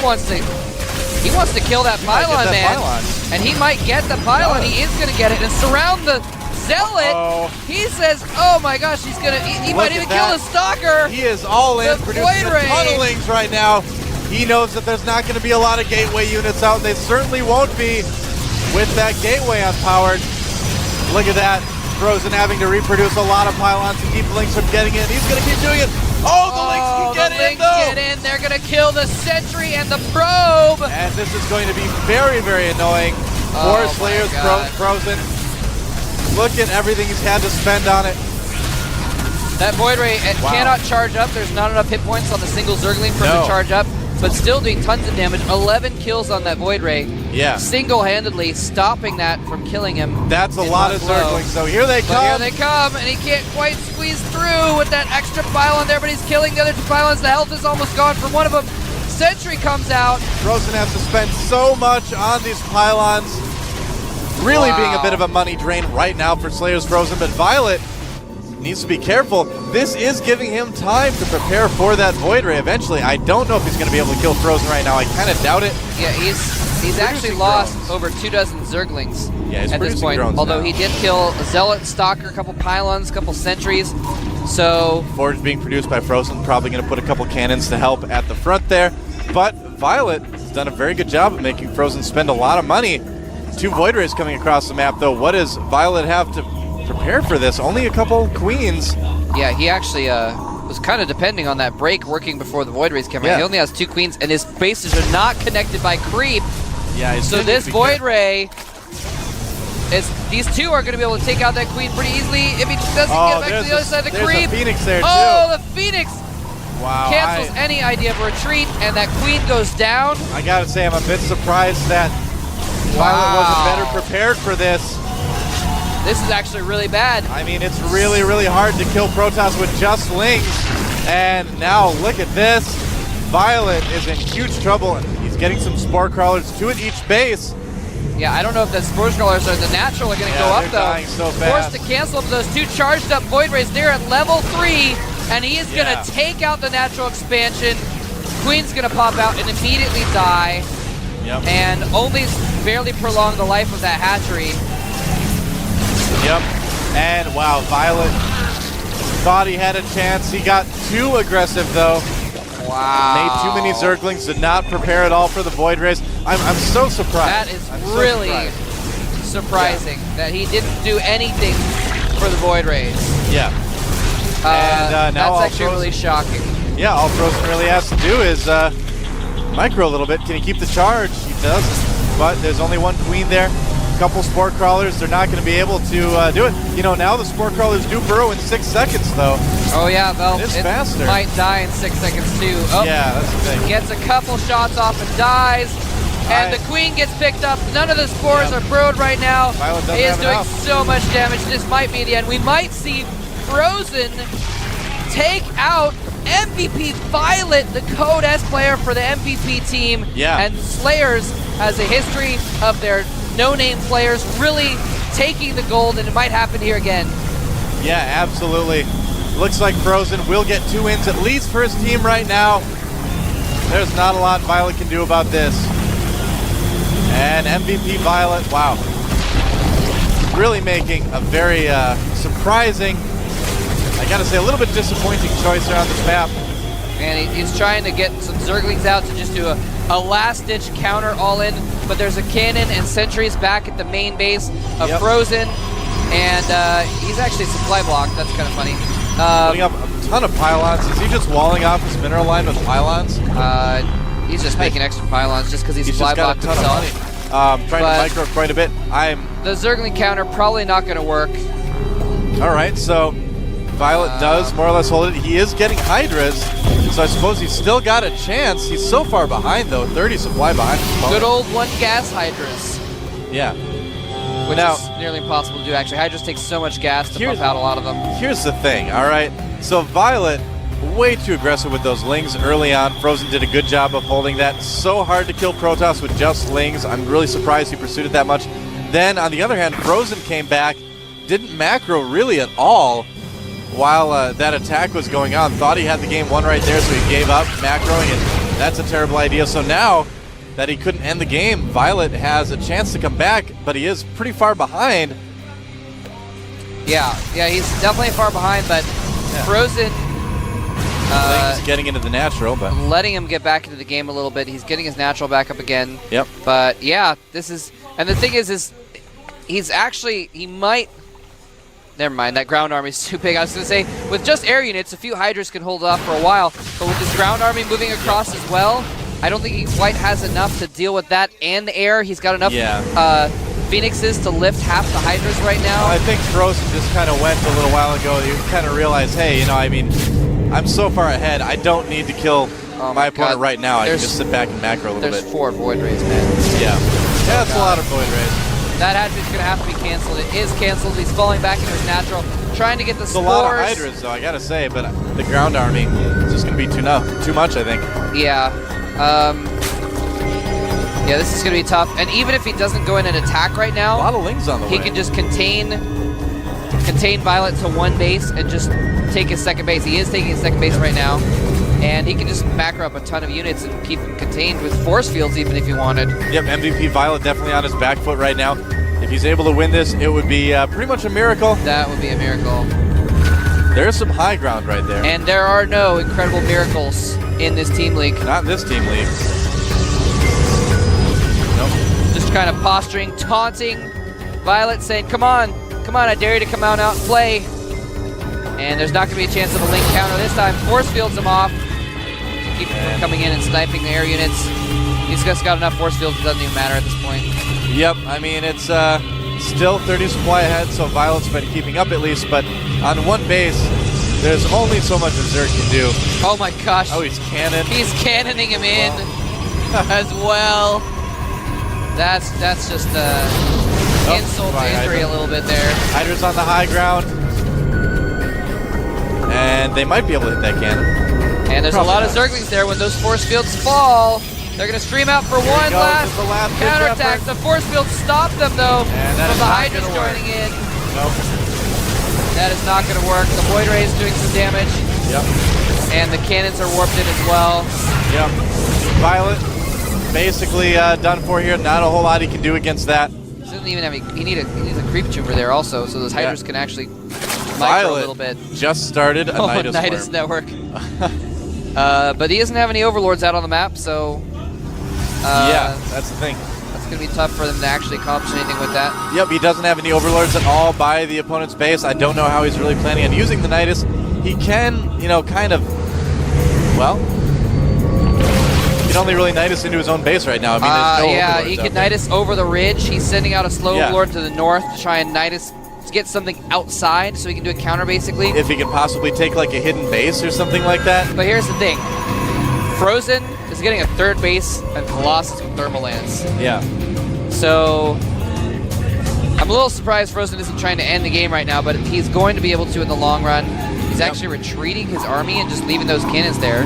That Overlord is heading all the way across the map. It's going to take forever to get there. That Void Ray may find it. Looks like Violet is going to break out. Maybe take a second. He does have a decent amount of Hydralisks, I guess. Yeah, he does. All right. Something getting taken out there. Wow. Nidus Worm is up. This is such a weird game. Yeah, it's very strange. So bizarre. And you know, it's been a lot longer than of a game than I expected. But if you go back, it really all just came down to the fact that he's like, oh, I'll just break him with Zerglings, even though he has Void Rays, and not get any air defense. And here comes the Hydras for Violet.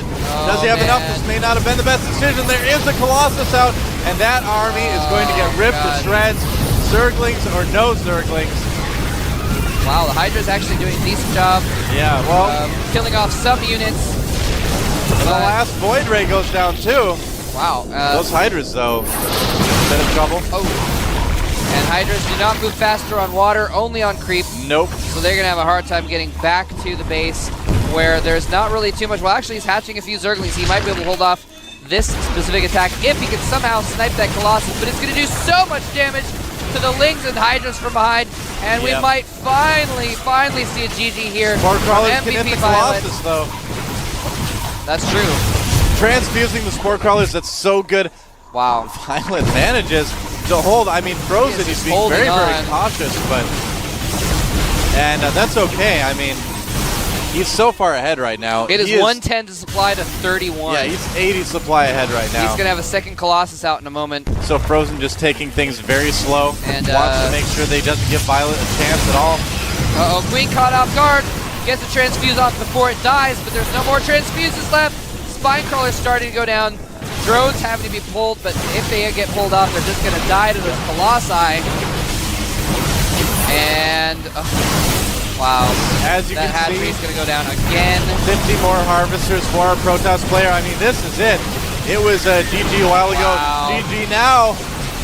GG. Looks like Slayer's Frozen has... All right, here we have the winner of our last game. A fantastic macro Zerg, but can he keep the momentum going? He is. Slayer submit. Fans of his would say Min for the win. That's what they would say, man. Yeah. They would say Min rhymes with win, Yep. and therefore, Min deserves the win. Here's our blue Terran player from the team MVP. He's pretty... MVP King. He's pretty keen. And Keen, right. of course, rhymes with green. That's right. And Me. green. So MVP should get the green. The green money's not green in Korea, actually. And yeah, Mean Keen we could call him. Although he's not a Well, mean guy. some of the money's green. They have different colors. Yeah, which is nice. It's easy to tell it apart. Yeah. So Keen has shown to be a really, really stable Terran player. I mean, I would say out of Code A this last season, he is easily one of the best players. It definitely deserves to be in Code S. Could easily win this match. Yeah, man.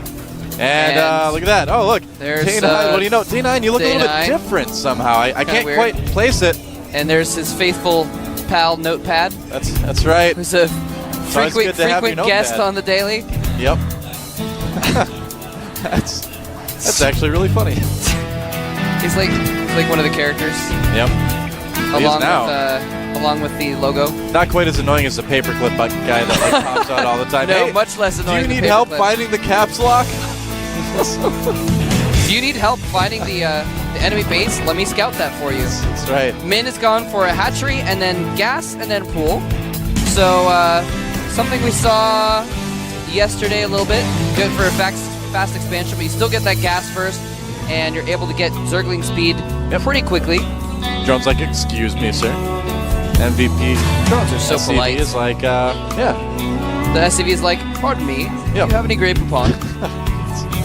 He rolls up and like the visor slides down on the That's right. SCV suit. It's actually a limo SCV. Man, we are really dating ourselves if we make Great Poupon references. Oh no, look at this though.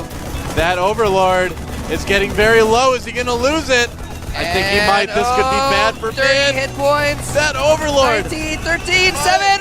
One more hit. Oh, One more he hit. gets away. Oh, but there's a Marine going down to That the low ground. Overlord, Is he gonna needs to get turn to the right. Oh no, move it, Overlord. It's too late. Boom. Oh. And the guts and carapace of that Yep. Overlord fall in defeat into that crevasse down onto the trees in the little cavern there.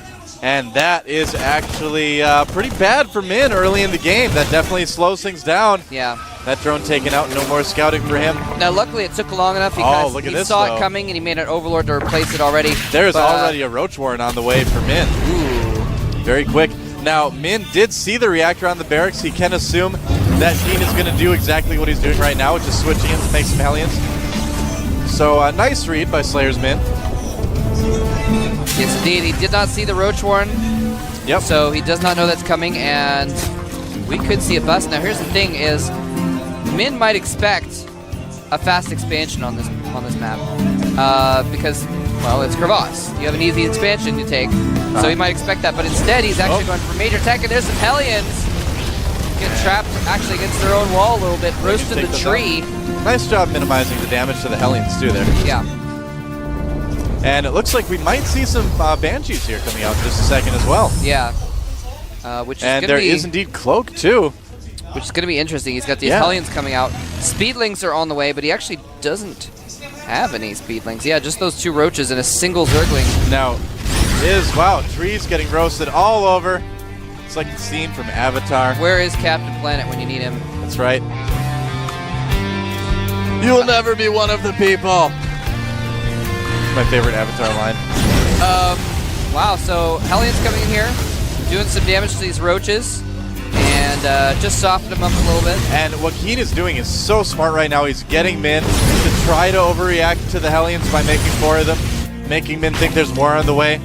And Min, in regards to that, is probably not going to be too prepared for these Banshees. Now, he is getting a lair, he is getting an Evo chamber. If he kind of can tell something's up, we might see him put down a Spore Crawler. We're about to see just how perceptive Min is in this game. Min is Banshee's on the way.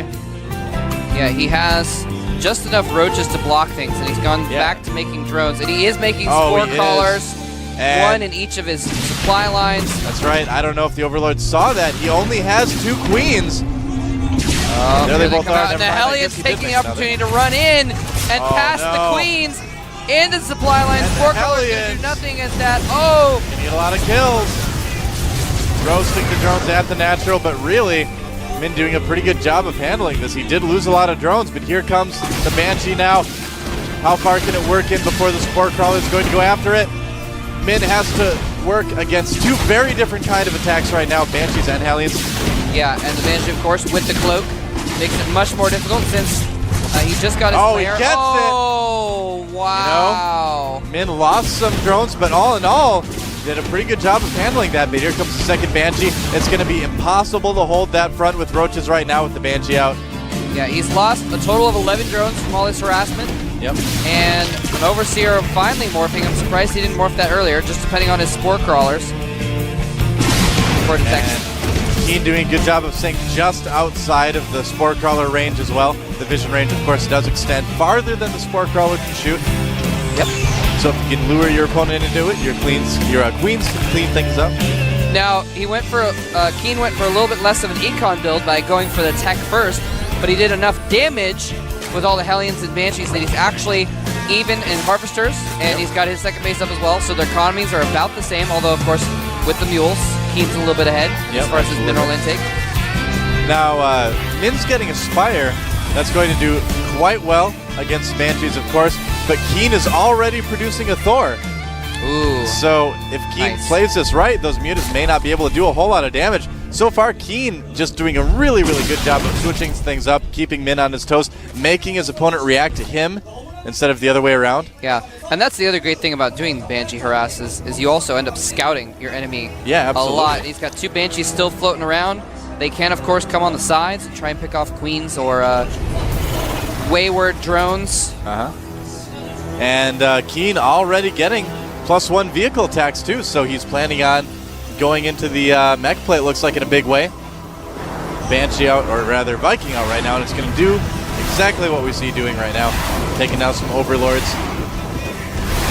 Making sure that Min doesn't have quite as much advance notice if there is going to be anything flying across the map. Yep, very smart move. Viking pays for itself pretty easily. Yeah. And Min getting roach speed as well, so he may try to do something a little bit similar to what we saw in last game, only adding some mutas on as well to that. Now, the ramp is very, very wide. The rocks don't have a lot of health, so if Min can break those down, he can get into Keen's base pretty easily. Getting a Baneling Nest as well. Banshees still causing damage. Yep.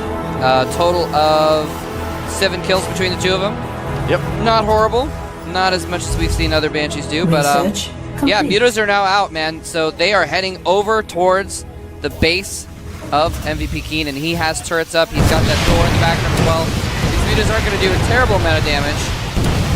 Yeah, they're doing a little bit. Got the turret to cancel right there, but there's just not enough to take on that turret. And look at that, 2 Thors already moving out for Keen. Whoa, but actually the Thors are in the middle of the map, so the Mutalists kind of have free reign here for a minute. There's only a couple Marines in the base. They can take out the gas. Going to take out a gas. Maybe take out a couple SCVs. That is going to slow him down. Yep. But Keen going in for a push. And there are only a handful of roaches at the top of that ramp. Yeah, this could be pretty tough for Min to hold off. And all these Overlords might get caught out in the open too. Wow. Yeah, those Thors are going to need to soak up a lot of damage and kill those roaches off. Falls back. He's got Queens for transfuses and to go after the Banshees as well. It's going to be pretty difficult for Min to take, but I think he's got it. He's targeting down the Thors. Going down the Thors right now. go down. It's just the Marines left. He transfuses one of the roaches, but the Banshee doing so much damage with the Queen's gone. Yep. And it looks like he will clear up the Marines. So Keen's push will be thwarted, but the Banshee is going to get some more roach kills in, and Min pulling back there. Second Thor on the way. Yeah, another round of reinforcements going for an attack, though. Yeah, it's going to take a while for Min to reproduce those queens, too. He is making more mutilisks. And yeah, he doesn't have as much production because he only has one queen right now. Yeah. That's going to cut down on the amount of larva Min has as well, of course. And Min not really able to expand. Thor's being dropped on the high ground as well, some Marines. Keen trying to take control, but that is a lot of roaches for Min. The Banshee goes down at least, and he's actually forcing him to fall back to the low ground. That Thor was not in the best place. Yep. He's going to get surrounded by roaches, so nice evacuation there, and he just does not actually have much to counter this, and that Thor is probably going to get picked off because there are no Marines here. Picking it up, trying to switch it between the medevac and the ground, but the medevac. Oh, there's another Thor there, and all the mutas get eventually taken out except for that one. He's the lucky muta. Wow. He's taken out so many units just by killing the medevacs while they're holding Marines. Yeah. And forced the Thor to drop out, killed off the roach as well. Keen is on the run. We could see Min push him all the way back into his base.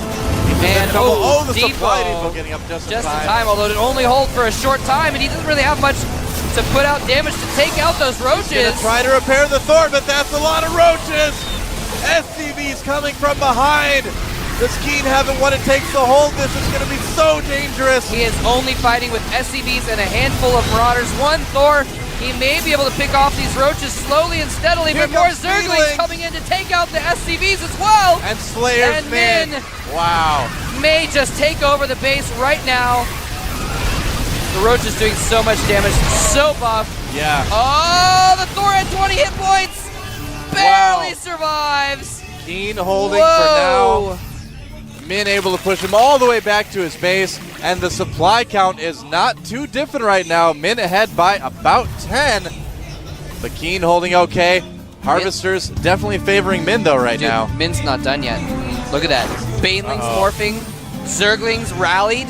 He is going to bust down the wall. That's right. And go for the kill whilst Keen is still vulnerable. And there goes the wall. Both depots. And the Banelings are going to come in, and the Marines are going to have to fall back from that as long as he's going to waste them on the Thor. And Zerglings streaming as well. He actually held that pretty well. That was actually really good by Keen. Yeah, Keen has some of the best micro I've seen come out of a lot of our newer Terran players in the GSL, and he's definitely showing it right here.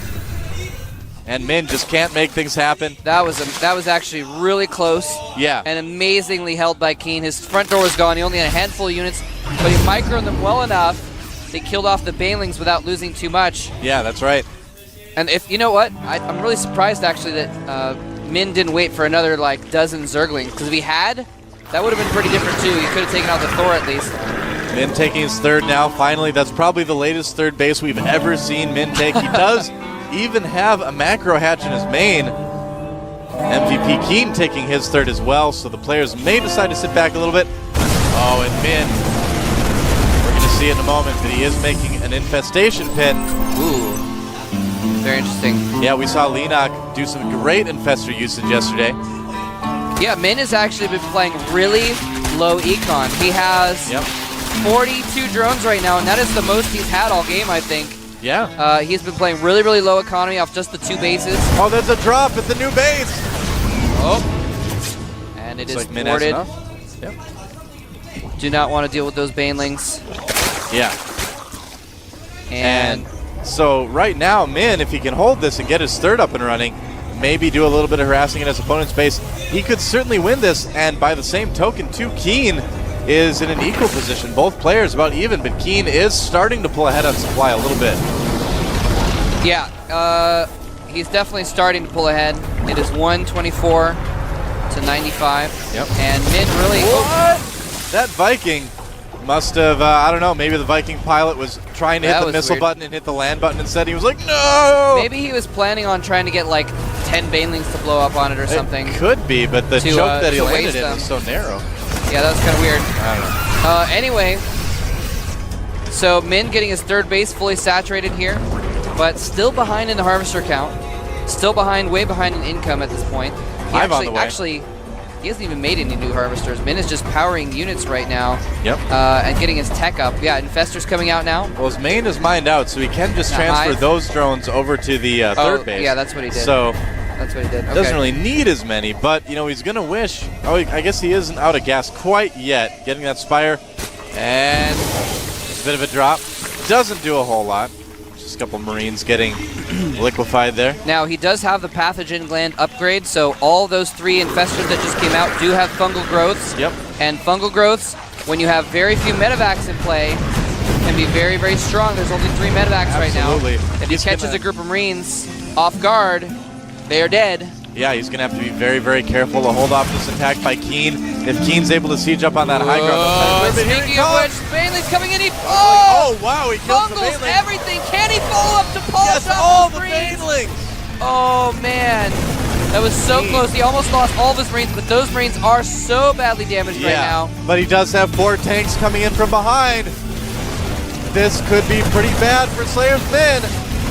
Wow, those roaches need to get in there and start cleaning up those Marines. There's not enough medics in the backs to heal them, but the tanks siege up and start doing massive damage. Yeah, between the tanks and the Marines, it's going to be difficult for Min to hold this. He does have some good roaches there.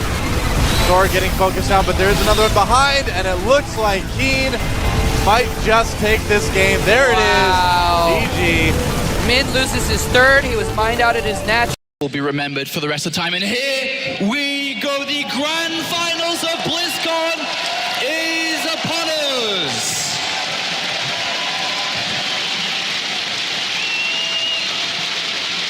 Down here in the bottom left of Deadwing, our Zerg player makes some noise for Startail Life.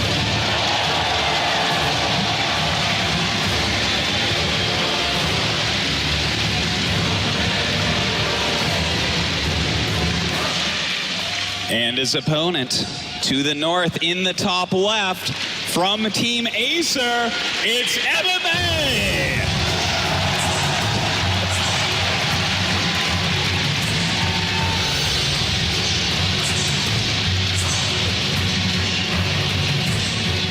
Not a lot of people expected these 2 players to be in the grand finals. Live came into BlizzCon as the rank 14 seed out of 16, and MMA was ranked number 9. Both players had difficulties even getting to BlizzCon throughout this year. MMA started the year strong. He had a very difficult midsection of 2014, but he recovered with 2 major championships, DreamHack Moscow and then WCS Season 3, and very similar was Life. That's right. You know, it was very iffy for these guys. So they came in as underdogs. They came in as people that were just brushed aside. In fact, I believe that almost all of the professional analysts said, you know, I think both these guys are losing their first rounds. But they tried so hard. They practiced so heavily, really got into it. And you can see it's paid off in dividends. And it is so difficult to call who's actually going to come out on top here. It's really going to come down to this. Well, every single moment, every single decision throughout this game is going to be incredibly important. And already we start to see both build orders taking shape.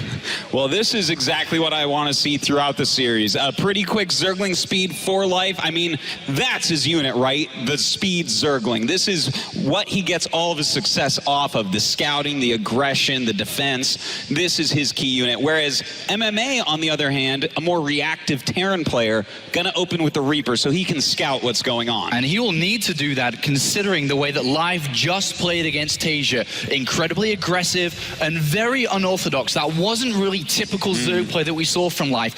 MMA, very similar to Tasia. Probably in a straight up fight is the favorite, but tricks are probably going to be the way that Life is going to edge through. Well, one of the tricks is to play completely different from how you played before. He was very cheesy, very aggressive and sneaky in his match against Tasia. And Life is a really smart guy. He realizes MMA was watching and studying, so I think he's going to go for some macro play here. On Deadwing, it would be the smart choice here. A nice, large 4-player map. And the Reaper does get a Zergling kill here already, and that is a good start here for MMA to get a single Zergling kill, and he's going to try and get a second one here. This one's going to be a little bit more difficult to get. He does not want to lose a drone here.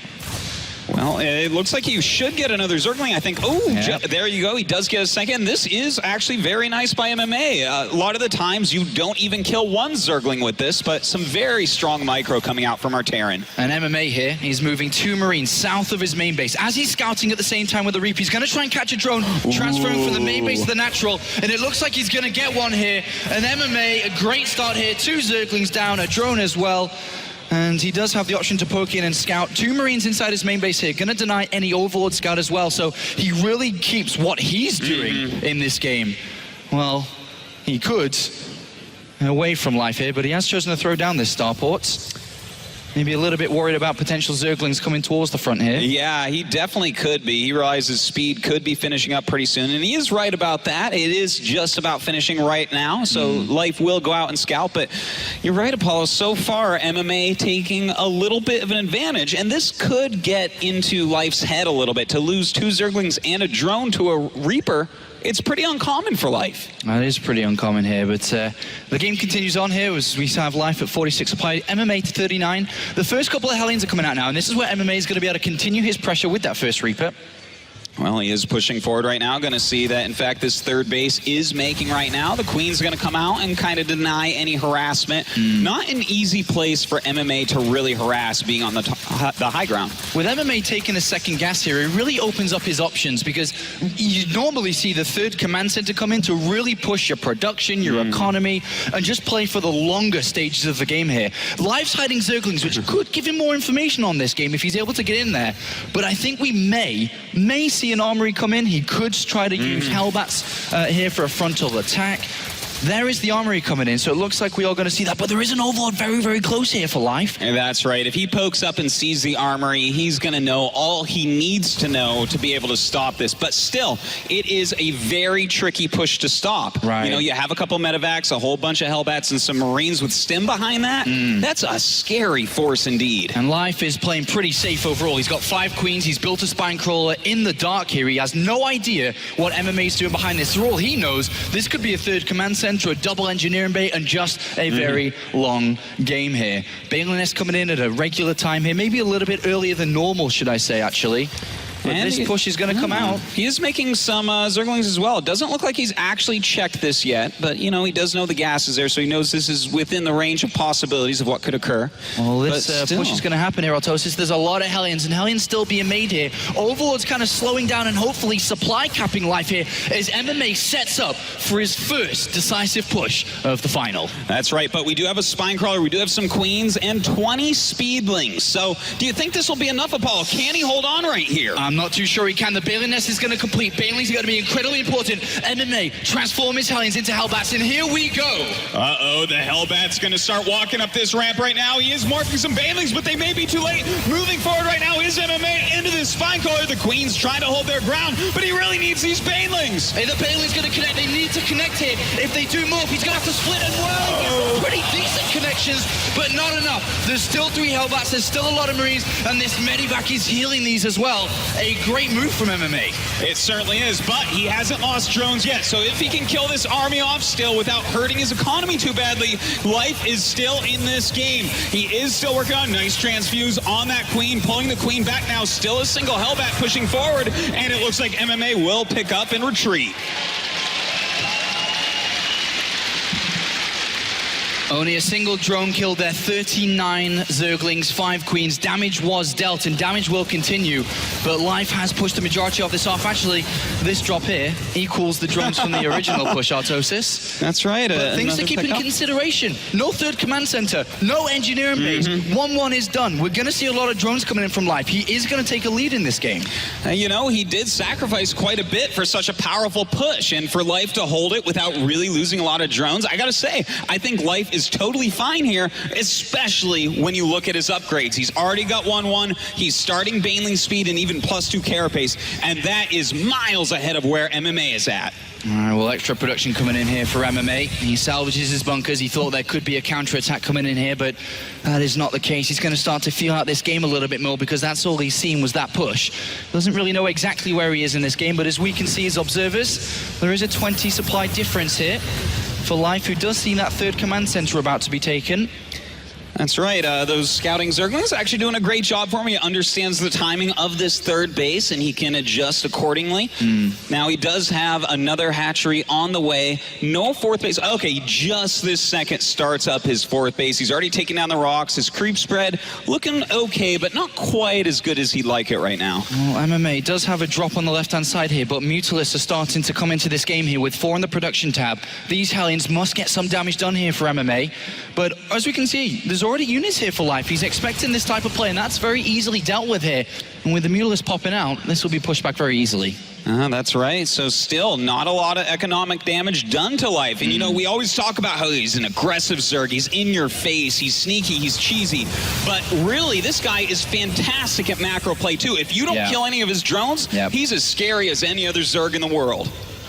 And even though this game may look very equal for the majority of people right now, the big difference are those upgrades. Once these 2-2 upgrades complete here for Life, every fight he takes will be so cost efficient here. He's going to get fantastic trades with MMA, and that's where he's going to start to, you know, further his lead. Well, MMA right now pushing down. He does have quite a few medevacs. Probably going to look to push back some of this creep. And if he can do that, it's going to be really nice for him. These bases are kind of close together. Not a lot of creep at the moment, but it looks like Life wants to come in and try to kill this army off. Yeah, there's not a lot here from MMA. He boosts back towards his Hellions and actually give a bit of support in this fight here. Life is fighting in this army, and he pushes his back once again. How much and how many reinforcements does MMA have here to help out? As once these buildings go down, that is it. And there's a lot of units here for MMA. Oh, that's right. Already 2 medevacs picked off right now, though, so Life did do some damage with this. He got rid of all the Hellions as well, so those are some strong kills. But overall, MMA still fine. All right, the game continues on here. Those upgrades about to kick in here for Life, +2 attack finishing. He's getting his air upgrades for his Mutalisks. And at this point here, MMA needs to start dealing damage here to Life. He really hasn't been able to do too much in this game. He's got fantastic production set up, but he's just slightly behind the curve here. 20 supply behind. Life going in again. And he does get a nice surround off these Mutalisks pushing forward right now. Life trying to mix it up more and more and more. Some few Banelings coming up. The Marine count is getting a little bit lower, but reinforcements do come in, and it looks like he will hold on. Yeah, trades once again here, and Life kind of winning these fights. He's extended his lead by a 30-odd supply hit. Scan from MMA, having a quick look in between the bases here. What kind of units do we have? How kind of saturated is that fourth base? And he sees there's no gases on that fourth base.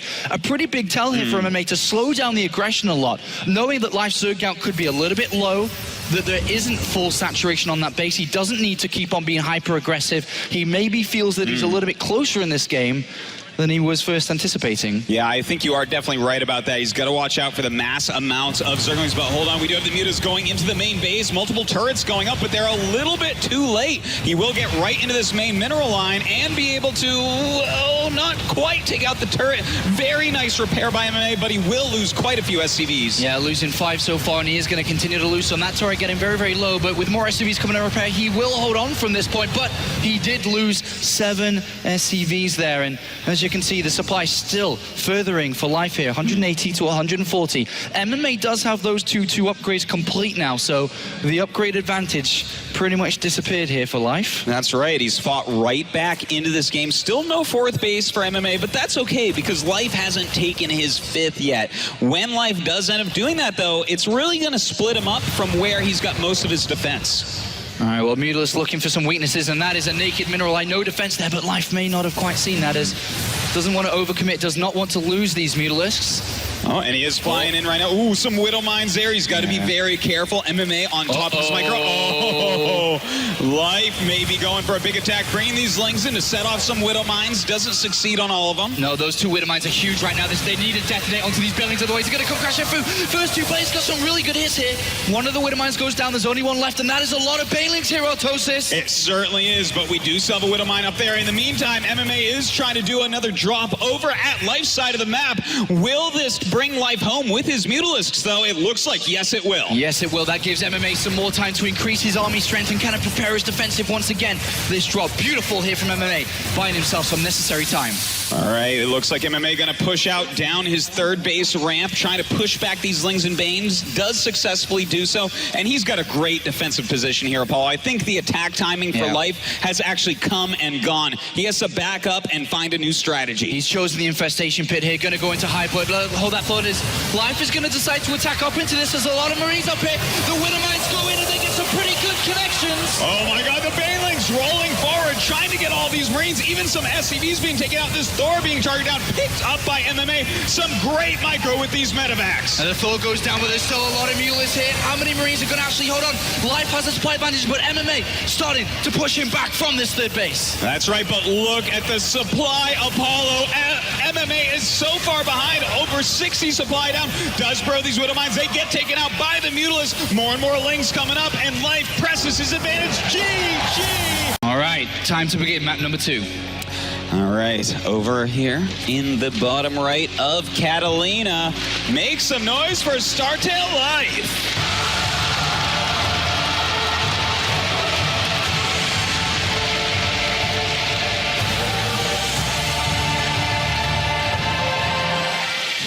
And his opponent over on the left-hand side of the map, the Terran player from Team Acer, it's MMA!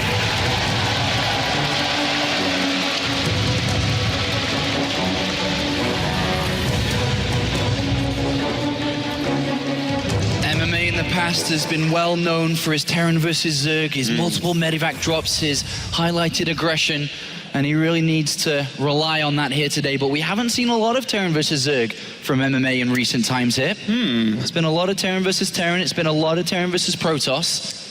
Well, that is kind of something we've seen quite a bit of this year. You know, Terrans have really made a big resurgence, MMA being at the forefront of that at this point.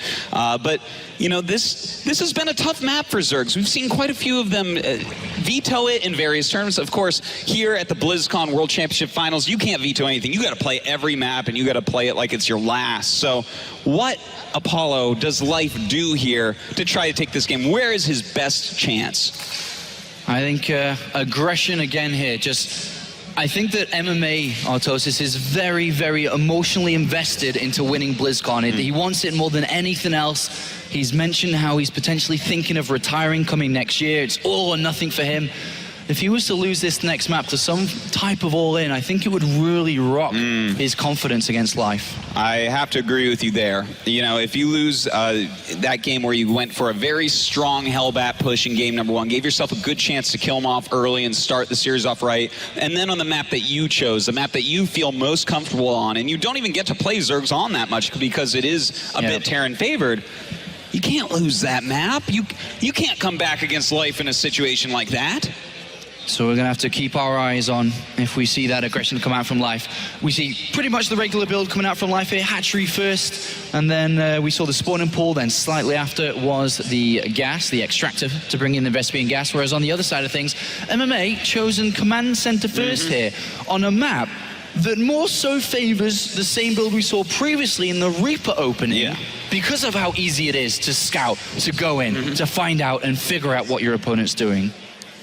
Why do you think that is? Well, Apollo, I have to say, I think that these two, like, these are very seasoned tournament veterans, okay? These guys travel all around the world. They both won countless titles. They both just play at the absolute maximum level of this game. And I think that this finals here at BlizzCon is a battle of wills. This is a bunch of mind games. They want to trick and out-trick each other and get that mental advantage, knowing how much pressure there is in front of the biggest audience we've seen in StarCraft II to date.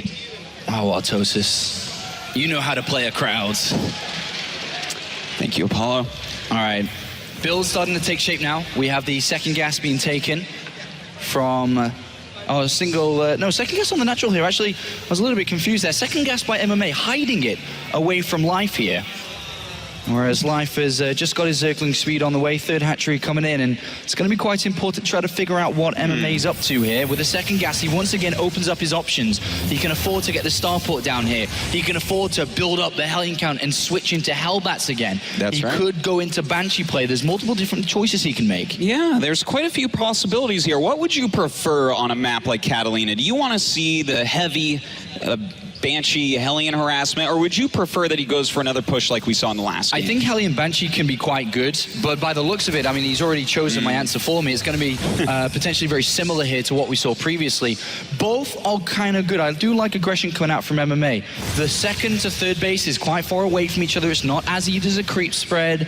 There's chances to either use the Banshees in the main base because of the airspace. There are chances here from MMA to get damage done for sure. Well, we do have a medevac on the way. A couple Widow Mines being produced right now. Something we definitely have seen on this map in the past, can be used very effectively to pressure and sometimes even in medevac drops. Yeah, and that's what we're going to see here. But Life is trying to figure out what's going on. He's got a Overlord moving in, but he switches back. He sees the Tech Lab and Stim being researched. And then he's going to see the factory moving over. The Widow Mines just down that round. Ooh, he needs to hide those Widow Mines. You don't want to show those Widow Mines. No. Okay. I think he may have just missed it, but he saw the starport. And is going to start to wonder what's going on. He's added on a Bailey Nest very early and started Zergling production. Life smells what MMA is up to. Well, MMA bringing over this medevac right now with a couple of Widow Mines. No detection right now for Life, so that could turn into being a big deal. Yeah, he cannot let these land. Absolutely cannot let these land. A lot of Zerglings being produced right now. He doesn't have any extra creep spread in his main base. The Hellion's going to try to maybe draw attention, but the medevac not being able to get anything off so far. This is a lot of Zerglings that Life is building here. It's almost more than you need to defend, Artosis. Yeah, I would agree with that, Apollo. We may be seeing a Baneling bust coming out of Life here. I think that's what we are going to see here. The type of attack that MMA went for didn't do anything. He's invested resources into it. MMA knows. He's going for a siege tank, Apollo. That is exactly the unit you want to be able to stop a Baneling bust. Putting that on your high ground, it can splash and kill so many Banelings that the Zerg just won't be able to break you. All right, well, let's find out. Is this going to work or not? So many Zerglings have been made. He's 68 already. The tank, though, on a map like this, on a map that has a small choke area just underneath the second base, the second expansion for MMA. It's going to be very difficult to make work here. The medevac trying to still plant the Widow Mines, but here comes the flood. At least it's nice that he doesn't have the Widow Mines at home. Those help out a lot as well. Ooh, the siege tank going on the low ground. The siege tank moving out. This could be bad. This is huge for Life. Life knows, and now he's going to try and get a full surround. This is so big for Life. This is huge. Life surrounding the army. The Banelings coming in, going up the ramp. Another siege tank is out, but he busts through that wall, and there are no units to protect this siege tank. He's keeping the Baileys next to the siege tank, and MMA has walked into this attack. He had no idea what was happening, and he's in so much trouble right now. His complete base is exposed. Widow Mines come to help, but the flood is here.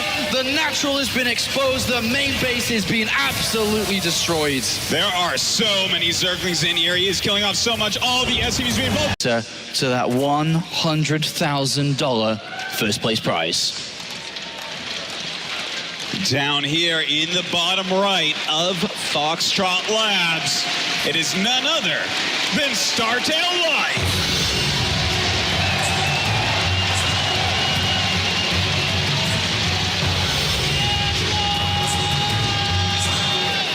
And his opponent in the top left, our Terran player yet to put a victory on the board. Make some noise for Acer MMA.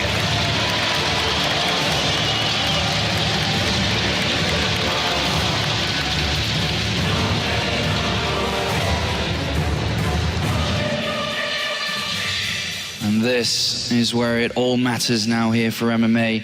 And as much as the pressure's on him, Artosis, Life already deciding to take the game into his own hands here. He's moving out with a drone very, very early. And from what we saw against Tasia, I think we might have an insight into what we're going to see. Do you think that this is going to be a proxy hatch, or maybe is he trying to just scout and see what's going on? Artosis, I think it's going to be a proxy hatchery. Oh my God, that would just be awesome. I would love to see it. Is Drone, though, kind of sitting at home? Oh. Well, I mean, that's closer to MMA than the hatchery is base, so in some manner of speaking, you're right.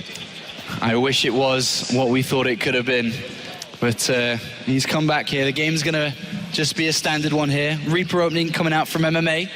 And he's going to be trying to figure out, of course, what Life's up to what are some of the key components here for MMA to really think about playing in these positions on this map? Well, you know, you do have that wide open choke point at your natural base, so it can be hard to actually wall that off quickly against quick speedling attacks or anything like that. Of course, where do you take your third base is one of the biggest questions here. Do you kill the rocks and go down? Just like right there that our wonderful observer is showing us here. I believe it is Funka. And do you take maybe the gold base, which is to the left there, which is, you know, the gold base, though, is a little bit crazy. You can see it is so easy to attack it from all angles, from high ground, behind the minerals. It's a hard one to take, but again, that's why I feel like this is a life map. That's the type of base you can take as a Zerg and stay on the aggressive side of things and, you know, get an advantage. Yeah, and just remember the way that the map order was selected is Life chose map 1, won it, and then he won his opponent's map and then got to choose the third map, which we're in currently. And Life wanted to play Foxtrot, as you said, plays to his strengths. Well, right now we do have a Reaper coming in. Of course, Reaper's quite good on this map, going to be able to scout what's going on as well as have a bunch of jump-in points, so can be quite annoying to deal with these. I don't expect it's going to do a lot of damage, though. No, it shouldn't get too much done here. There is a drone that's very low on health on this natural, and it is going to be hunted down, but these two Zerglings here for protection as they chase around the gas here, taking a lot of damage themselves, though, and MMA very close to getting a kill here. Ooh, gets a Zergling, but it looks like that's it for now. Very, very close. Great micro by both sides. He comes in and tries to poke in, but will have to return out here. Single gas by MMA. At this point, he usually is looking to take a second one. And he's moving Marines into position again to deny scouting. And there is the second gas coming in. So MMA not really playing to the more standard of openings here, which we see the single gas and third command center just a safer, well, not really safer, but more economy opening focused. Yeah, you know what? I gotta say, even though this isn't quite as standard, and even though MMA has lost both previous games, I like what he's doing, Apollo. Opening up with a Reaper into a little bit more tech. I feel like that's something that's good against Life. You know, a lot of times Life goes low eco or goes for something that's so greedy that you can punish it with a build like this. But so far, MMA just hasn't been able to put anything together. Well, MMA is going to try the same build that he used in the previous game here. He's got 2 Widow Mines on way. Of course, the Starport and the Medivac's going to follow. And we'll see what success he can get, because he didn't really get anything from this previous game. And then, of course, he walked into that attack from Life. And the Overlord trying to figure out what's going on. 2 extra Marines come in. And he's going to scout the Starport again here. Oh, a very good scout, especially considering he hadn't seen those gases. Really tells him a whole lot. And 4 additional Zerglings do get made. His response to the Starport previously is still to get that Baneling nest quite early, just in case we are to see Hellbats. Only a couple of extra drones, but mostly Zerglings here. And here comes the drop. All right, this time, you know, he does have a little bit more in that medevac with those 4 Marines as well. Yeah. Just a slight variation on what we saw in that last game. In the meantime, Life is pushing his creep, destroying these rocks so he can defend that third base as well. But he's really got to be careful here about this drop. Once again, the Widow Mines are quite a threat because there's no detection for Zerg yet. And right now, we've got MMA, who's pulling the attention of Life towards the second and third base with his Hellions and Reaper. And then he's planning to drop inside the main base here. The medevac all natural. Here it comes. He's going to boost in. He's going to drop the Widow Mines. Oh, one Widow Mine gets down, and it does, in fact, bro. The Queen goes up. Looks like she'll take the shot. The other Widow Mine, oh, he's not dropping. Kind of a delay here by MMA, but he does drop out that Widow Mine, and 4 drones killed. A very nice shot. Very good there. And then the Queen inside the main base as well. These 4 Marines doing the work. And even more drones can go down here. So an excellent, successful drop here from MMA. Certainly it is. The Speedlings coming in with the Queens will, in fact, clean this up. But he had to make spores. He had to, ooh, that's really close. It's really close to going up. Ooh. Oh, that was a bit nerve-wracking, Apollo. Too close for comfort there. But damage dealt there by MMA. That's a good start for him. Of course, if that had gone wrong, this series is getting worse and worse and worse. But good start. He's got his upgrades on the way. Noticeably, no third command center, if I'm not mistaken, from what I can tell on the minimap here. It's pure barracks. It's pure production. It's a single engineer mate. And he is just ramping up his unit production very, very early on in this game. It looks like he wants to go for a massive attack here, Apollo. This could be a scary one for Life to try to hold on against. But you know what? Life is getting 1-1. Those should finish up right around the time that MMA is really pressuring. So at least his upgrades are going well, and his production should also. I feel like this type of attack is very easy to deal with if you're Life, if you know what's going on. But he's got no indication. He's got no overlords close to MMA. He's got no way to scout this out. The only way he's going to do it is if he builds an Overseer or sneaks his Zergling in. The layer's not close. The pressure is continuing.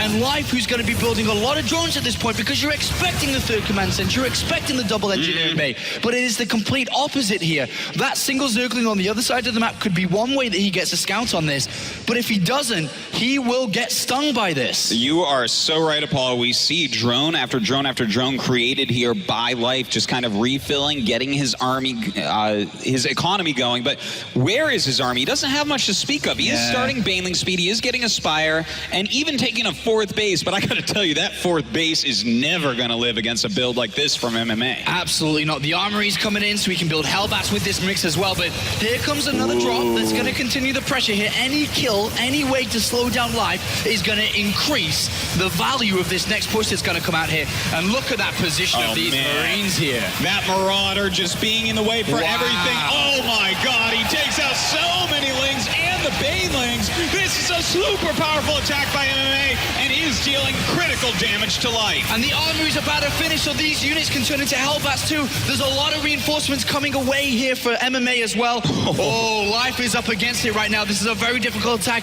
Banelings are being moved. Baneling speed must be very close to finishing as well. But he's lost 13 drones in this. He's lost a lot of units as well.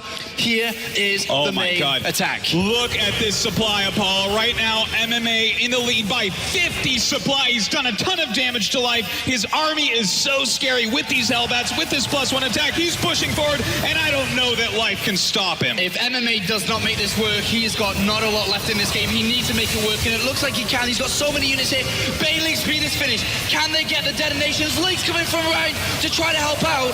A beautiful flank there by Life, but will it be enough? Still Hellbats left. A beautiful micro here by MMA, picking up those Hellbats, redriving them. Lings coming up, but MMA just has too much. He has way too much, and he's going to take out the Baneling net, and that is the only way to deal with Marines at this point. Mules are coming out, but they're not going to be too helpful here. Marines here without combat shields are still going to do the work. Choices to defend. Well, here we are on map 4. In the top right, leading 2-1. Our Zerg player makes some noise for Startail Life.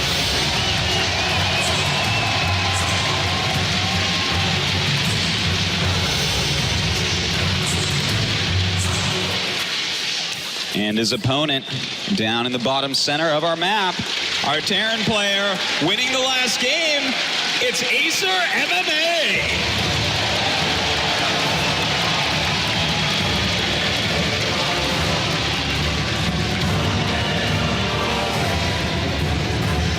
And of course, the further we go into this series, the more intense it gets for both players here. MMA winning this one will equalize the series after losing the first 2 games, and Life, of course, winning puts him just 1 map away from being the 2014 world champion. What strategies are we going to see? Because we haven't seen anything too crazy yet in this series. We haven't seen any double barracks play from MMA, which he has been known to do. We haven't seen anything too wild from Life in terms of the early game either. Yeah, that is true, Apollo. I want to venture a guess and say I think it might be time for like a Roach Baneling all-in here. I think it's a good map for it. You know, you're close enough that you can get across the map quite quickly, and the ramp leading up to the natural, it's pretty big. Yeah, I completely agree with you. I think that is a very powerful strategy to use on this map. And as much as Life could be thinking about using that, I think MMA is also thinking that is a very, good possibility to see this come through here. So definitely both players going to be thinking about these possible options here. As MMA can take 2 gases very early on and could play a Hellion Banshee opening, which is quite good against that, but he is just taking a single gas, which would push him away from that. But look at this. On a map that is known for its type of aggression, it's known for its even 2 barracks play. We see 3 hatcheries, then the extractor, then the spawning pool coming out from Life.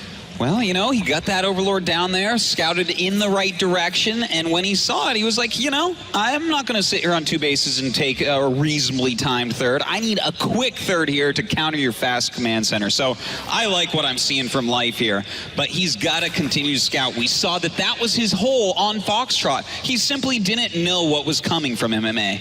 Well, the benefits here from Life is he won't reap the benefits of the economy straight away here from 3 hatcheries, but what he will get is the much, much faster lava injects across 3 hatcheries, which gives him a lot of different ways to play with this. He can use that for a lot of drones, and then further his economy, he could use that for a lot of units to be aggressive with. So a good advantage that he'll take with these 3 hatcheries, just seeing where he'll want to put that advantage. Yeah, it looks like MMA is scouting right now, trying to figure out what's going on. I think he already has a pretty good idea of what's happening. Going to that natural, not seeing a queen, kind of points towards the fact that this could definitely be a quick 3 hatch. So it looks like he will back up with that SCV for now and just continue on his tech route with this second gas. Yeah, second gas coming in now. So once again, MMA going to open up his options. He's decided not to play for 3 command center builds in this game. It's always about getting that starport nice and early and trying to deal damage and then kind of taking it from there, whether he's successful or not. So we should be seeing that starport come in, and he does have multiple options again to choose from, whether it be the Widowmine play, if he wants to try to go for a Banshee opening, maybe a Hellbat usage as well. So a good couple of choices. Well, he does throw down, I think it is going to be Hellion Banshee. We see this time he is going for the starport once again, but watching this barracks fly over next to the starport points towards Banshee play, where you can make the tech lab and then switch the add-ons. And if we were to see aggression come out from Life, the Hellion Banshee's pretty good, obviously. Yeah. The Banshee can deal a lot of damage against these aggressive units, but scouting is still very important from both sides here. Life has an Overlord coming in to try to figure out what's going on. Likewise, MMA, with his first couple of Hellions, needs to feel out the game here a little bit more. See where the money's being spent, where that lava is going to be spent.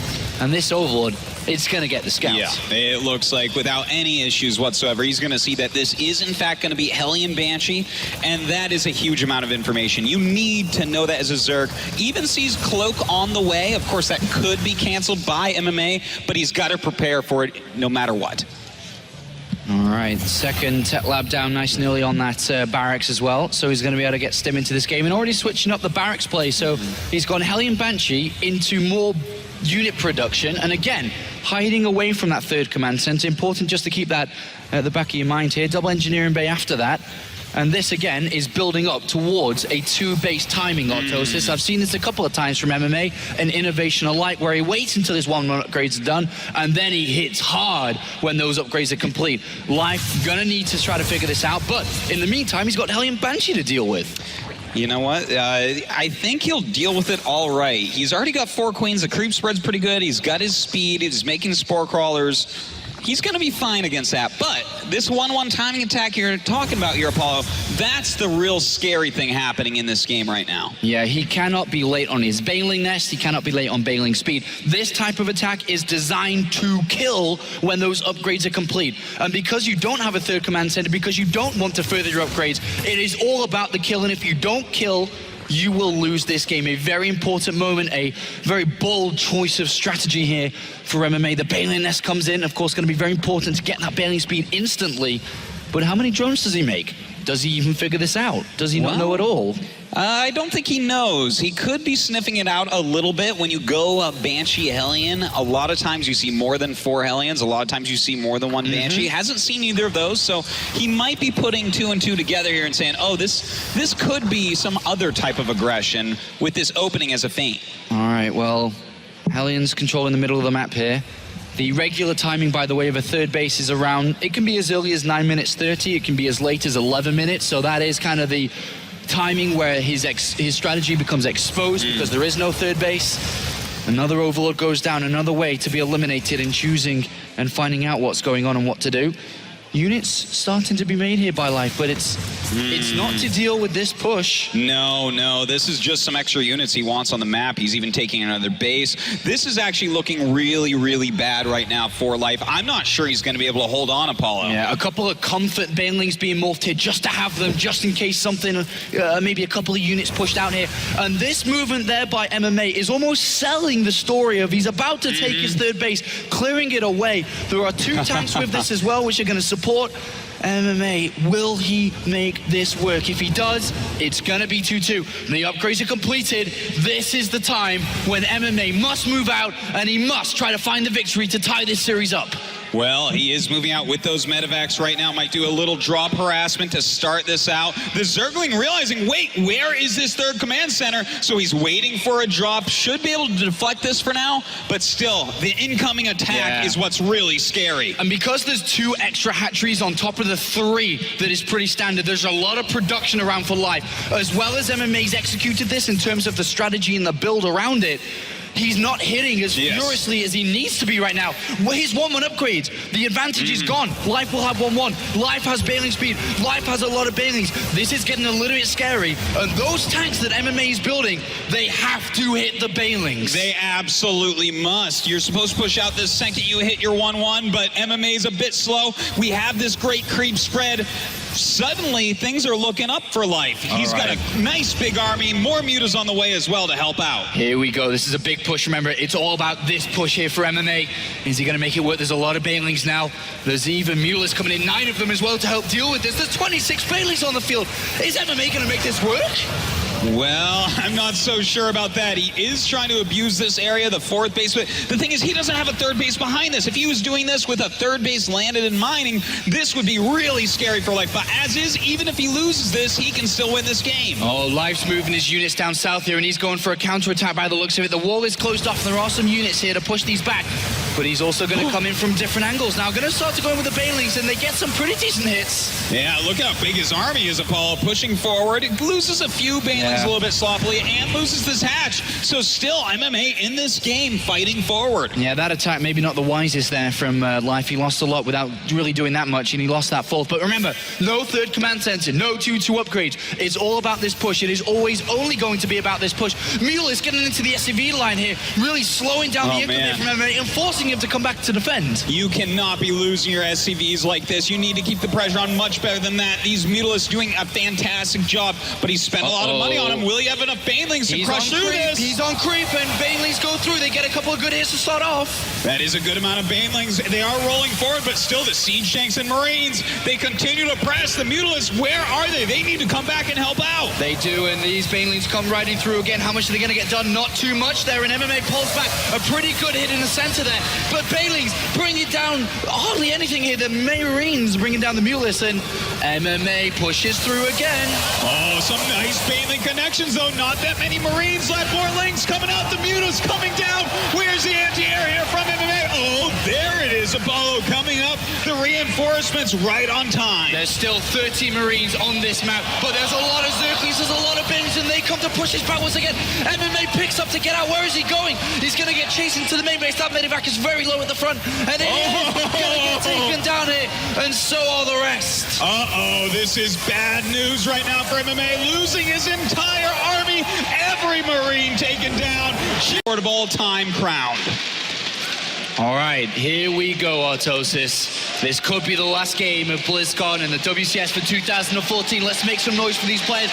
Up here to the top right, as the blue Zerg player play for StarTale, it's live!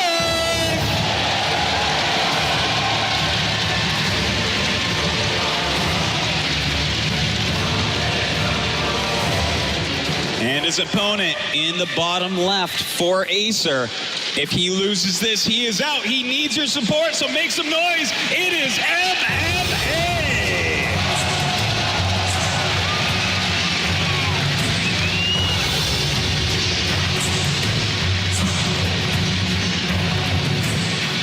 A year's worth of playing within the WCS system has come very close to its end here. MMA started off in Season 1 with a 2nd place to MC in Europe.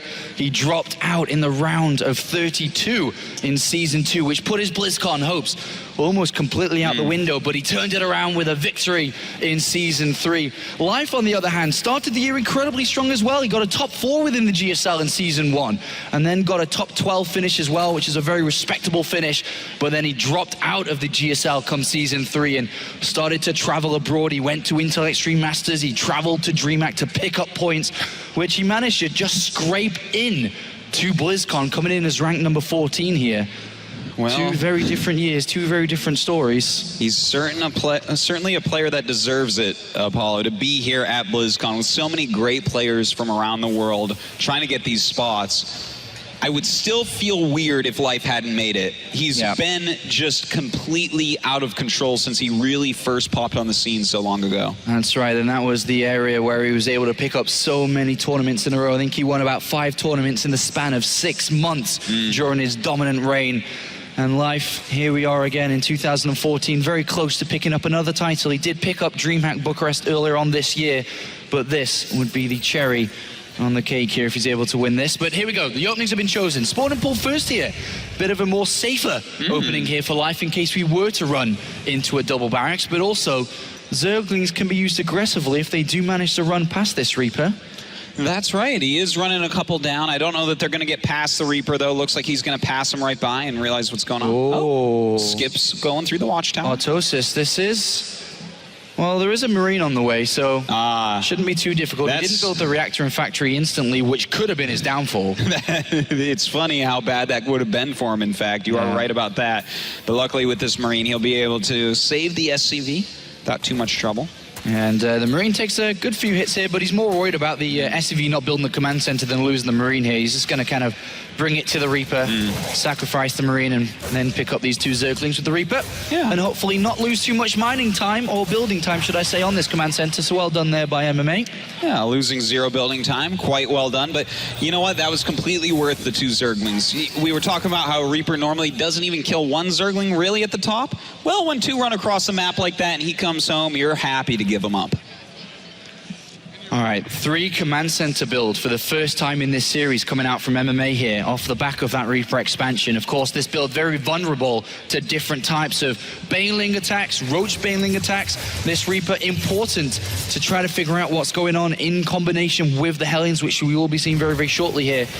But that couple of Zerglings, Artosis, did they see this 3rd command center? I believe so, yeah. They did, in fact, see it. So maybe a little bit sloppy from MMA, putting it so close, but he didn't. He wants to be able to float it when he wants. But still, this is... I like that MMA is doing what you suggested, Apollo. He's going back into more of a macro-centric play. He actually wants to play his longer game. But does Live capitalize on this now? This is an opportunity to do so. There's the baneling nest. There's the extractor coming in. He's scouted it. He's going to try to punish it.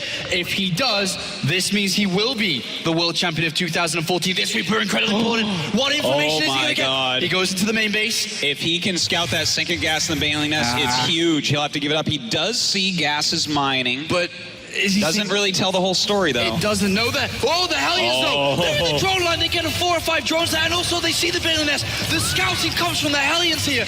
Oh, a massive scout here from MMA. But scouting and knowing is half the battle. He's got to get his defense ready. He's got to prepare back at home. Well, I don't think it'll be too hard for him to do that, Apollo. That was great scouting, being able to see what's going on. Will Life still do it? It looks like he may, in fact. He's making 22 Zerglings. He may just go all in. Does MMA know exactly what he's playing against? He saw the baneling nest, but he's added on double engineering bay. There are no bunkers coming in. He's seen the structure there. Oh no. He knows he's been scouted. He knows he's been exposed from the 3rd command center, but he's not preparing his defenses. Maybe he's not exactly sure what this is. MMA absolutely must start bunkers right now, or Life has a great chance of breaking through and winning the World Championships. 22 more lings on the way. Oh, he's not pulling any punches here. Here comes a bunker, but a little bit too late here. There's only 1, and that is not going to be enough. There's no really late production. He's playing so greedy. The Hellions, they see 1 circle, but they don't see the rest. He really doesn't know what's going on. That is so many banelings to be morphing, Apollo. The Hellions miss it again, and Life is moments away here from being the champion. If this works, he's going to cast a flood. Oh, he sees the Zerglings here, but the banelings, MMA now knows what's going on. But does he have the defense ready? He's got hardly any units. Apollo, here he comes. That's a lot of banelings, and it looks like he's going to be able to crash this one matter of seconds. The Hellions coming from behind, trying to surround these Marines. The banelings going up to this ramp, but there's so little defense from MMA. The SCVs are running away, but there's Baneling's chasing them here. He's going to try and break through into the main base. There's a good detonation to the north here. Life is bringing it to MMA right now. He's going to push through here. And once the rest of these Zerglings come through, can MMA make the hole? This is an incredibly tense moment right now. 3. Baneling's about to morph. Those 3 Banelings could be huge. They go up on 1 SCV, so that's not so good yet. But look at this. There's nothing all here. MMA's SCVs going down. He's about to lose. GG. And Live is your world champion of StarCraft II. Hot 6. Up in the top, right of the map. KT Roaster Zest. I'm actually drinking a hot 6 right now. You are. I didn't get one, actually. I should have got one. You guys might hear me open a can every now and then. It means I'm drinking a hot 6. All right, over here to the bottom left, a red player. SK Telecom T1 Party. But yeah, I'm a hot 6 drinker. Yeah, as am I. Yesterday, I think we had like 3 cans of hot 6, actually. Yeah, that was a lot. SK Telecom fans. Yeah. Fans holding the papers that can be turned into fans. Yes.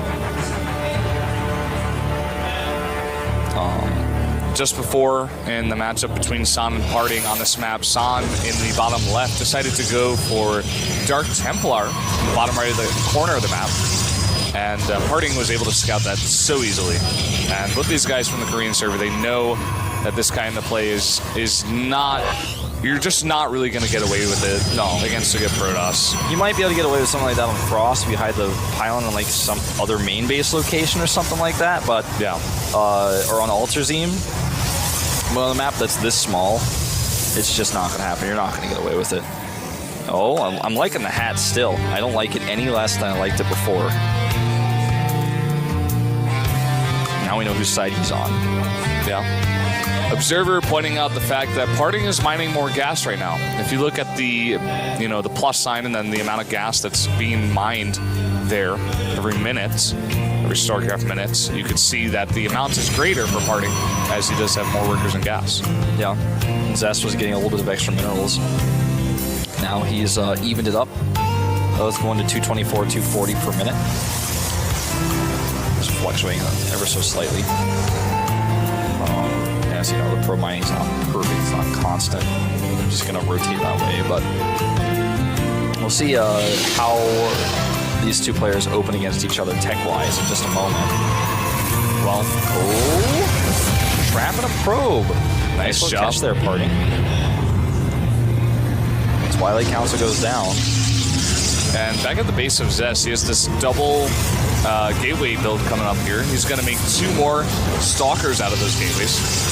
Or no? Decides to put down the Twilight Council first. The thing is, he's got those extra minerals from only mining for 2 gases.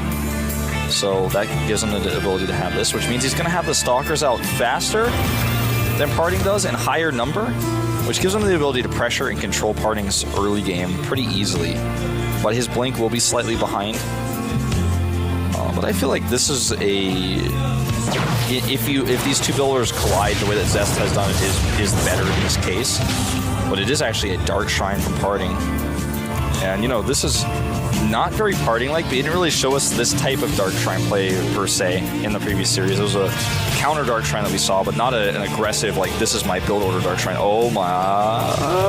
The Micro right now. He actually could still get it. I think he will. Oh, my God. 4 hit points left. And he gets away. And now he could actually kill this Stalker.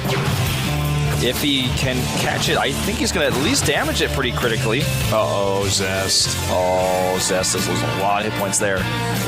And with Blink... turns around the corner and takes an extra hit. This is that safety robo I was talking about, where you just have it just in case you need it. Kind of like the life vest under your seat on an airplane. It's just there, just in case. And, I mean, granted, the robo's pretty late. He might still be able to get damage done here, especially if he makes an Immortal first or something, or rallies the Observer across the map. Let's see how much he gets done here. 1 DT first. Blink at about 2/3 done here for Zest. That's really unfortunate for Zest. He just took so much damage early on despite having the faster gates. Yeah, he kind of lost his advantage in that. Just being a little bit too out on the map and not paying as much attention to the map as his buddy over there partying. He knows, traps the DT inside, and the Observer will come out here, and goodbye DT. Not even going to get that Sentry. Great control here. And they are both just putting down their forges and saying, all right, it's time for late game PvP. This is what happens in PvP. We have a bunch of shenanigans in the beginning, both players putting down various techs, and then we transition. And it's going to be a while here before they get across the map and start to attack each other. Usually, you know, some players might get an advantage in upgrades for one reason or another and get the Chrono Boost out and get a +2. We saw Parting do something like that similarly to San. But both players getting their forges at very similar timings here. So there's not really going to be a timing in that. We're going to have to see mainly what kind of compositions these guys go for. They both have a Robo. And so far, Parting has made his first Immortal first. So he's going to have that as a small advantage. Yeah, 2 Observers out for Zest, which means he's going to have a little bit more vision on the map. Tech-wise, there are Dark Templar for Parting, which could be used later on in a drop. It's some sort of late-game harassment. And also the Blink research for Zest is something that we need to mention as well. Probably not going to be too significant, but he does have that chase factor with those 4 Stalkers that he has right now. Probably won't be making any more Stalkers for a very long time, but say he sees this Observer, for example. If his Stalkers were there, a Blink would have actually been useful, or if a Warp Prism comes into the base later on, might be able to snipe that. It's not like he's going to be able to get some big harassment done. It looks like he's going to try for a little bit here. This is cute. It is cute. That's a good way to describe it. He's actually going to deny that scout, so that's what he decides to do instead. And with that, he'll get his own scout, so nicely done here by Zest, not committing too much to the attack he had in mind. Second scout goes out for Parting. He's going to see anyways what's happening, which is, at this point, both players going into basically the same comp. Or,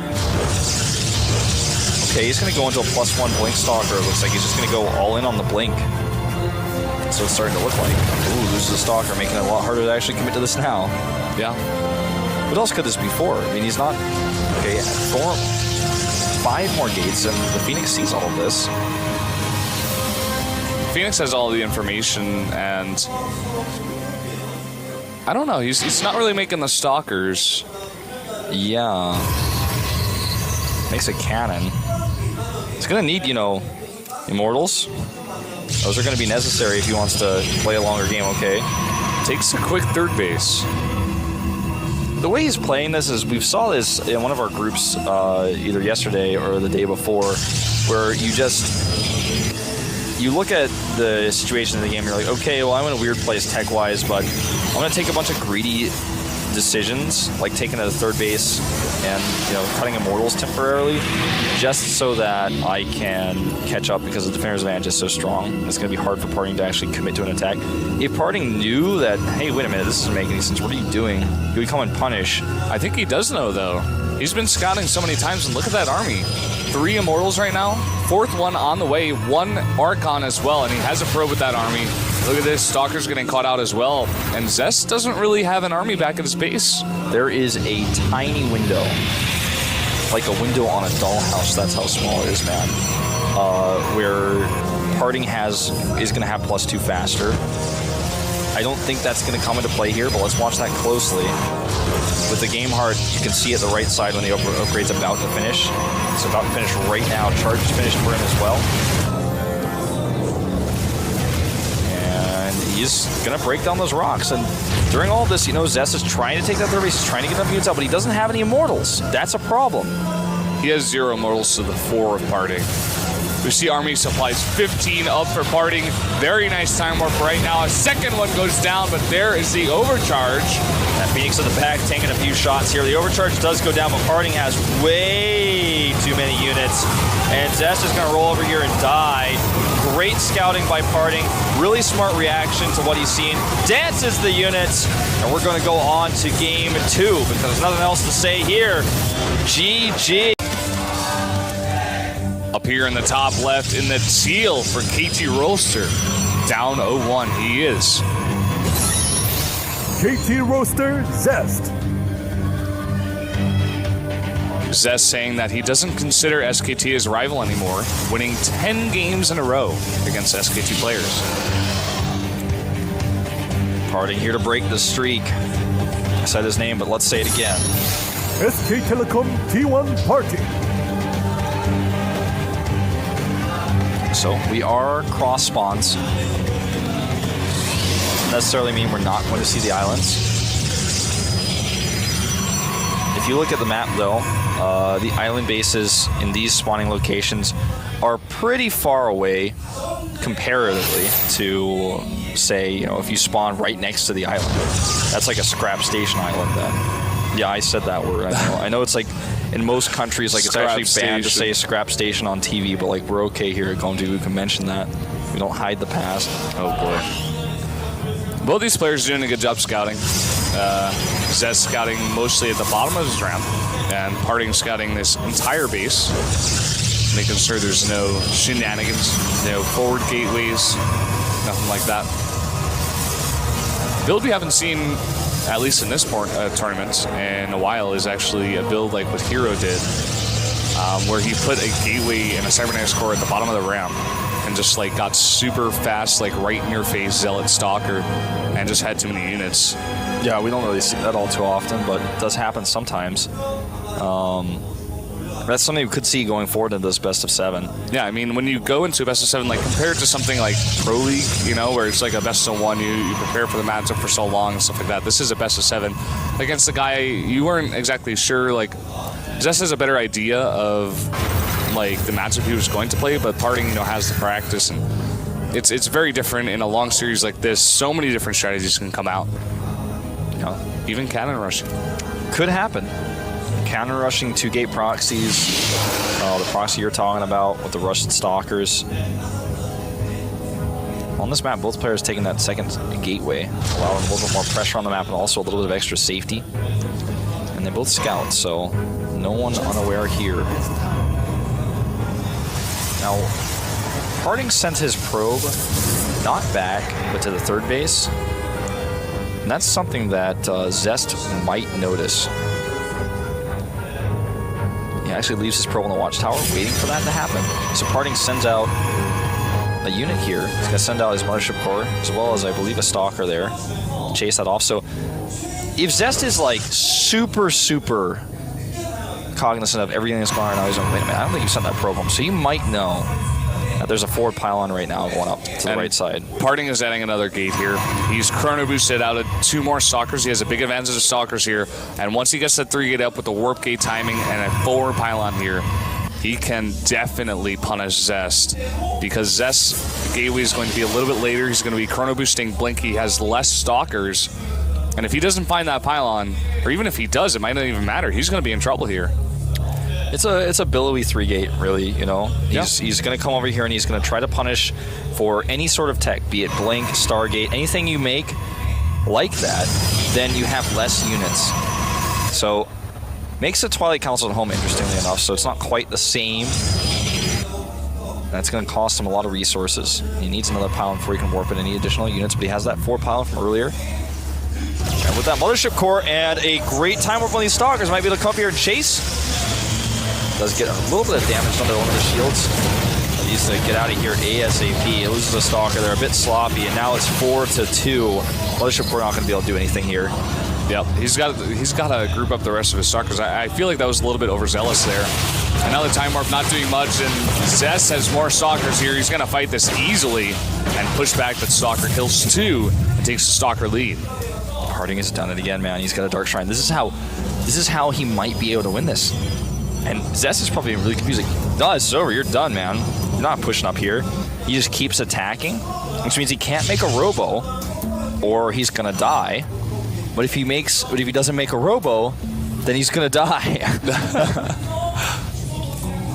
It's actually so true. Like, really smart. He's putting on so much pressure here. Well, actually, now Zest is going to try to come down the bottom of the ramp and see that there's only a pylon. So maybe he throws down the Robo now. There it is. Zest knows, man. He knows Parting as well. He saw this happen. against San as well. He's supply blocked, actually, right now, partying that is. He will be able to get that pylon done, though, before he can start the DTs. And he needs to actually, I would say, kill several probes here. The thing is, he can use DTs defensively against this. Even one DT at home is going to be fine against this. The Observer's going to take way too long to come across the map. He needs to make 2 Observers, so keep that in mind too. There's also not a very forward pylon on the map right now for Zest. 2 DTs going to the main base. He's and the Robo isn't done. He could actually try to target that down. I think he might do that. Let's see. Stalkers blink in here. He's going to need some of those defensive DTs back at home. Mothership Core now is enough for the overcharge. There's the overcharge, but still so much damage getting done.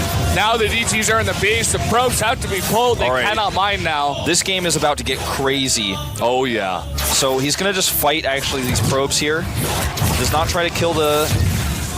Not try to kill that robotics. The DTs actually do not want to fight the Zealots if they can help it. That was a bit weird. Into a good spot there. They want to just try to run around and kill some more probes. These Stalkers are going to have to leave. And it's still a massive lead in Stalkers right now for Zest, and he has Blink.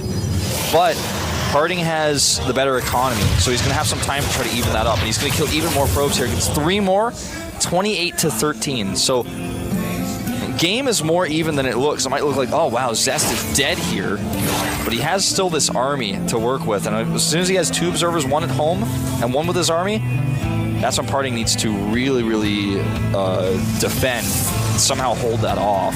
Yeah, that's going to be crunch time. That's going to be the big question of where exactly this game goes and which direction, who gets the advantage. Zest definitely has to make something happen here, though. Spending all of his money on reprobing. Parting sees the Stalkers coming in with his ground observer. That does damage. Alright, so he's fighting here. Way more Stalkers. Kiting against the DTs. And blinks away. Every Stalker counts for both players right now. Love this. Love this. Forcing an overcharge. He's hoping to force units at home. But anything he can do here with those Zealots is going to be good for him. Great micro here. And he's got that Observer. That Archon at the front doing some AoE. This is so intense. All right, another Stalker comes up to join. He's got double the Stalker, plus he has Blink. And Parting's already used his overcharge. He has to pull probes. And Zest is finally just fighting and killing probes here. Starting to blink those Stalkers down the ramp. Nice targeting out of Harding right now. Gets a couple of them down at the bottom. Almost gets a 3rd one there. Very nice targeting out of Harding. Might actually just have enough to blink forward now, though. Let's see, he's blinking again away from that Archon. Now he's got an overwhelming number, 9-5. This is not a day job. This is Zest coming in here, killing the last of the Stalkers. And he's actually taken a probe lead. GG. We're going 1-1 here. Nice layering there. Up here in the top left, in the teal for KT Roaster, he is. KT Roaster, Zest. His eyes burn with the fire of crushed nerds. I thought you were going to say 1,000 Suns. To the bottom right in red. SK Telecom T1 Party. I'm like, now that I think about it, I'm like, that doesn't make any sense. The fire of 1,000 crushed nerds. Yeah, I don't know. Doesn't make any sense, actually. His eyes are fiery, though, as is his hair. So were Mars yesterday. There's a lot of eye drops. His eyes were watery, man. That's the water element there. Now, let's see. This map, obviously, we've seen it a lot in Pro League. Just recently got adopted into the WCS pool. And it's a map with basic features. The most unique part about the map is it's natural, which faces the main base. So it's a little bit different. Some of the other bases, and you have rocks there, so there's 2 attacking locations. Not usually important at all, or even a little bit. Not even slightly, Protoss versus Protoss, but could come into play in super late game, harassment-oriented situations. So more gas mining here for Zest this time. Harding is actually going to be cutting down a little bit, getting some extra mineral mining. So you can see it at the top right just how much this affects things. Yeah. Harding just going for 2 in each gas. That's something you guys can do in the ladder as well, but it's kind of a little bit more technical. It's when you specifically want a little bit more minerals out here in a very short window of time. So if you don't really know what you're doing with it, don't just do it just to be like a pro player, because it's very specific to what they're trying to go for in the game. Just know that if you do it, you will have more minerals and less gas. The basic principle of it. About, just a little bit more efficient for mineral mining, because you still get you still get the majority of your efficiency on your gas. So you get about 80% or so. So if you want an extra gateway, doing that will give you some more extra minerals and get you that gateway. So Probe comes in here, checking things out. Sees the extra gateway and knows that parting would have gone for the less gas earlier on. Zest, on the other hand, chrono boosting out a sentry. So he's going to be sealing Parting's build here, get that early sentry, get the hallucination on, and get the scouting after the tech would likely go down. Dark Shrine is what we've been seeing a lot of today. A little bit more technical, the way they've been playing it, though, than just a blind DTs. Kind of like what we saw from San, actually. He's the one who went for blind DTs, and all saw how that worked. Or didn't work, I guess. Parting saw everything. There was no hidden units. No. That was like the deadest DT of all time we saw. Nexus goes down, so I think we might see a Dark Shrine here for Sue. Or not Sue, excuse me, Zest. Might see a Dark Shrine for Sue. Sue suddenly switches to Protoss and joins us here in the Grand Finals. Well, we might see Sue put like a Dark Shrine figurine on his desk. Yeah. But what we're not going to put down. He's going to put it down. What we're going to see in this game is Blink. Yeah. Blink's on the way. Parting with that extra gateway, he's chrono boosted out the 2 extra stalkers, so he's going to have the advantage for now. Chrono boost out his own Blink as well. Well, this Mothership core is going to have to recall, but he sees the Blink research. He doesn't see it in such sexy fashion as the game heart shows us, though, as observers. And there it is, actually. Yeah, wow. He's going to place the Dark Shrine here, and he's going to pressure his way into trying to get DTs to do something, but Parting is... Did he just cancel his rope, or did it finish? He canceled it, I believe. He's like, wait, I don't need this. Uh-oh. He might actually need that.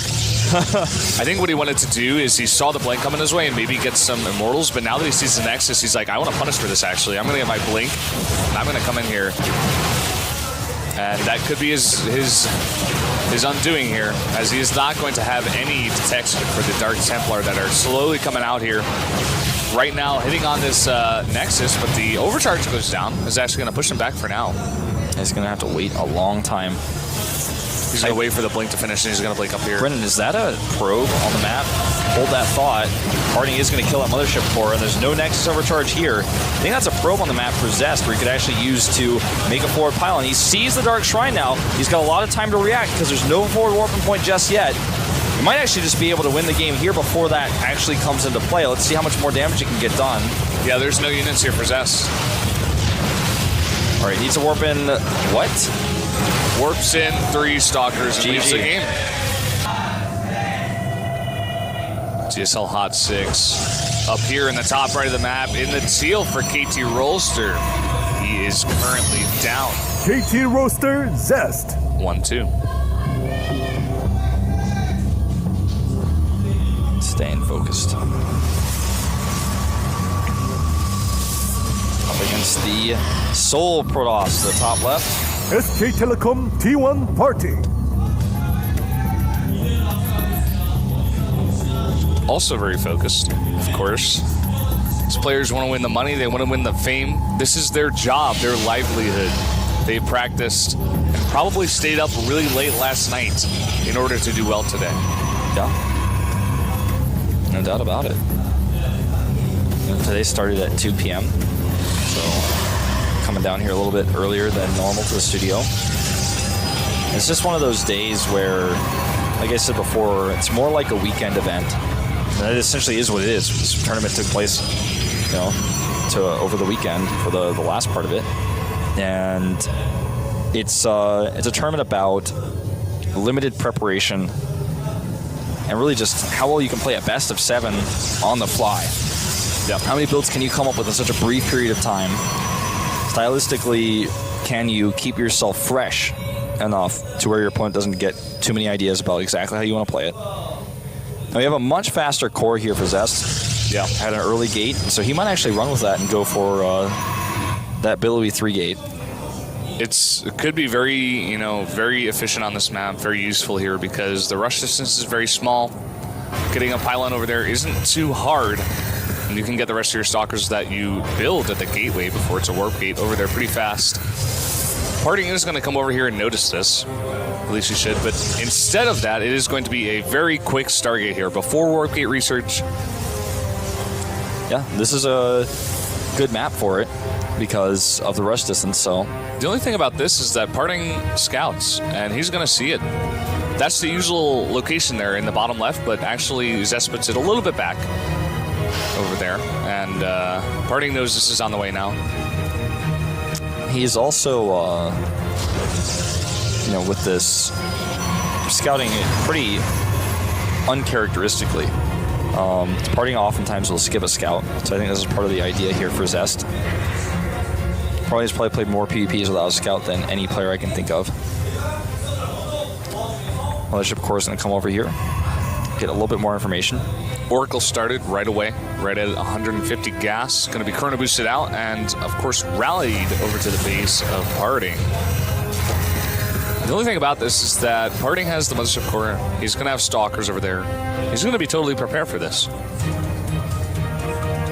Yeah, he will. The question is, does this Oracle give him enough control to take a natural, though, and then transition out? Because that's the idea here. Yeah, adding 2 more gates at home. And a Twilight Council. Very interesting, as I scratch my chin. Well, this will kill a few probes. Nice micro so far. Gets 2 and stays alive.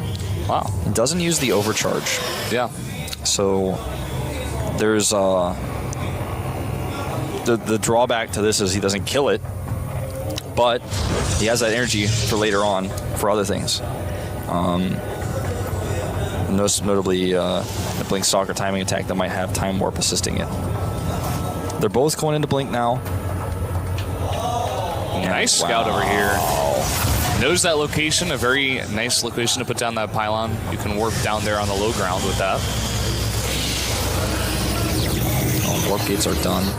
And with that Oracle, he actually got a scout on the base of Parting as well. So he knows this is coming. He has to prepare for this now. He's just going to do it with his own defensive blink and a bunch of stalkers, but he's going to have less stalkers right now. He's down 4 to 6. Loses a probe. Well, that Oracle actually comes in here and he keeps the energy so that when he doesn't have the stalkers at home, he can do this. Oracle's still out there though. And we'll come back later. 50 energy. Ooh, sentries coming over here. Looks like he may want to try to contain. The problem is his opponent's also going to have blinks pretty soon. Yeah, Parting doesn't know about the blink. That's very important. Yeah. Starts a Nexus here. Just going to get that base up faster. He has less stalkers right now, though, because of those sentries. He needs to be very careful. Doesn't even really want to poke. And this is that 50 energy Oracle I was talking about. Let's see what he gets done. Parting getting up the Nexus now. He's just backing off here. I would have liked to see him keep the map control, but he's bringing his entire army all the way back. Well, I think he realizes like something's not right here. You know, yeah. I'm not going to stick around. I might actually just end up losing my stalkers. I'm going to take a Nexus, which is going to be hard for him to assail with any sort of unit composition because he has that Stargate, right? So that's those minerals and gas are missing the Stargate and the Oracle for making units. You know, there's only so much you can mine on one base. This is what we were talking about earlier, where Parting was like, no, I don't need this robo. Because if by some weird chance you have a Dark Shrine, there's just not enough money on one base to actually have everything. There's just not. Even if you have perfect saturation, there's just not enough money on that base. So at this point, he's like, something's not right here. I'm going to move back. I'm going to have the defender's advantage at home. Your opponent will be able to counterattack me and kill me on my Nexus, and he's able to contain you and pressure you a little bit. Energy on these sentries will give him Guardian Shield, Force Fields for the defense, and also then later use them to scout further what it is exactly that Zest is doing, what sort of composition he's building. That Very tag, nice. a lot of info. Yeah, there's a lot of info there. Charge on the way here for Zest. Gonna go into that Zealot Archon style, most likely. I don't think he has the Robo yet. No Robo yet, and that means no Immortals for now. I wonder if what Zest is going to try to do here is poke a little bit while he starts getting a charge on the +1. Then maybe with some sort of soft contain, try to take the gold base. No, he's going to double expand here. Okay, double expanding a Protoss versus a Protoss. A world first. Like we're watching right now. And now, if Parting has any inkling that this is even possible, he's going to send the Phoenix down here, but actually it gets denied by Zest. If Parting scouts that base, it'd be the most unlike Parting thing that we've ever seen Parting do. There's no reason to believe ever that anybody would be crazy enough to take a fast third base in Protoss versus Protoss, especially on a map like this where it's not so far away. And I mean, the thing is, if it's going to be a fast third, you're probably thinking, you're going to try to take a gold base because I'm ahead of you in income, and you're going to take that risk. But no, there's no way he's going to scout that. Yeah. I wonder if part of the reason he put that down so early is because he knew that Parting wouldn't scout it. He's just saying, like, okay, I can take this risk. I got to get ahead in this way. And Parting isn't ever going to believe that I'm going to have a base there. What is interesting, though, that our observer just pointed out, is he scouted that there were no gases at the natural. At that time when the Phoenix came in, that's not too weird. But when he comes in here again, he sees that, that's when he's going to be like, wait a minute. Okay, so he comes over here.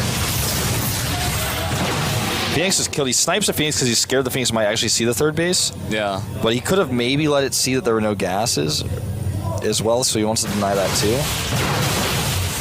Because at this point, Parting is like, without that information, how can he even guess? Looks like he might even have Zest go for a timing attack off of his 3-base economy with all those extra minerals, with a few Archons maybe and a ton of Zealots. Yeah. Does he even have actually a Temple Archive? I don't think he does yet. No, I don't think so. But he does have the +2 on the way for his attack. I think he might wait for that.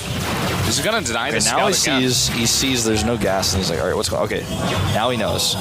Parting is probably in panic mode now because there's nothing you can do to punish this base anymore. It's already gotten its use, and now he's got to be in defensive mode like, oh, you have so many extra minerals. Everything that I've accepted to be true about this matchup and everything that I know that I'm doing at home no longer is exactly accurate. Parting actually moves out to attack here. He's going to go out and attack, but look at Zest's minerals. He warps in 4 Zealots, and he still has 1,200 minerals. He's going to have so many more Zealots when this hits. Yep. Parting doesn't have a massive Archon count. His 2 Immortals that he has in his army are pretty useless. Zest right now is supply blocked. He's about to get that pylon up. Thankfully for him, the charge up on the warp gates isn't really that far behind. So he's going to warp in a ton of Zealots here now with charge. This is the big fight. He's going to go over here and attack the 3rd base now. Doesn't matter if Parting kills his base if he loses his whole army. Alright, he's considering the attack. Parting does not actually commit to this. Not fully. There's so many warp-ins here for him to use. Oh, wow. Now starting to get his own Archons out here. Actually, he can break these force fields. Yeah, needs that Archon, and now he's going to come down. Nice time warp right at the bottom of the ramp. Even catches an Archon, and now it's being charged on by a bunch of this, and it even blinked. That's a big catch. Yeah, that's a big blink, though. He's going to be careful about this. He's about to have +2. Buying enough time for that. This Nexus should go down this time, but this could give Zest the engagement he needs. Let's find out. Here we go. That time warp is so clutch. Perfect placement there on the Mothership core. Probes are off the line here to fight on the right side. And does he have enough warp-ins here? It looks like he might. He's got so many more Zealots coming down. There's a lot of Blink Stalkers for Parting here left over, and his Archons look overwhelming. He's got to target those Immortals, and he does. It looks like Parting actually has enough. Parting is going to have enough. The Warpins also helping out so dearly now. A bunch more of these Zealots, and he has a ton of these gateways, but the army of Parting stands.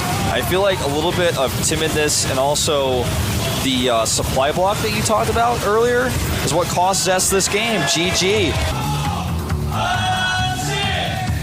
Not 6. our teal Protoss player to the top left of the map for KT Roaster. KT Roaster Zest. The Kingslayer.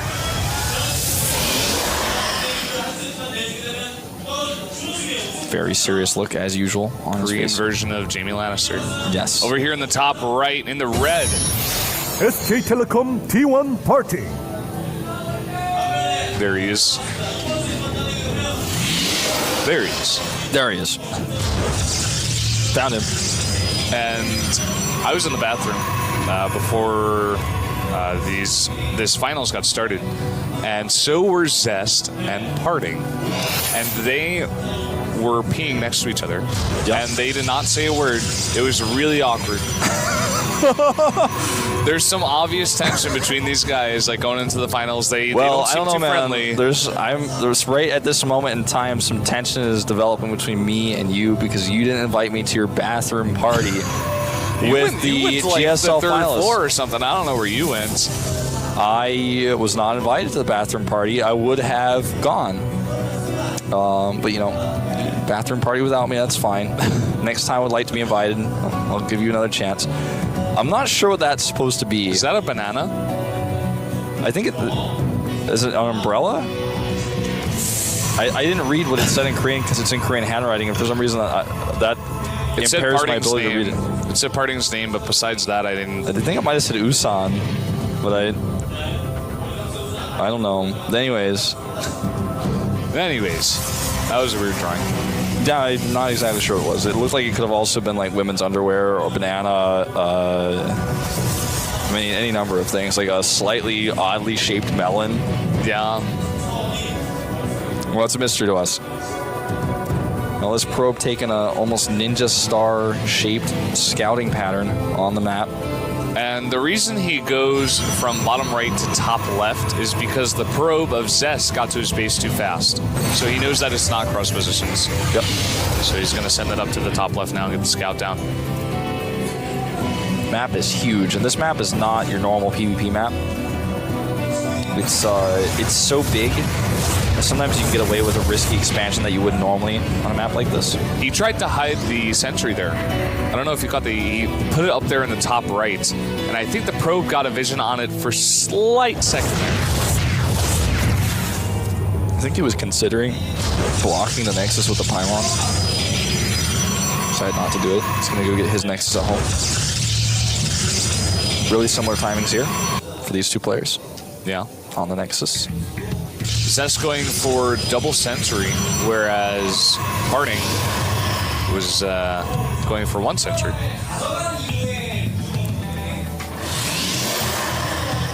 Stargate goes up here for Parting. And a robotics now for Zest. And the Stargate gives you a lot of flexibility on this map to harass, get some damage done early on. The robotics is Zest's way of saying, you are not going to kill me with anything. It's very obvious to Parting that Zest has an expansion, even though he lost his probe before it was made, because he showed the probe. Whether that was a mistake or not, Parting knows. So for him to make the robo here, I think is kind of like, if you try to kill me, one of these timings that you've done so much in this series, I'm going to hold it. And he's going to have, you know, Immortals out to deal with this, if need be. But now he comes in here, scout, sees that there's an Oracle opening, so he's going to want to keep his Stalkers close and his Mothership Core closer as the Oracle comes across. Does that make the Mothership Core your enemy then? No. Stalkers close, Mothership Core closer. You know, friends closer, enemies closer. Ah, no. See what I'm saying? Yeah, no, I see. Thing is, actually, I misspoke because you want to keep your Stalkers closer. The Mothership Core has a pretty large casting range on the Overcharge. Yeah. And it's been heavily discussed by people in balance threads that are really unhappy. Now, here comes that Overcharge fact, since the Mothership Core is close enough, and the Stalkers, they're closer. You might actually kill this. One more shot! Wow. A little bit of miscontrol there. I think it got 2 kills. Yeah, that's it. And if you notice, Zest has put down a very sneaky pylon down here and adds 2 Stargates. We're going to see this happen right now. Sky Toss. So the Choya Phoenixes. The reason I call them this is because once in a very famous GSTL game on Calm Before the Storm, which is actually basically this map. It's basically this map, except it like slightly differently shaped. And everyone said that map was terrible. For some reason, everyone's okay with this map. I'm really not sure why, but this is definitely my least favorite map in the pool right now. Anyways, on a map like this, you can hide these Stargates in Protoss versus Protoss, make a ton of Phoenixes, and then suddenly come into your opponent's base and kill everything he has. And if you have enough Phoenixes, you can actually beat Colossi straight up. Yeah. Oracles are going to have no chance. Get up to 15, 16, 18. And Phoenixes, you know, they're good against light units, but they start to do a lot of damage. Second Oracle comes in here, gets 2 kills. Tries to get a third one, does not get it. Takes a bit of damage there. It's forced out by the Stalkers. Very nice splits by Zest here. Controlling all of his bases here, defending it very well. Also doing a very good job of denying the hallucinated Phoenix Scouts. Just wants to make sure that Parting has as little information as possible. Oh, one more hit would have done it. Good control there on the Oracle. And he could just use one of these Phoenixes to go kill it, but obviously that would spoil his plan. Yeah. If Zest, or rather Parting, was paying attention like so much, he would see that the Chrono Boost energy is going down, but it's not being used on anything in the base. Oh, that's a really good point, actually. But that's like, he would have to be looking so close. Well, he's going to come over here and kill these sentries. And he might even actually take an Immortal with him, too. Let's find out. Sentries first. And it's just going to go for Stalkers because there's such a small count of them. There's the Immortal lift. Or no, actually, that's a Stalker. Yeah. And there's that Immortal going up. Immortal looking silly in the air. It's right outside over. He's like, no, help! Gets killed. And he's got 2 at a time, still getting Chrono Boosted. You see Parting. Looked like he was mouthing out the words of the F word, but I don't think he'd be speaking English in the booth. I don't think so. He'll be saying some other stuff in Korean as this happens to his base. I think you're right. This Oracle is found, by the way. Goodbye. Dead Oracle. Templar Archives here. Yeah. Could get a lot of Archons. Archons is the answer. Yep. Can't be lifted. Very good against low health Phoenixes, especially when they group up. Upgrade lead for Parting is only a slight lead. Whoa! Got some of those feedbacks off on the Phoenixes. Those Phoenix actually not able to kill that Mothership Core. Killing a Stalker that was like not even fully phased in. Yeah, still blue. Ground weapons here about to finish for Zest. It's so funny to actually see a High Templar try to fight Phoenixes like that. Didn't get any kills. Speaking of kills, a few probes going down here. It's actually evened out the worker count to 45. And with all the map controllers of the Phoenixes, I'm a little bit surprised Zest hasn't started third base yet. I think he's scared that there's going to be some weird, you know, Charge Zealot, Archon timing that comes across the map, and then he doesn't have enough units to defend. Yeah. I mean, especially... Ooh, he's getting away with these feedbacks. Yeah, very nice so far. I mean, we've seen it before, players that go Phoenix, and they just don't have enough on the ground to defend, and then the enemy player just goes for a big push and ends the game, but I feel like on this map, it's going to be a bit harder, and that's why we see Parting throw down that third. Well, he can't kill the third base of Parting with these Phoenixes. They can't quite lift the Nexus. Even all of them together couldn't do it. You know, I heard a rumor that if you get 110 Phoenixes, you can lift a Nexus. Yeah, but only on Tuesdays. And oh, really? Yeah, it only works on Tuesdays. And if it doesn't work the first time, just restart the whole game and then try it again. And the thing is, sometimes it doesn't work the second time either, so you have to try it the third time. But it'll definitely work on the third time. Yeah, definitely. Yeah, you just gotta keep trying it. It works eventually. What was the name of that website? Was it like gamecheats.org or something? It's terrible, all the things that were written on that website that I'm sure little kids tried all the time. Yeah, I think it was like Game Cheats or something. continuing Game to Facts pick was up. reliable. Yeah, Game Facts was good. The walkthroughs on that site were good. He gets that mothership there. It's very annoying, very expensive, difficult to replace. Very comfortably taking that third is Zest. It's going to be behind, or no, actually no.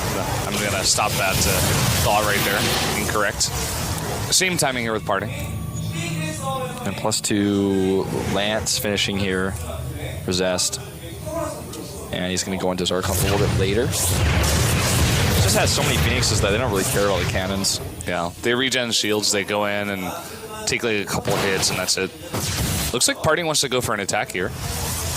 Yeah, at this moment, there's about to be a third Colossus. The charge is almost done. These Phoenixes don't have a ton of energy left, and he's going to use it on probes here. I guess he's got still a few more lifts back in him. The thing you would want to lift here is the Immortals, so that they don't actually do the damage to his Colossi. He doesn't go into Void Rays or anything like that. He's just purely on the Phoenixes right now. Let's see if he can actually make this work. Zealot Harass here is going to draw the army back into the main base. At least that's his goal. And maybe he can hit an attack at the third base while he's in the main. Gonna drop those 4 and warp in 3 more, but a big warp in back there for Zest. It's gonna be more than enough to defend here. There come the Phoenix. I was a little bit surprised those are so late to the party. Parting has taken a hidden 4th base during all of this. Pros vs. Pros doesn't usually work like this, where it's like, well, he's had that 3rd base for a while, and he's killed a lot of my probes. I need to take a 4th base, then I'll get ahead. That's usually not how it works. If you take a 4th base and you die, but on Altazium Stronghold, throw all the rules out the window. Possible. Anything is possible. You just do whatever you want. Well, here comes those Zealots. He warped in, and look at this. Warping in a bunch more down here. He actually sees the base with that pylon. He's going to actually...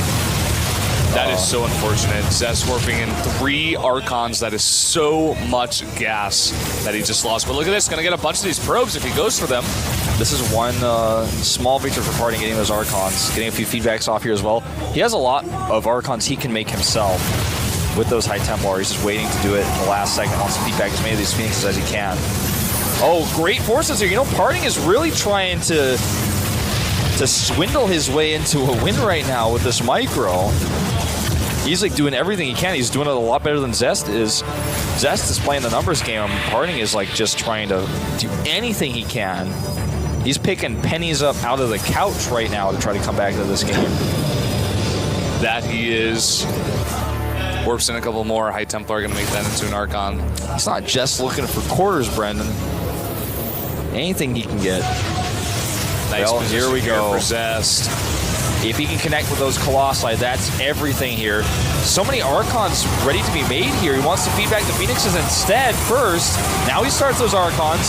Damage output here is a lot right now for Zest. He has those Colossi untouched, and his Phoenix fleet, even though it's destroyed, did its job. I think that is going to be just way too much damage. Took a gamble. It paid off. Choya Phoenixes, man, reminding us of Calm Before the Storm. And that's all she wrote. That's going to be it. GG.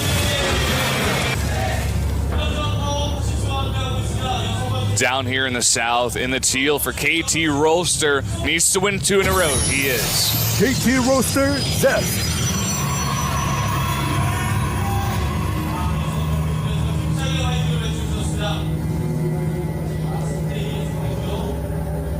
And his opponent to the top left in the red. SK Telecom T1 Party. Big crowd here today. Yeah. A lot of SK Telecom fans.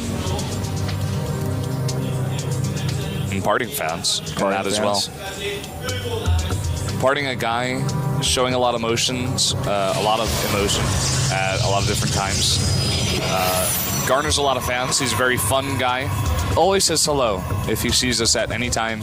He knows we speak Korean, but he still just says hello in English. He's, yeah, he does do that. He's been a little bit cold to me since I once predicted against him in Pro League. Oh, God. But,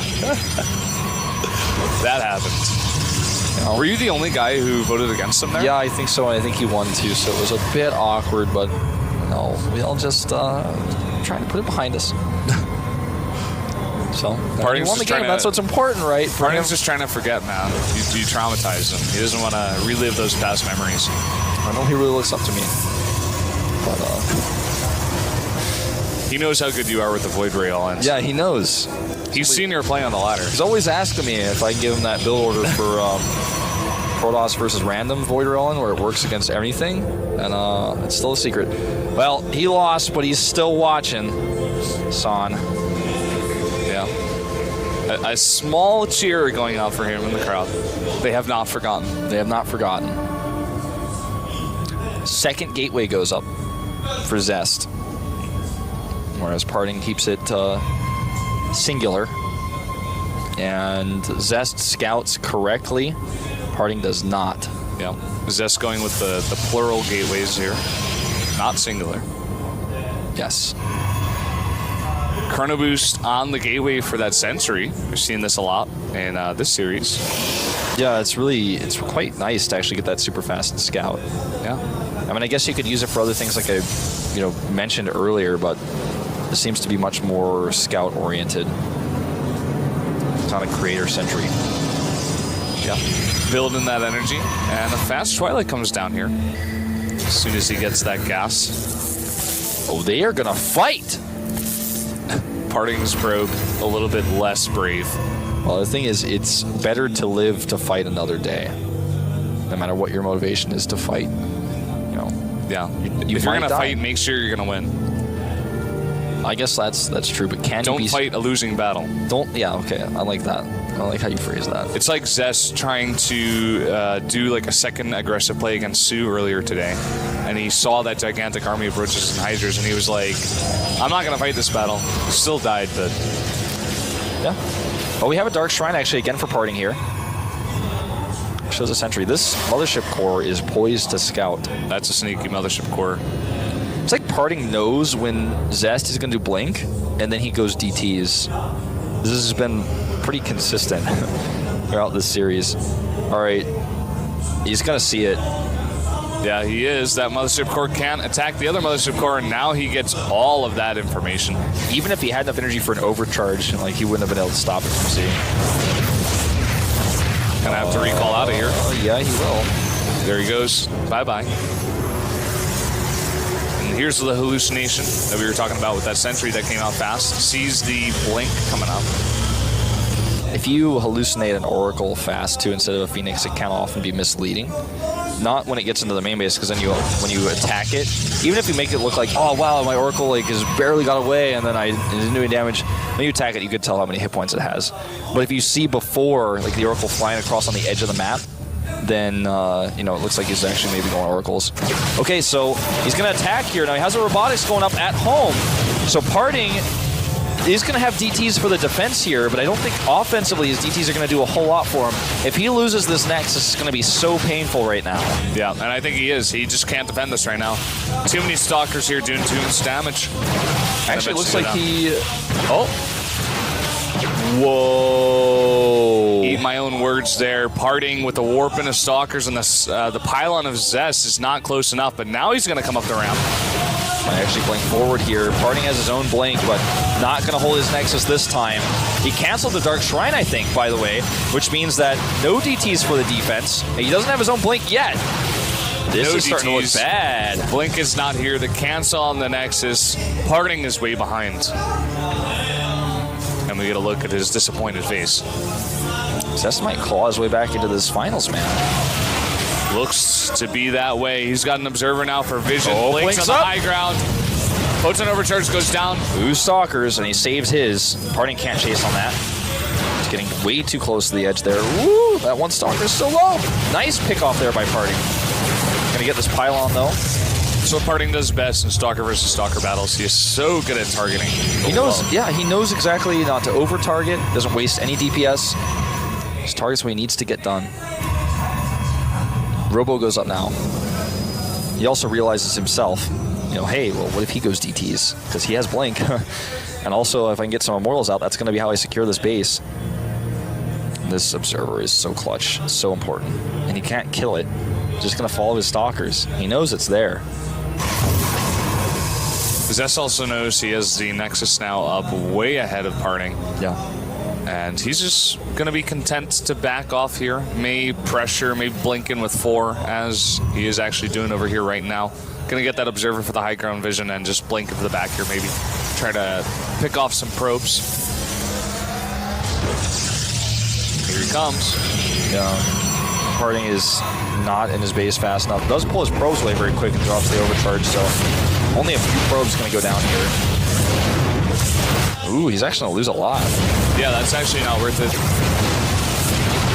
Yeah, now he's going for another attack, though, at the natural. Nexus has too many hit points by now. It's at 600. Can't really get anything done there. So I want to stick around. Loses a lot of Stalkers there. 4 Stalkers for, I think, maybe 3 probes. Parting also killed the Observer when his Observer popped out. Wow. So that's something else of importance. That's a little pop sound you guys heard.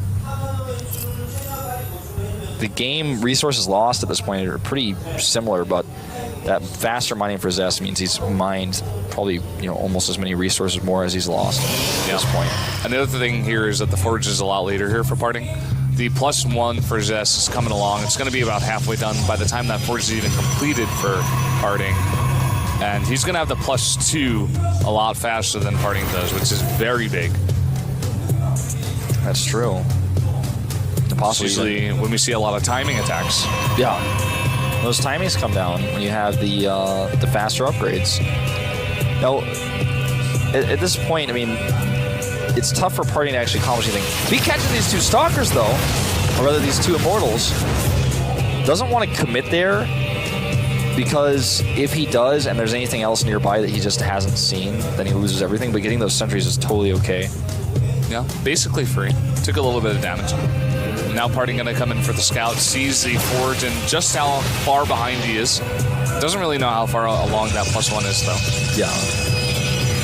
But this is like, okay, you're getting +1, I'm getting +1. Yeah. Actually, he might think he's better off than he is right now. He might be thinking, oh, you started around the same time as me. Because he didn't get to click on the agency, they already have +1. The next time he scouts, though, he will see that. In fact, with this Observer, he might be able to get that info. I like how he hallucination scouts even though he has an Observer, which might actually lead Zest to believe there's no Observer here. So he can keep it alive and then scout exactly how he pleases a little bit later. It's on the skirt here of the base, so that basically with this Observer, he's going to be able to float around and get the information that he wants without being worried about being chased. Probably not going to be noticed this way. Yeah. Again, this ragtag group of Stalkers out on the map wants the pressure at the front. Sees that there's not many units there. Most of them are back. If he could snipe a Colossus, oh my God! As I say that, he goes for it, and he's gonna get it. Oh my God! For 1 Stalker, maybe 2? Nope, just 1. Well, okay, he's gonna blink forward here, using his hit point advantage to try to fight this. He's actually gonna lose a lot more than I think he bargained for, though. Oh wow, good micro from both. Oh! Stalker micro here, amazing by both. Parting getting the better end, though. Oh, wow.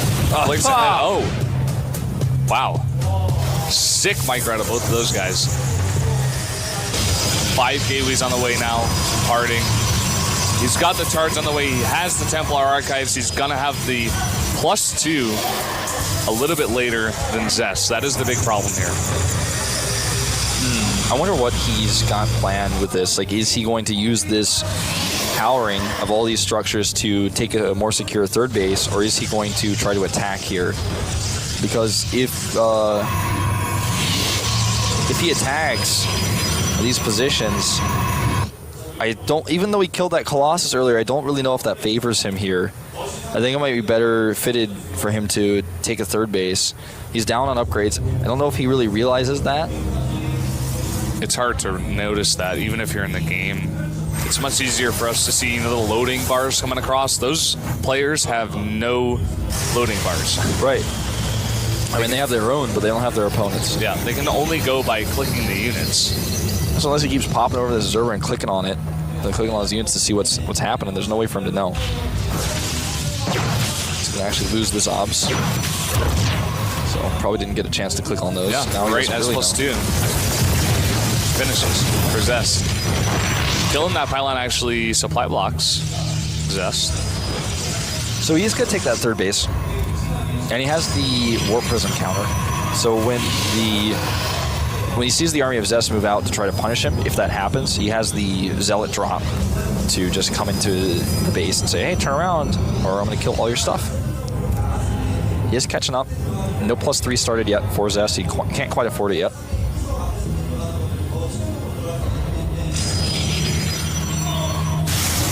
Zest making the War Prism, and he finishes +2.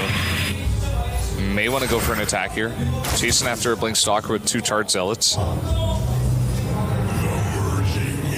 With his Observer over here, he's going to get a great scout on this army. But he is actually going to lose it as I say that. But he sees the composition. And here comes the War Prism into the main. That's exactly what we were talking about earlier. Two cannons, a Stalker, and a Zealot, though. Yeah, and a Blink forward gets the War Prism as well. Probes want to witness. Probes are like, we could take this chance to get out of here. Oh, whoa, that probe transfer gets caught here. And we're actually going to have a fight that might decide this entire tournament right now. He has 4 Archons here, a group of 4 Zealots come from the right side, and it looks like Zest just has way too much for parting here. Oh my god, he's actually going to take this to Game 7. Too many Zealots here for the Immortals. They cannot fight against this. GG. Hot 6. Up here in the teal, the top left. JT Roaster, Zest. Zest has a lot of fans in the audience. He's as focused as ever.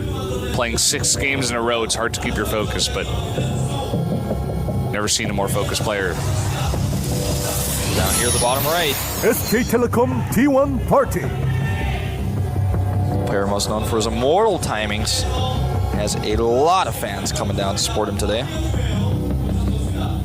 Parting definitely looks a lot more stressed than Zest does. Yeah, he does. Going up 3-1 and losing twice in a row, you have the championship in your grasp. And you're like, okay, one more game and I got this. And you're talking to yourself so much in the booth. And then you lose 2 in a row. That is a huge hit to your confidence. You're playing against a guy like Zest, the most recent GSL Code S winner. And it is so hard to deal with those emotions when you're just trying to play a game of StarCraft. Yeah. No, you're so right. Well, let's see, because this is a 4-player map. It's hard to scout. It's hard to get information about what your opponent's doing until the Hallucination Scout comes out. And they're both going into identical builds here so far. Only as it's still early, and as the Cybernetics core hasn't even been planted yet. But let's find out, first of all, are they doing 3-3 or 2-3? Or 2-2, excuse me. Both? No. 5 here for parting. So just like a slightly better mineral income for a slightly reduced gas income here. Yeah, super slight. May still be able to get out that second gateway. No, adds another one to that gas. So now all equal up here in the gas. Of course, Blizzard Entertainment making this game. Yeah, thanks to them, or else Good we wouldn't be watching this right now, casting it, enjoying it at all. And they made a lot of other great games. StarCraft 1 is pretty good. Yeah, it's pretty good. It's pretty good. It's pretty decent, good. You know? Pretty good game. And without a StarCraft 1, there couldn't be a StarCraft 2. That is true. Chrono Boost on the Stalker there for Zest. He wants to make sure that Scout is totally out of the base. Follows up with the Sentry. Okay. And Twilight Council goes up at home for parting. Do you think he's going to do DTs again? I don't know. Could go for it. It's hard to get DTs in the base on this map. Get a pylon all the way across there. Zest right now has the Watchtower as well. This map is the one map, like I said before, where you can really hide the DTs like in a main base or something. Yeah. I think this is the reason why we see this probe over here. He checks, he brings up Mothership Core to make sure this can't be scouted. Okay, no, never mind. He goes Blink. He's going to be able to maybe get a pylon up over here. Yeah. But Zest is checking. Oh, and they're going to run into each other. Did Zest see that, though? I don't know if he did. Hard to say.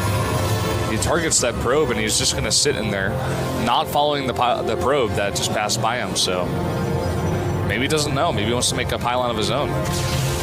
Good scout here by Parting. Sees the sentries. I'm going to be very happy about this because sentries don't really do a lot of damage. The robotics here for Zest is really important because with that, you know, if he gets those immortals out in time, that's how he's going to hold this. He still has his mothership core ready too. This is super all in by Parting. 4 gates. Goes Observer here. Zest, he needs immortals to hold this off. Yeah, he actually doesn't know what's coming. And this could still work. He has some ideas, right? But he doesn't know exactly how much of a commitment this is. Okay, there's the immortal. He's chrono boosting that out. He's going to need it here as soon as possible. 4 gates, the 4th one about to be finished here for Parting. He has a forward pylon right at the front of the base of Zest. He's chrono boosting the immortal again. He knows how badly he needs it right now. 4th gate is done, and Blink is soon to follow. He's going to have so much warp-in potential here. Going for sentries, though. He's actually going to try to transition out of this. By the way, back at home, there's a big counterattack from Zest. See how much damage that gets done. He's going to get this Nexus. I think he should. At what cost, though? He doesn't get it. And here come those Zealots into the main base. Uh-oh, Parting. You're in a bit of trouble right now as you just use your warp in somewhere else. He recalls. That's how desperate he is to defend, which means the Nexus is held by Zest. He even targets down additional probes here. Yep, he's going to get the probes. Has the robotics facility for Immortals now and the Nexus. One thing he doesn't have is Blink. That's what Parting has. But you know, I don't know. It's not looking good. Not looking good at all. Very good assessment. Parting warping in 3 sentries as well. It's not really going to help in his comp right now. Was supply blocked for a bit. Trying to warp in now and come back for the attack again. There's going to be 2 Immortals here with a 3rd on the way. What can Parting do here? A second follow-up attack? With more Stalkers? Some good force fields. We've seen this work before. Zealot harassment is going to tear him a new one, though. Look at the setup here by Zest. In a line is his army. Here we go. This is everything. Colossus over here for vision. Messes up the blink. Not every Stalker gets up there. And again, the Zealot's in the main base, and he doesn't have anything to defend. Has to warp in 3. Well, this is only 1 Immortal here. He's got those sentries, so he's basically trying to get Zest in one side or the other so he can force field him out. Zest is going for the attack here. And there's a great time warp. Force field isolates the Immortals here, but can he target them down? Does he have enough DPS? That Colossus, of course, not being real, is being completely ignored here. Few Stalkers warping in, but he had to warp in those Zealots at home, so he doesn't have as much power with this as he would like to. And now it's the Stalkers against Immortals right now. He's forced to blink back. All those Stalkers so low. This is so close, and he commits 3 Zealots again for the warp in, but they're actually on move commands, so they're taking some extra damage here. Now Parting, chrono boosting his gateways. They think he's going to do 1 more forward warp in here, because if he warps anything else at home, the attack ends, and if this attack ends, he ends, and the files are going to go to Zest. I think this might be over. He's losing his forward pylon. He doesn't have any natural. He has no tech. His hands are off the keyboard. He's down 20 supply. Now drone drilling his probes. And it looks like Zest has made the comeback of the year. Looks like it, man. What great play. He warps in 3 more Zealots here. And all of these probes are going to go down. They can't mine. It hurts. Bringing back his Stalkers right now. He's going to defend the push, but he has no Nexus. And he's been not mining with his probes this entire time. He knows he's defeated. Zealots will be killed here, and that might be the end. Parting's actually up against a counterattack now. He knows since those Stalkers are at home, they're not actually being used to, harass or do any sort of counterattacks, so he can move across the map like this no problem. I mean, he could basically do whatever he wants. He could, make a Manor fleet beacon in his opponent's base. That's how ahead Zest is right now. Parting's actually going to try to put up a Nexus here. That's exactly what Zest is going to try to put down. Yeah, that's how desperate he is. He's like, well, if he just doesn't attack me, maybe I can win. That Nexus for Zest has been up so long that even if somehow Parting did get a Nexus, it wouldn't save him. These two Stalkers not even interested in that one chasing them. No more force field energy. Zest is going to come up the ramp and could right-click the Nexus with this army. Probes off the line here. Parting showing us a pretty finish here with these nice colors. But that is going to be all she wrote. Targeting now with the Immortals. Well, not as good as he could be. But now he is. And that is going to be game. Even if you press a button and kill every single one of Zest's units, it wouldn't be enough. Harding is crushed. He's defeated here. He's been defeated. That's the best word for it. Zest has come back and defeated him. Now Dance he's of the dancing Stalkers! Kill the last probe! Can't even make another probe. And he's so defeated he can't even manage to type those two letters. GG's. All right, this could be it for our Red Terran player. If he wins this game, he will win the entire thing for Slayers. He is known as Slayers Kanji. Slayers Kanji. A huge cheer goes up from the crowd. They're depending on this guy, but not as much as MVP is depending on this Zerg player right here. He's been electrifying in the Team League. Can he keep it up? MVP Dongregu. Dongregu has closed out. That's right. Both of the series so far. He won the quarterfinals for MVP. He won the semifinals for MVP. Here he is in a position to theoretically come back and win the finals for MVP as well. Yeah. Wow, that's a really about great to get drawing heavy. Marauder, I gotta say. That is actually really good. That's really good. Props to them. Props to whoever wins our match here on Dual Site. Of course, it is a two-player map. One side is green and grassy and beautiful waterfalls, things like that. The other side is lava. And That's more right. lava. Mordor Yes. versus There's another command center Rivendell. on fire. Yep. Random flames coming out from underneath there. That's okay. Not a problem. The Zerg player has decided to take up residence on the lush green side of the map in order to infest it and put down nasty creep all over the place. That goat needs to move out of the way before the hatchery can goes down. Goat! Good idea. Otherwise, it will become an infested goat. I can click on the goat. New unit for Heart of the Swarm, maybe. And what is this? A bit of a hidden barracks going down for Slayer's Ganji. Ooh. So I think we're going to see some 2-racks aggression. Ganji going for a pretty quick win. Or does he have? No He has a barracks gas made. up, actually. Yeah, okay. So this he is might very just be pulling a nada, and nope, All there's a right, factory going right down away. there too. What so is he's Ganji planning? Kind of hiding everything. Huh. Maybe hoping for a drone scout so he can kind of scare him by not having anything in his base. Yeah. I'm not sure, man, but he does have that factory, and he's actually putting a reactor on the barracks. So he's probably going to switch the factory over, get some hidden reactor Hellions, and then float the barracks back to his main. I think you're exactly right, because that is one of the things that is really good to do here on Dual Site, is that you can run Hellions around.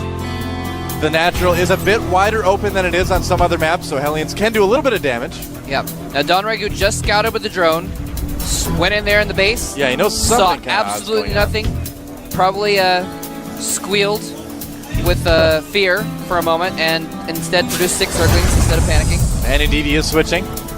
Hellions on the way, and he is going to go ahead and, not produce a Marine. I guess not. See what happens there. Dongregu not scouting yet, but really, Dongregu has shown himself to be such a solid player. I don't know if he's going to be really caught off guard too much by this. Whoa. He's getting Zergling speed. That's going to be helpful. There is a starport going down now inside Ganji's base. Oh, all right. And yeah, he didn't produce Marines, so he actually could be vulnerable to a counterattack, but these Hellions are what Donregu has to worry about first. The Spinecrawler is not going to be up in time. He's going to have to be very, very quick with his Zerglings and his Queen. And this could do some damage. Drones fleeing to the main base. Queen trying to block the ramp.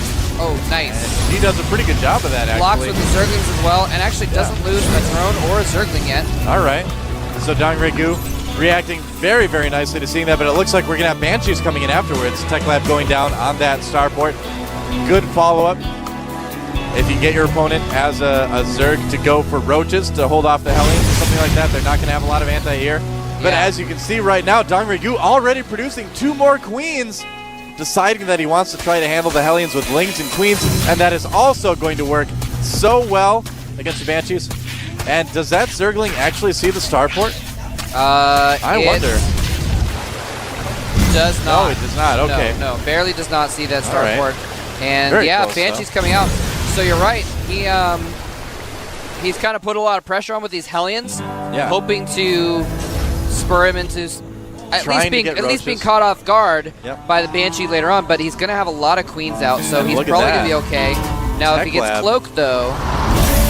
Supply drop coming down for Ganji. Some people do work that into their builds, but usually it's just something that happens when you kind of forget to build the depot. Whoops.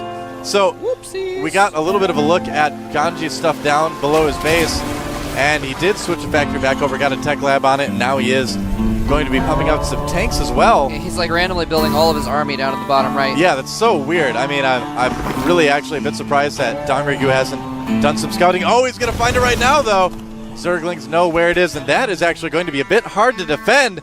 And really, if Dongregu can get in there and kill those production buildings, that's going to put Ganji in a very, very difficult spot. Yeah, he could. That's kind of bad. His tech lab, which is researching siege tech, is kind of out in the open. Hold that thought. It's Banshee time. One drone going down. Banshee time. Stop. Banshee time. Can't touch this. There's a Spore Crawler about to pop up there, and a couple queens are going to help out as well. So that Banshee's going to do virtually nothing. Only 2 kills. SCV is hanging out in the middle of the map. And what is this? This is kind of a big, crazy all-in push from Slayer's Ganji's going to try to repair the tanks, keep them alive. Siege mode's about to complete. Well, yeah, he's got 8 SCVs there to repair tanks and Hellions, and he's not repairing his Hellions for some reason. He's going for the timing on one base here. That's a lot of Speedlings out right now for Dongregu, but is it going to be enough? Is this going to be it for MVP? He has a total of 31 Zerglings, but there are a lot of Marines there. It could all come down to this right now. Hellions are so good at protecting those tanks from Zerglings as they shell away at those spine crawlers. Ganji could break Dongregu right here and take the series for Slayers. What is Dongregu going to do? Respond to this. And a Baneling Nest being produced. Ganji staying back, wants to make sure he has enough. Here he comes. Queen soaking damage isn't enough. Everything going in. It might be. Hellions doing damage, but the Lings succeed in taking out almost everything. Drones coming up to help the Queen finish up. The last tank goes down. The Banshee doing tons of damage, though. And now you know where Dongregu is going to go. He's going to go right for those production buildings. That is correct. That is correct. Right. And Ganzi cannot protect those right now. If he can take those down, that is absolutely huge for Dongregu. He did a wonderful job defending against that, hardly losing any drones at all. I'm so impressed. Oh, and he's actually attacking the front as well. Taking down some supply Ganji doesn't even have a Marine in his base behind that. He can just repair with SCVs. And that's going to cost some minerals. Here come the Lings at the production buildings. There's not a lot there, and the tanks are not sieged up. If he can get in there before the tanks siege up, that could be huge. Oh, he should go right now. The tank does siege up, but it's in the middle of the siege. And he gets there just in time. Splits the Lings to hit both the tanks. Beautiful play by Dongregu. So good. More Lings coming in right now. It's not going to be enough to take out those buildings, but is the supply depot down at the main? Not yet. He sent the Banshee up there to take care of that supply depot. Taking out those 2 tanks was so big. That was huge. Yeah. That's going to really force Ganji to play defensive, and it's going to force him to play that without 2 more siege tanks. Ganji getting his lair right away. Ganji has 2 Marines and 1 tank and 3 Banshees. Yeah. He's got nothing right now. Only 37 supply. Look at that. Lings going after the production buildings, and there's nothing that can defend. Banshees pulling back. Tech Lab taken out. No more tanks. And that reactor might go down for the barracks. No pulling the Lings back. No need to waste those. Yeah, tank production is completely stopped now. Yep. Lair almost finished for Dongregu too. I think we're going to see Mutas pretty soon. He's got Spore Crawlers back to his main, which is good because there are 3 Banshees out, which is pretty substantial. Now the only thing right now saving Slayer's Ganji from certain death is the fact that those Banshees are out on the field. That is it. Yeah, here's the thing though, is Dongregu currently has about double the income. He has 42 drones to the 17 harvesters and 1 base mules of Ganji. So he has a huge economy, and as long as he, like you said, avoids taking damage from these Banshees, he's going to be pretty good in what you could, I don't know if you could call it the mid-game. This game is kind of nuts. Yeah. Here he comes.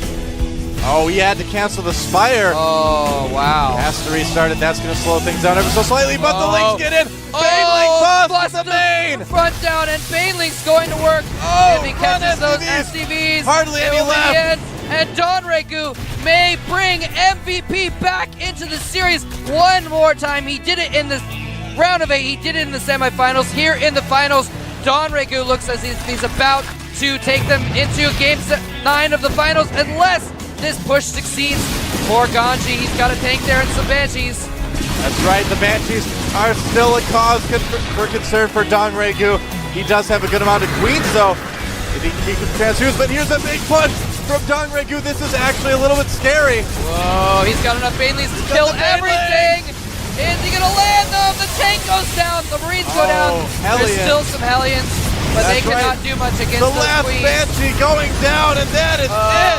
GG. MVP Don Regu. Whoa. He is. All right. He frolicked over from the Slayer's bench, but can he get the win? He is. Slayer's frozen. Slayer's frozen. If you have a garden, you always want to watch for when they say it might get down to freezing, so you can cover your vegetables. Don't want any frostbite on the pumpkins. And up here, the top of the map, it is our MVP player. MVP King. Keen, of course, has proven himself to be quite impressive in both Code A and the Team League already, but can he get another win? Good to see. Masters of Victory play. That's right. Clearly an MVP fan. Earlier, I don't think we got a shot of it here, but there are actually 3 girls with M, V, and P pasted on their foreheads with post-it notes. Wow. So some more MVP supporters in here. Yeah. This place is packed, man. Yeah, This place honestly, is- it's only a few times have I've seen so many people in here. One was for the Team League Finals last year, or last season. Seems like a year ago. Last year. So long. A little bit of pro brass going on from Slayer's Frozen. SCV number 2 says none of that. Yep. It's like, get out of here. Probe's like, give me your wallet. Now we do have Slayer's Frozen going for pretty standard build, and Keen is scouting the wrong direction. So even though Frozen got a really good scout in there pretty early, Keen's not going to find out what Frozen's doing for quite a while. Yep. Not going to be caught off guard by anything too sneaky though. Yeah, so both players opening very, very standard. It's a map where cheese is, I would say, cheese is fairly easily found on this map. The places where you would hide a lot of things are, not that out of the way. There's a lot of paths. Yeah, and it's really large. You're not guaranteed to scout your opponent very early true, either, too. so it's hard to really target your cheese in the right place. Yep. There's Day 9 again. What's he doing that?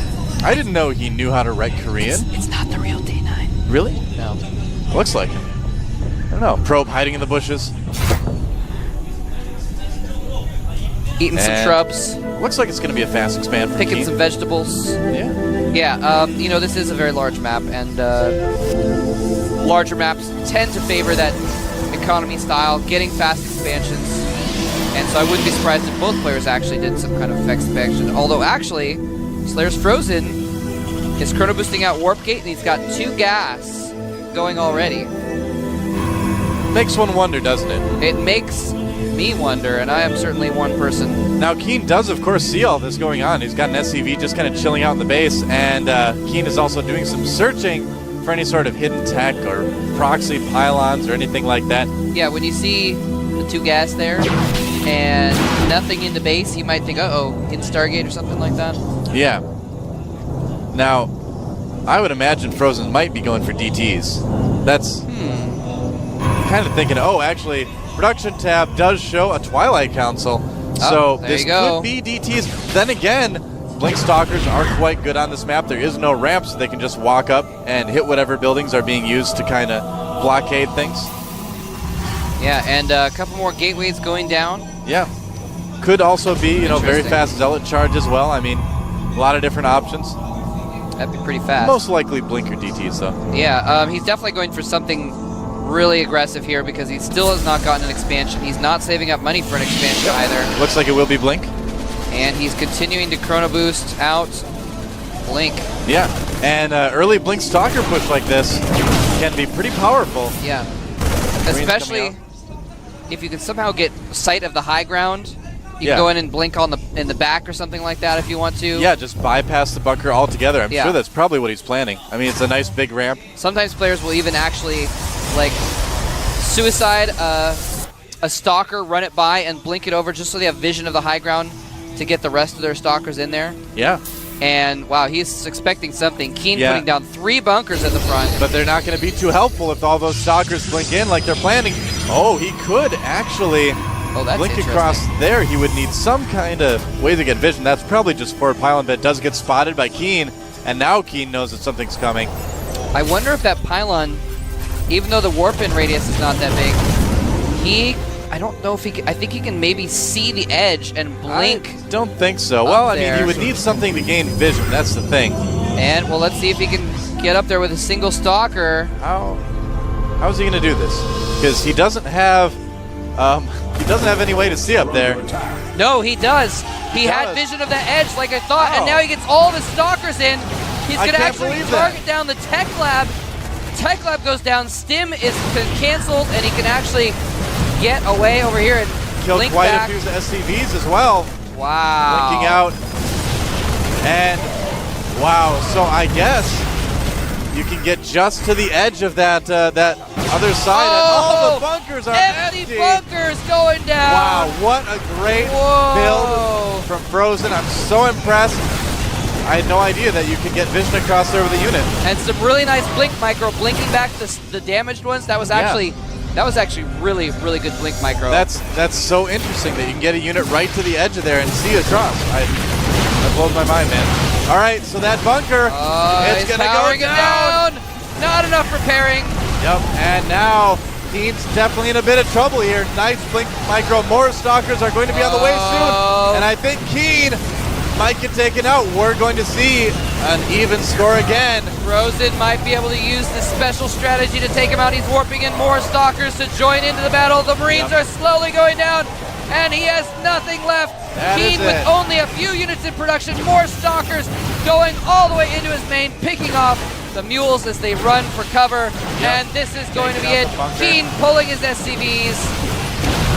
And it can't save that bunker. Can't save Keen. More stalkers blinking across just to spite Keen. And wow, that is it. Wow. All right, here we have our Protoss player. He's got 2 wins already for Slayers. Is he going to get a third? We're going to find out. He's known as StarCraft Project. Is he going to put his opponent on ice? That's a good one. What do you think? Let's see what what race he spawned as. Oh. Looks like it's Zerg, so spawning as our random MVP guinea pig. guy. Come on. So rude. Guinea pig. So, guinea pig is Zerg, as we can see here. So it is going to be another ZVP. And, you know, we were kind of critical of Slayer's Frozen after that last game. But a lot of players do kind of let their macro slip when they think they're in a game-winning situation. They shouldn't, but it does happen. A lot of people do it. I do it, you do it, we all do it. And after he kind of realized, hey, I need to kind of keep playing this game, he really did kind of macro up really well, played very safely. So I think he will be a challenge for Guinea Pig, absolutely. He scouts him right away. Knows that he is Zerg. Yeah, he does have a wall up there. Immediately scouts him. Yep. And he had his pylon at the ramp anyway, so you can go ahead and put that gateway there. Yep. Make a nice little wall off. Keep any sneaky Zerglings from slipping through. Guinea Pig looks like he is going for the Speedling expand opening, getting his gas before the pool. And 2 gas again right away before core for Frozen. Wow. Sneaky all right. snake. So is it going to be the same build, or is it going to be something different? You know, I mentioned DTs last time. I'd have to say I've got to assume it's going to be the same build because. Yeah. I guess you're right. You know, or could he confuse him? You could go either way. It's true. We just saw that build, and of course, Guinea Pig was in the audience watching. You watched the game, so he saw what that opening turns into. Now the thing is Guinea Pig is not going to have as much intelligence because he did not get a drone in there to scout. He only scouting with the Overlord, so he's not going to see the 2 gas until it might be a little bit too late. Yeah, he doesn't know the 2 gas came out before the core. Yeah, exactly. And that's the first time I think I've ever seen a Protoss player do that, actually. I don't think What, I've two ever gas seen that. before core? Yeah. I can't remember a time I've seen it. We've seen Terrans get gassed before Barracks sometimes, but very, very seldom. And there it is. It is going to be a Stargate. There it is indeed. Yeah. And so he's going to go for the same build. Now, because he hasn't scouted it, we're probably going to see a different situation here. Guinea Pig probably not going to, try and go for masslings or whatever. And there is a bit of a psychological game going on here, too. And that's going to kind of make Guinea Pig think, okay, there's no way he's going to go for the same build. But and Frozen is over there saying, or will I? That's right. A little bit of reverse psychology. Maybe I will, maybe I won't. You never know. And Stalker cruising around the map, killing a couple Zerglings, going back home to make sure no Overlords go in. And actually, his Overlord is heading in the back there to see if he can see some gas mines. Oh, is he going to see it, though? There's the Semprinus. Okay, so he does turn his Overlord around right away. Does not see the Stargate. There's a Void Ray coming out of it right now. I didn't see the Stargate, and he actually did not click on the gas geysers. Okay. So he didn't check to see if there's a lot of gas being mined. Just a little thing that you can do if you suspect that your opponent has gone for something gas first. You can see how much gas is gone from their geysers. And there's a Roach Warren going up for Guinea Pig. Uh-oh. So are we going to see that two-base Roach Zergling aggression that we see so often? Or does Guinea Pig have something different in mind? Now, being a random player, a lot of random players do develop, just a lot of really strong early pushes. Just because, again, the chances of you getting a lot of experience in every matchup on every map is pretty unlikely. So you don't want to get into those late game situations a lot of times as a random player. Yeah, and he's actually going to follow up the Void Ray with a Phoenix. He's going to try and pick off Queens. Now, there is no creep connecting those two bases, but he does have both the Queens gathered together at the very least. So they're going to be able to fend off that particular composition. Look but at that. Second Phoenix is on the way. 2 Spore Crawlers already started. Nice. So Guinea Pig did do a good job of kind of anticipating this. Knew that something was up where he couldn't scout it, but this Void Ray charging up now. He lifts both of them. Lifted. And the Void Ray is going to charge down one of the Queens. He may land in time to get a transfuse off. Is he going to? No transfuse. Didn't have the energy for it, and so that Queen's going to have to abandon his fellow Queen, go back to the safety of the Spore Crawler. Yep, there's one Queen here as well. And that Spore Crawler is not going to help too much. It looks like that Queen will go down. And wow, the Void Ray for Frozen getting very low. One of those Phoenixes getting very low as well. So yeah, forced to fall back with the extra Queens popping out. Guinea Pig doing a good job of handling this, but now here comes the gateway units as the expansion gets started for Slayer's Frozen. Yeah, he's just putting on a lot of pressure with these Phoenixes now. Yeah. And the Void Ray is still going to be sticking around, doing some stuff later on. Might want to try and clear out the tower, actually, with that Void Ray. Would be a good idea. But he might also go for the Overlords. Yeah, no drones being produced for quite a while for Guinea Pig. Just producing nothing but Lings right now, getting his Lair as well. Yeah, I would imagine he's probably going to go into something like Hydra Ling. That tends to work pretty well against Protoss that goes there. Yep, he has started his Lair. It's about 35/87ths the way done. Wow. That's very precise. Yeah, I said about. Not exactly 35/87ths. But his Lair is going to be done in just a minute, and then we'll see what kind of tech he goes with. Hydras might be a good call. And is he switching into Robo behind this? There's no... Yes, there is. Sorry. There is a Robo Bay there. That drone's getting taken out. A little bit of harassment being done by Slayer's Frozen. And yeah, it looks like right now, Frozen just wants to basically... Wow, it's like Queen Party there. And They're it is having going to be a Hydra Den.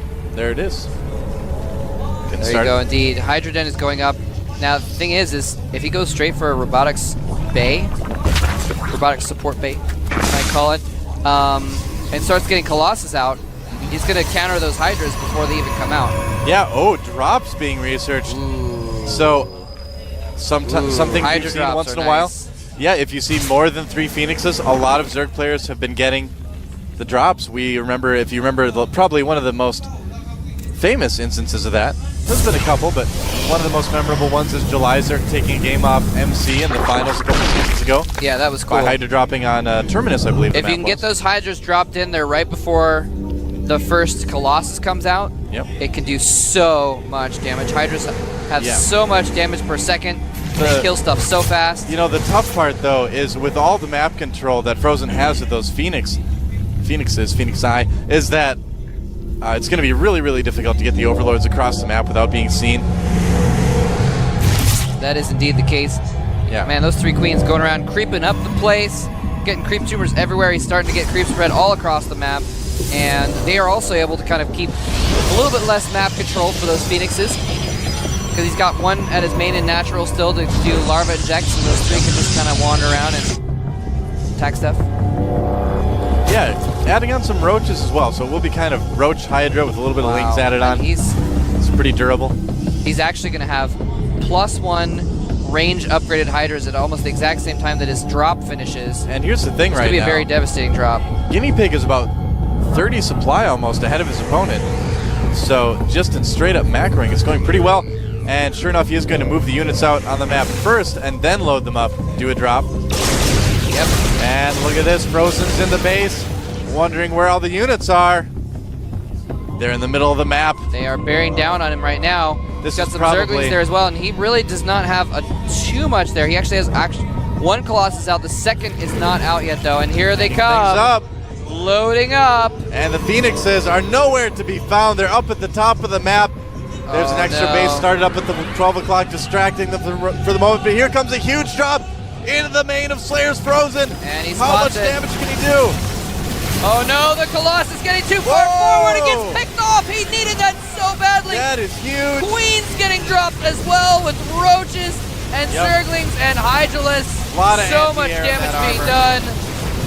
And is he going to be able to transfuse the roaches? Transfusing the Queen before the Void Ray can kill it. Probes coming off the line right now. This has been a pretty good drop so far for MVP Guinea Pig. Wow. He actually picks off the second Colossus as well. Very little damage done. Yeah. Creep going on everywhere. The Transfuse is doing so well, keeping things alive, that the Roaches are still able to take out the last cannon on the top. And there's still a few more Stalkers warping. No, he has 4 warp gates, 5 warp gates, so he can get units in pretty quick. He may hold this off, but his base is in tatters. Yeah, he lost a lot of probes already to everything in his base right now. And more reinforcements coming into the natural. It's going to be almost impossible for Slayer's Frozen to hold this off completely. Another Colossus comes out, but is it going to be able to do any damage? It's on its own. The natural under attack. Oh, man. And this game could end very, very quickly. Yeah, he is down to half the harvesters that Guinea Pig has, and now he's starting to pick away at that natural expansion. Gateway starting to go down. Finally, he's starting to take out the infrastructure buildings as well.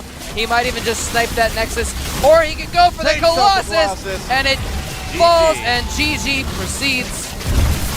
And Guinea Pig has taken...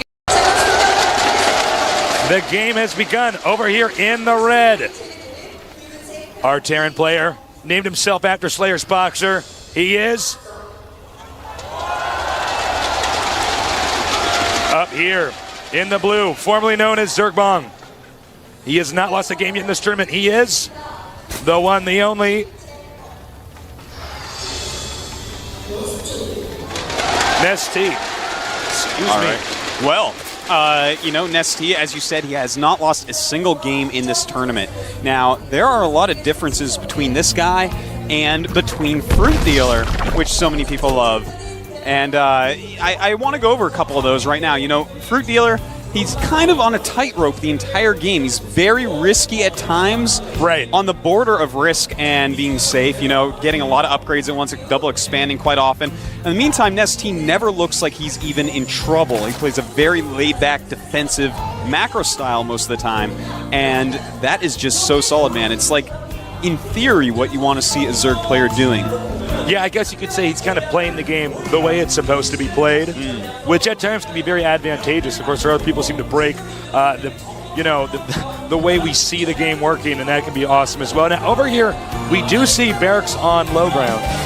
Now, and a second Barracks. I was about to say, if he makes a second, we might see aggression. Sometimes we see these players wall in this region, and then go ahead and get the command center up over here. Now. So, with the Zerg going for a fast expansion, I mean, this could be pretty bad news for Nesty right off the start. Absolutely. In fact, over the past week, I have been playing a lot of StarCraft II, and I have to say that already going 14 hatchery is risky again. In fact, it's more risky than before the patch because now when Terran attacks you, he also has some economy behind him. So this could go very well for Boxer.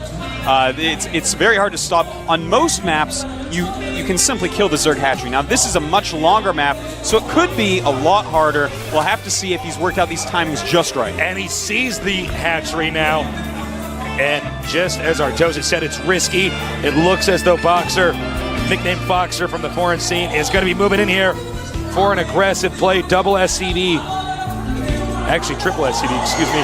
Oh my God, I spoke too soon. About almost a dozen SCVs here moving forward. This is not going to be a long game.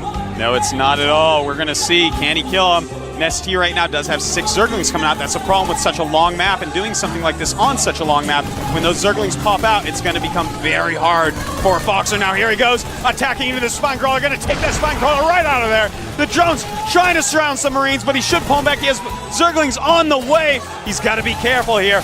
If he loses too many drones, he can lose the game. So far, the Marine and SCV control has actually been pretty stellar here. But yeah, it looks like the Zerglings could carve their way through the SCVs, and indeed they will, wiping out the remainder of these forces. But Marines do remain. I spoke too soon. I forgot it was Boxer playing. His Marine micro's pretty good. The Marines now getting closer. They're going to attack the hatchery, but they don't have the support of the SCVs. Remember, there are hardly any SCVs down here, just mules. The mules, though, are making a huge difference because there's only 5 drones left, but here come a lot of Zerglings out of here. Only 4 Marines to battle against them, but now we're down to just 2. And Foxer's rush looks like it may be ending pretty soon here. It looks like the rush has been denied. Terran's going to have to return home. Now remember, if he can get to these barracks, the game is essentially going to be over with. He can't force out any more Marines, and that could be the end of the game. But right now, remember, hardly any drones at all. And back over here, it looks like the Zerglings are going to back off. That's right. Now, notice that, he does have 8 SCVs against 7 drones, and he's also using mules. So the problem here is the mules are giving a lot more income to Foxer, who's going to keep on making Marines. We take a look at the production tab, we see he's non-stop pumping out Marines, and he's just going to keep attacking. He's going to move across with a lot of Marines, and it is going to be hard for our Zerg player to be able to stop this. I think you are dead on with the analysis of the economics here, Artosis. You're so smart. With the Terran still having mules, he can keep, as you can see, mining here and getting a hefty amount of minerals, and that's going to allow him to do round number 2. The bell has rung, and I don't know if Nesty is going to be able to recover from this with what is essentially a brilliant time and attack. He might have to even give up his hatchery. Yeah, this hatchery definitely going down. Notice he's pulled everything back. He's trying to go up the ramp. There's just too many Marines right now. 11 Marines against 9 Zerglings. That is an easy win for Terran. Bring the SCVs as well. It's just going to be too much for Nestito. Oh, look at this. Beautiful surrounding the SCVs, but just nothing left over. Those Marines will plow through these drones now, and it looks like Boxer going to be able to take this first game down. That is it. Expect GG. There it is. GG Nest. Over here in the red, at the left corner, we have the one, the only, naming himself after Slayer's Boxer himself. He is...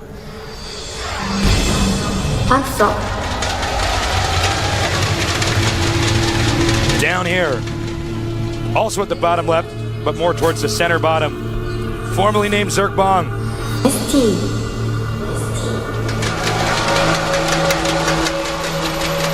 Now, these spots are going to be pretty decent for Nesty. I'm surprised he's actually scouting in a counterintuitive way with the Overlord. This is unorthodox style right here. Yeah.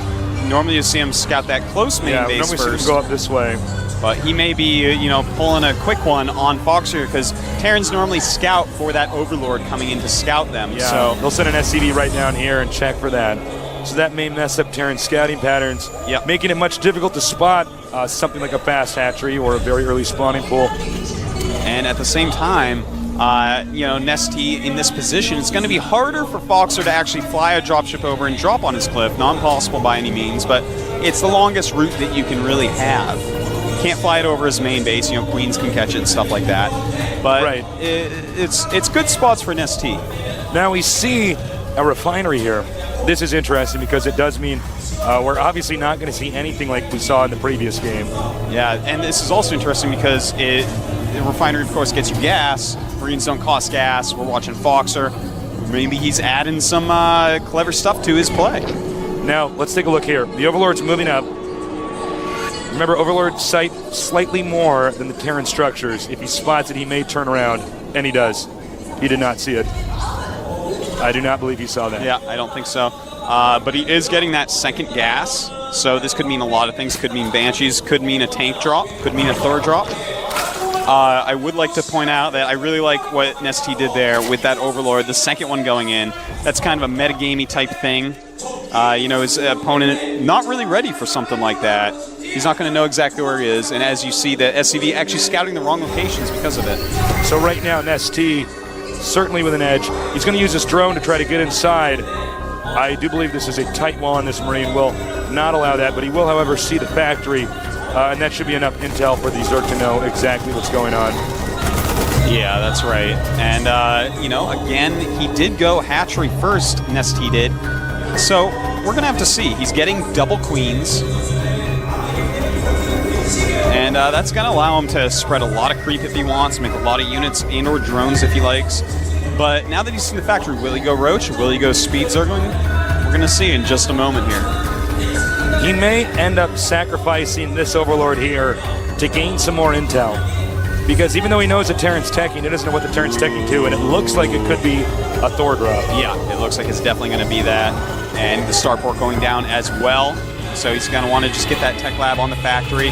Now, with the factory at the choke, he's going to be able to scout that it is a tech lab. And that's going to tell him, okay, there is going to be some sort of drop or Blue Hellions. Probably not Blue Hellions, though. It is Lost Temple. He did not manage to get up there, though, so he does not see this add-on thus far.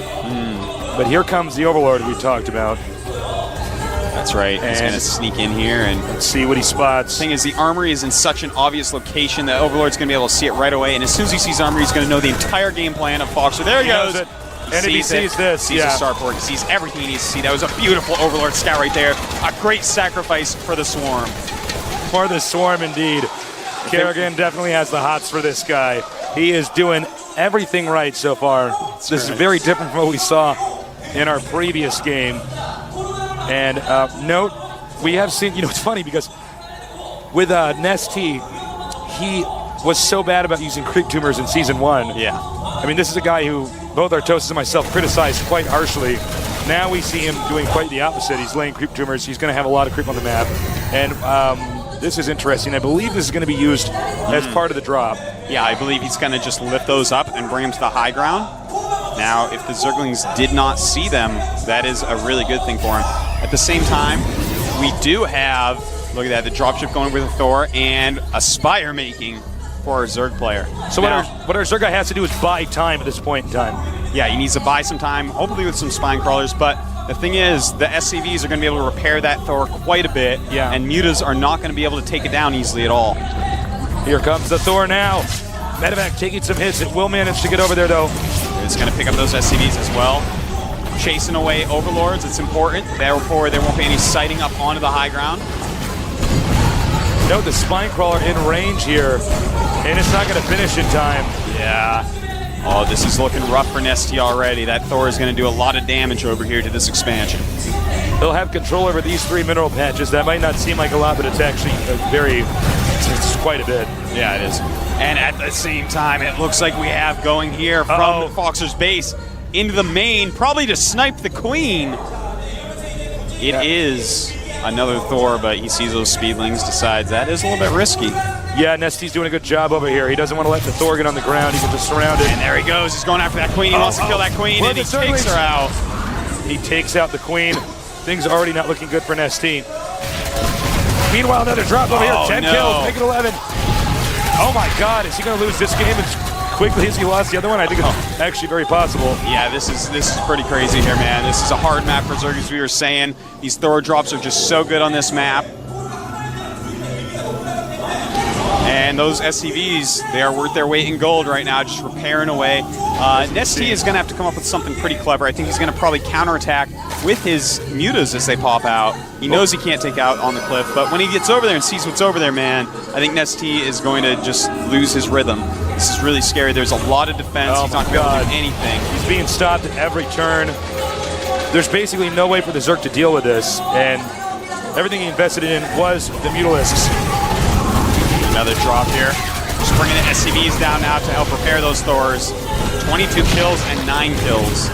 Absolutely Oh my wild. God. I think that's drones, queens, you name it.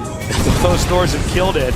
The hatchery going down, half health, make it a fourth. Queen comes out. I don't think it's going to buy enough time. He has to do something. If he loses the hatchery, I do believe he will lose this game, and he's taking the hatchery out. And this is not looking good at all for our Zerg player, Nesty. Such a great player, but I mean, Foxer right now, man, he has got the builds. He's got the builds indeed, Artosis, and he is using them very well. His execution is perfect. The Thor drop quite similar to the Reaver drop in StarCraft 1, a little bit different mechanics behind it, but very similar nonetheless. And of course, we do know that back when our Terran player Boxer, he was a Protoss player back then, and he was quite good with Reaver drops at that point in time as well. Hold that thought though. He wants to take out these Thors so badly. He does have his circlings down there. He uses that magic box. Mutas take much less splash that way. Removes those 2 Thors with minimal losses. Now he's going to get 2 medevacs as well. And Nesty, I mean, that is the first step to a comeback right there. You can see he was actually going to drop again over here and did not manage to do that. Now, I know there might be noobs watching this, Artosis. Please explain, what is a magic box? You know, those Thors, they do a lot of splash damage to tightly packed air units. But when you have the Mutalisks spread out just a certain amount and you click very far away from them, they stay in a boxed formation where they don't clump up. And that allows them to take out units like Thors. Now here we see a command center over here. By the way, on Nesty, I totally agree with this. He's just going to throw up a second expansion. This isn't safe, but it's the only thing he can do to come back. He's taking a risk. He's going to hope that he can use the Mutalisks to control the map and control any scouting units. And if he gets his expansion up, maybe he can turn this around. He needs to stop these SCVs from building. He's got to do something here. Going after that missile turret, and that's a smart turret to take out. Even if he takes a lot of damage from Mutas, he's got to get in here and start doing some damage. And taking out turrets is one of the ways to do that. Thor's coming back, though. He's going to want to run immediately. He takes 3 volleys. That's going to be huge. But he runs out of there. All right. Yeah, and you know, I want to comment on what you said, Tasis, as you were saying, taking that double expansion, he's got to do something huge to come back, and we see that already. He's going to go ahead and switch techs back at home. Notice the Baneling Nest, notice the Roach where he's going to go. This is a total tech switch. Yeah, he's going to transition from Muta into Baneling Roach. So that's his plan. Use the Banelings to kill all the infantry units, use the Roaches to kill the Thors, and hopefully he can come back with that. We see more Mutas moving out. The Thors, however, and the Marines, he's got a small force out here, as you can see. He does not know about this expansion yet. My bet is he's going to push out. Note Nest, he does have a lot of creep over here. Zerg units do move very fast on the creep, so you got to be careful. Yeah. Baneling's on the way, but if he gets here before the Banelings can finish. He needs those Banelings out. He needs to hit the Marines with the Banelings, and then the Thors can be killed. But Thors with Marine backup are so scary against a Mutalisk-based army. We're going to have to see. This is going to come down to Micro. Micro is what it's going to be. That's the name of the game. Unit control here. He's moving in. Banelings actually not being very effective here, but it looks like there's if he gets these Banelings and he gets these Marines. Oh, look at that. The Roach is taking out the Thors, and down go the Marines. Nesty showing that he is, in fact, the best Zerg in the world. Beautiful play right there with minimal units, minimal time to prepare, taking out yet another army of Foxer. I have chills all over my body, Tasteless. Goosebumps, hair sticking up on the back of my neck. We are watching history right now. Nesty, man, this guy is unbelievable. Yeah, he's bouncing back quite quickly, taking out the SCVs, making the barracks. That's going to stifle the economy explosion here, and he's even trying to chase away this medevac. Yeah. Look at that supply, by the way. Nesty 102, 92 of Foxer. Yeah, that's right. He's actually outproducing him. Fruit dealer who? Fruit Deals dealer what? Please, please. It's all about Nesty. Of course, with Boxer taking out, somebody like that, he's essentially the fruit stealer now. Oh. And now, of course, Nesty really just giving it to him.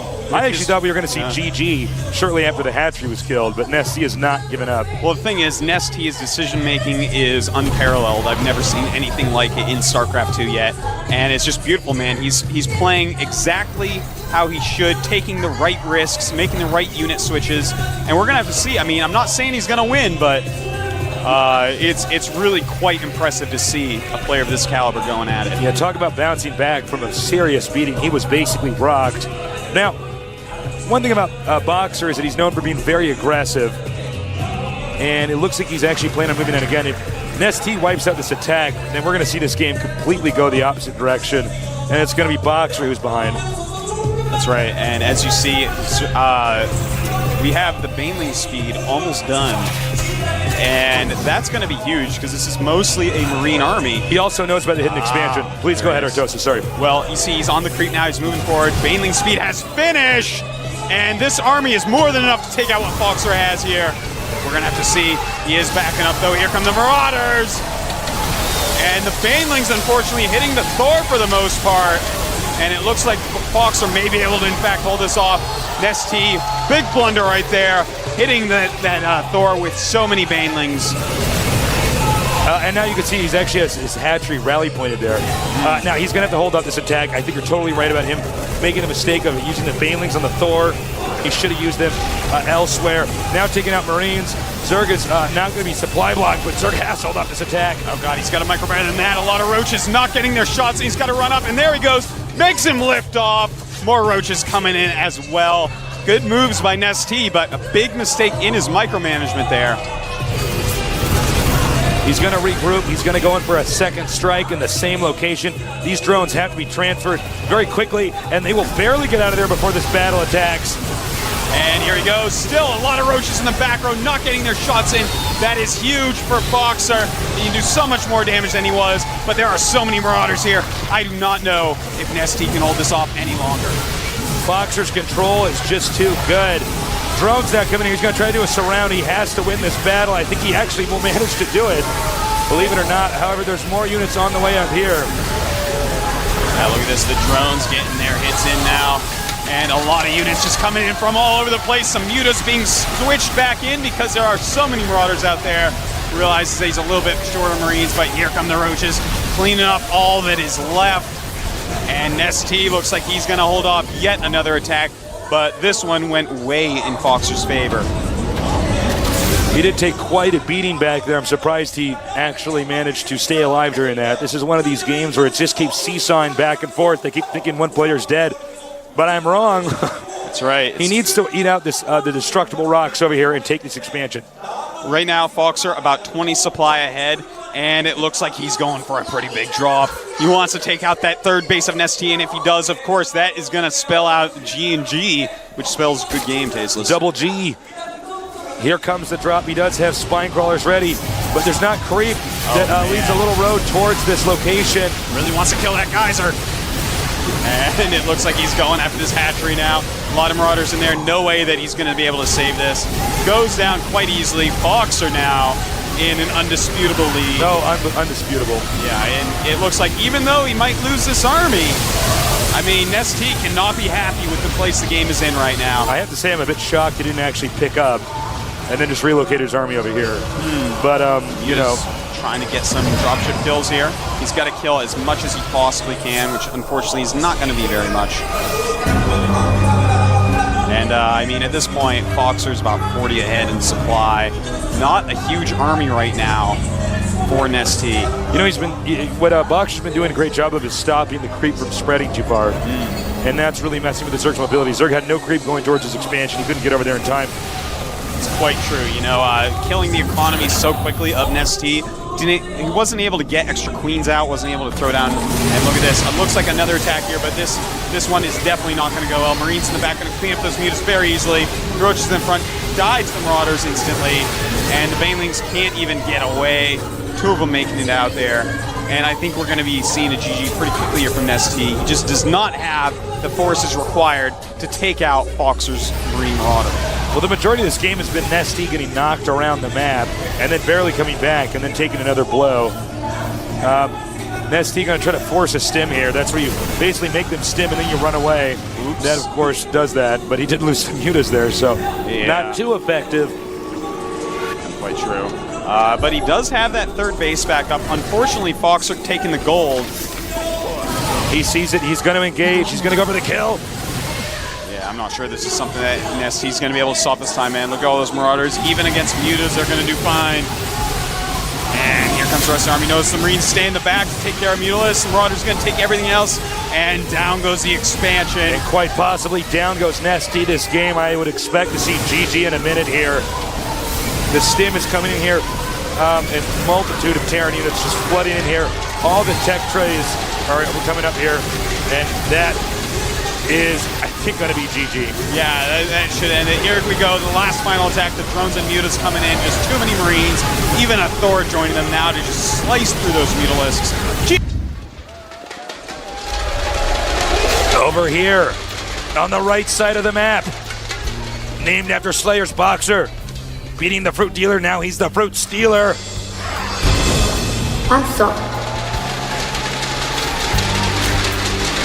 On the left side of the map, he was known as Zergbong, a very unsuccessful StarCraft 1 pro gamer. Now he's back here in the finals of the GSL. Nesty. Now, I want to point out a few things about this map, because this map is very unique. As you can see here, they are quite, I shouldn't need to turn the speed on this mouse, these are quite close by air. You also have a large ramp, so Terran can't really wall in. Now, if you follow me over to this location, there's destructible rocks. As we go upward, we see more rocks. You could take those out and get a quick path to your opponent's base here. But if you don't, then you have to go all the way around to where this Zelnaga Watchtower is before you can get to your opponent's base. Also note the island here can play a key role as well. Yeah, the island, we don't see it used quite as much, but Terran, of course, is the race that we see it used most as, especially if you see one of those Banshee builds we were talking about. You know, sometimes you don't have the units on the ground to really hold off counters, so you want to go ahead and take the island because it's easy to defend with your air units. So we'll just have to see if that's something that he has decided on doing. But, you know, so far we see, a very quick hatchery by Nesty. That's kind of standard for this map because, as we were saying, you know, you can't really do the Marine SCV rushes as well on this map. So this is a map where we're really going to see Nesty basically go uninterrupted, at least for the very early part of the game. Now notice no gases quite yet. He is producing some Marines though. He may expand down here. Yeah, it looks like it's going to be a fast expansion for sure. Now, I don't think he's going to even... Interesting. Awesome. Whoa. All right, so he's going to actually expand to the island here. Yeah, in this region right here. In fact, we might see something completely crazy like a double expansion. I could buy it, you know. If you expand fast up there, you can't be attacked quickly by Zerg. They either have to get Mutalisks or they have to get drops to attack it. So, or a Nidus Worm, but who does that, LOL. So, I don't know. We're going to have to see what he wants to do with this. But he is getting double gas now, so kind of interesting. It looks like he wants to jump up the tech tree real quick to follow this up. Now, there's a lot of different things he can do after he double expands, as Artos has said. So, we don't know what tech pattern he's going to follow. But if he's getting double gas, he's going to follow some type of tech-intensive pattern. Yeah. Thors, Banshees. Yeah, it definitely could be something like that. And I think it would be actually a good choice as well. Maybe a delayed Banshee type build could be very powerful. You just got to watch out for Mutalisks. Now note Nesty's placement. He has an Overlord over here. So he sees there's no expansion thus far. And he has this Overlord, which he's using to keep. And it looks like he's going over. He has loaded that up with 5 SCVs, so you can start mining efficiency really quickly. And at the same time, a factory being made for Boxer right there. Now Zerg is going to drone up, but remember, Zerg is in the dark. Zerg doesn't actually know what his opponent's doing. He's still playing somewhat of a guessing game. He will probably sacrifice an Overlord to find out. And here comes an engineering bay. Oh. And double eBay. So he wants a nice tight wall in right there. Double eBay all the way. I know, man. I wonder, is he going to go for double upgrades? I'm feeling like he's going to. I think so. Which is really uber interesting to me. That would be a great reason for that double gas. So he might just be going like, hey, guess what? I'm Foxer, but now with upgraded Marines. And I gotta tell you, that is pretty scary as a Zerg player. You know what I like about this is that we sort of put this guy in a box as far as his play style. Yeah. But now that he's in the finals, he's branched out into all sorts of different openers. Well, he is boxer, so boxes are something that he can get his way out of quite easily. So he's got double upgrades here for the infantry. Wow. He's going to have 1-1 Marines very fast. And I think we're going to see a ton of barracks here in a minute. Yeah, he's going to just suddenly drop like 400 barracks and get a bunch of tech labs to upgrade everything. But hold that thought. He sees the island. That's right. Now, ST not really making anything yet that can attack that island. We're going to have to see what tech path he chooses. Now is the time. He's got that layer up, as you see. Yeah. But he hasn't chosen his tech. Ah, there we go. Nidus Worm. Where is it? Where is that Nidus Worm? There it is. Nidus Worm, Roach Den, Baneling Nest. Roach Warren. He has double Viking here. He wants to bully Overlords out here. This is smart. Yeah. But he has to get this Overlord. Yeah, he's not going to have a lot of time to do this with. He's got to one remove that Viking up this Overlord way. immediately. And if he sees that coming out, though, he can land the Viking. The Nidus Worm is almost done. It's going to start. Is he going to get up in time? Will he get up in time? There's not much time left. He is making it somewhere. There it is. It is there. Right here. And SCV's coming down, but will they be able to kill it in time? I don't think so. Benny Roach is Zergling's going to pop out. And here come the Zerglings. But they are going to get the Nidus Worm at least, which means a medevac drop can save the day here. Yeah, and medevac drop or bring those Vikings over to battle with the SCVs. Looks like the Vikings are going to go immediately. Also, medevac's being loaded up.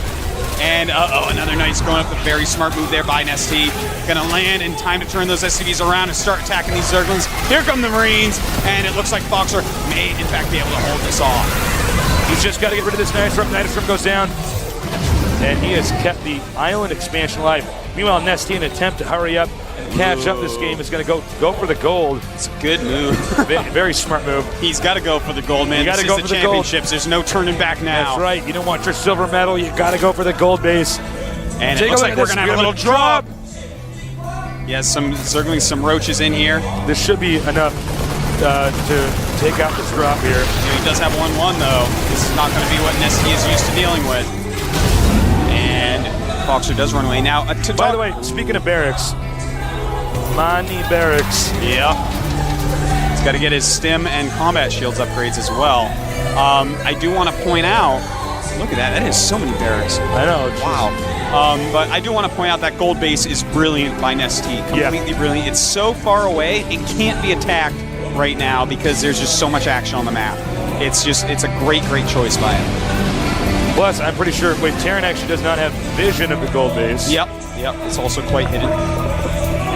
Now, I think Terran's going to be preoccupied trying to defend the island. I don't believe, actually, I hear the sound of a Nidus Worm. Oh, it's right down here at the expansion. Smart. That's pretty cool because this way going to put creep there as well. If he can attack the gold base, that means that he can unload the Nidus Worm and then go into the front of the Terran's base and take him out. Yeah, very true. That's really smart. Now, if we take a look at Nesty's army, look at that. Roach Baneling. Now, that is a pretty good counter to Mass Marines, I have to admit. Terran, of course, unaware of the Nidus Worm. And it looks unloading. Like, we may be seeing some sort of bust right away. In fact, if he busts those eBays up, with 2 upgrades in it, that could really slow down Boxer's plan. And he may be doing that, or may go through the bunker because has less hit points and try to kill. Here we go! Can you microwave out of this, Boxer? He doesn't have stim yet. It's not finished. And the Banelings just go into town on the Marines. The Roaches left alone. No units left to stop them. Meanwhile, the Nidus Worm is continuing to unload over here. And Stim did not finish. Stim did not finish. He killed that tech lab. We're not going to have any Stim for Boxer. Microing's going to become impossible against these Banelings. And I think this very well may be GG. He can continue to streamline units. He's just setting lings. Everything coming down over here. More Marines popping out. These medevacs do have a lot of energy. But, when you get inside of a Terran base and get in front of his production facilities, then, the player is just screwed. Yeah, this is Terran's weakness. Their units can't come out and fight by themselves. GG! GG. Unbelievable game last game. He didn't manage to win it. He is the Terran Hope. Answer.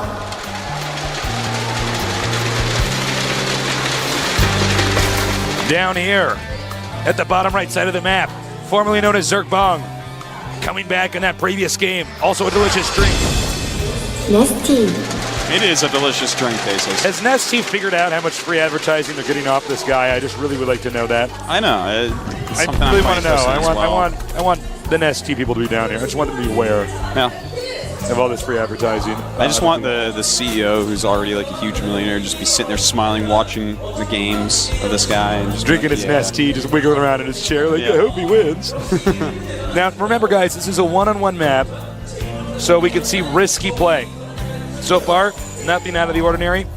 Usually risky play is identified by, for instance, a Terran building a structure outside of his base. Yeah, that's right. And, you know, we could see something like that here, but the map, it kind of favors Terran because that third base is so hard for Zerg to get, and of course Right. Zerg has to stay up This a base base on its here. opponents. Yeah, you know, sometimes they take that, sometimes they take one of the side ones, but there's not a lot of bases on the map. It's not very far to the third bases, and ooh! Uh-oh!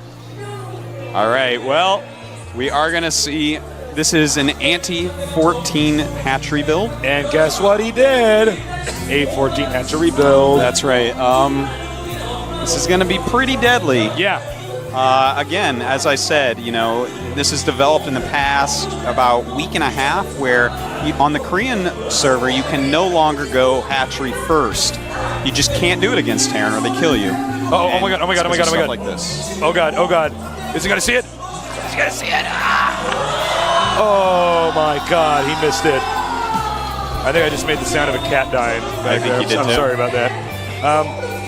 This is huge. Yeah. Now remember though, this strategy with the barracks being the spread, this is like a pretty ballsy strategy. This is like elephantitis ballsy. I mean, it is pretty. You cannot recover as quickly from something like this if it fails. Oh, definitely. Now, he does have a lot of Zerglings being made. I almost feel like he's going to have a much better chance this time because the natural is not outside of his base. Right, he can't focus on the hatchery. He's going to have to attack the main. Yeah. And will he send SCVs is what I'm wondering, like he did before. Yeah, this is actually a lot different from what we saw in the first game. He may just be waiting for that critical amount. Now, Nesty, I think he absolutely knows what's going on because in his main, he's making a spine crawler. He's making a lot of Zerglings still. He's staying back, making only Zerglings, and it looks like he's going to be able to off Fox this time. He sees what's going on. He's moving in there. Queen is out. He's sending the drones. And, you know, he just saw that spine crawler, and that should just set Foxer off to say, oh my god, he knows exactly what's going on. I need to get out of here. Now, I hope he has a contingency plan because there's not a whole lot you can really do after this part of the game. That's right. Realistically, he should be like, okay, go back, play a regular game. He is going to go ahead and make the double bunker the bottom ramp. That's a very good move. However, he can creep tumor over here, creep tumor towards this area, get a spine crawler, and just pick off the bunkers. By the way, he's also expanded. Yeah, that's a good move, man. He doesn't see that yet, but he will see that soon enough. He will at least keep Nesty in his base while he gets this expansion You know, it's up. interesting. I just noticed that you actually don't see the shadow of the structure until you see the structure. Yeah. No, that would be pretty bad, positionally speaking, since shadows always go to the right in this Yeah, game. exactly. The sun is always rising on that side of the map. Yep, it's always early morning. Now, he's moving out. Actually, it looks like he's going to try to engage. I don't know if Oh man, there's so many Zerglings out right now. Yeah. He needs to get into those bunkers. And Nesty has actually bought so many Zerglings at this point. His economy is quite garbage. He just does not have many drones. So if he just sits in those bunkers, he's going to be in good shape. Uh-oh. He's got to be careful because link speed has started now. Yeah. And look at this. He keeps on sending up his Marines. He's being very careful about it, though. He's checking to see how many drones are here. Yeah. He's trying to force as many as possible. Oh, he should not be doing this. I don't know if this is a good idea. Yeah, no, I think that... Ooh, actually, that is a lot of Marines. And, you know, it is Boxer. He can't micro quite well. Yeah, that's right. And look at this. Oh, no, this may not be enough Zerglings. Will it be enough? Look at this. He does do a nice surround right there, but again, just beautiful micro here by Foxer, using that Queen as well, and it looks like he will be able to clean up these Marines. Nice control by Nesty. Complete waste by Boxer. That's right. He did force a lot of Zerglings, but still. I mean, right now, Nesty looking pretty good. Looks like he's going to just skip those bunkers and kill the rocks. And if we take a quick look here, 30 drones against 27 SCVs and a mule. So Nesty, he's in okay shape. He's going to switch right over to huge drone production now. And ever since he has 2 queens, he's moving back in here, really though. Quick. He's going to continue to be aggressive here. And remember, his control of the Marines is just impeccable. Look at that, targeting away a couple drones there. Now trying to go after those Zerglings, but there's way too many speed finishes, and he's going to realize that it is no longer time to attack. Nice job. Does not go down there to take out the bunker. Now, when he went down there, the Zerglings came from the left, so he's going to realize that actually Nesty is trying to break out of the rocks in the back of his base. That's going to give Foxer enough time to prepare for that, and it looks like we're going to actually go into a long and cool game, Tasteless. Yeah, I'm excited. Yeah, absolutely. Stim and combat shields being researched. So Boxer doing what he's known for best, with just focusing on Marines here. That's right. Now Nesty, he is going ahead and attacking there, but in the main base, we have a little something that we learned from Kyrix. It's a Baneling nest. So we're definitely going to see him do some Kyrix style, see if he can't bust Foxer up. And this is going to be quite interesting because we've already seen that unbelievable X-Wing entering the Death Star timing from the game number 3 over here. And hold that thought that we got SCVs. SCV sees all right now. That's right. And if the Queen doesn't kill it before it gets in the main base, it's going to see a Baneling nest, and he's going to be able to prepare with the SCV. Looks like he's abandoned. I guess he's just like not watching. I think he wants to get ready to do a bust. That's right. Remember, Baneling's very good against Marines. Oh boy. We have almost 6 barracks on the way. Excuse me. And look at that. Thank you, Kyrix Zenith. And does he actually see it? I think he did see it. I believe he got a glimpse of that. Yep. And, well, is Stim going to be finished? It looks like it is finished already. So he's going to have to micro. This is going to come down purely to micro and building this extra building. Beautiful! More buildings back here to block. The Banelings are on the loose. God, that's so many Banelings! And he is just going after these Marines, but they are being spread as only Foxer can do.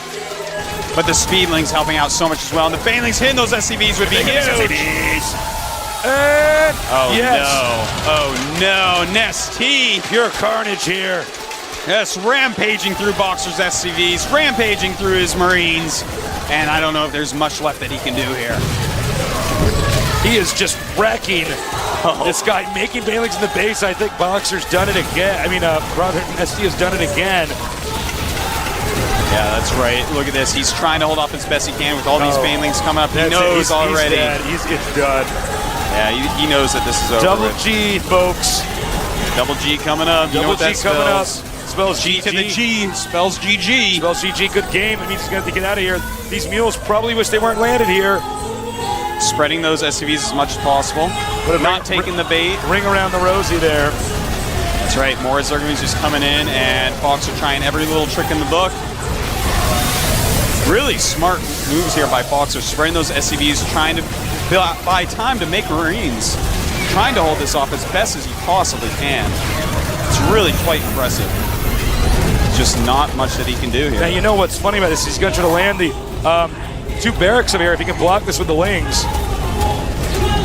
it's going to be pretty much game over. In fact, he's going to eat up this barracks over here.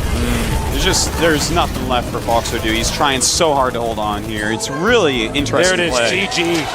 Wow. Over here in the red at the top right, named after Slayer's Boxer himself, the scene calls him Foxer. Paso.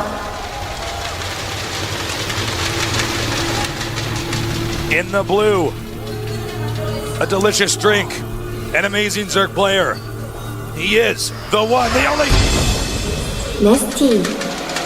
Thought that intro was going to come a little bit quicker than it did.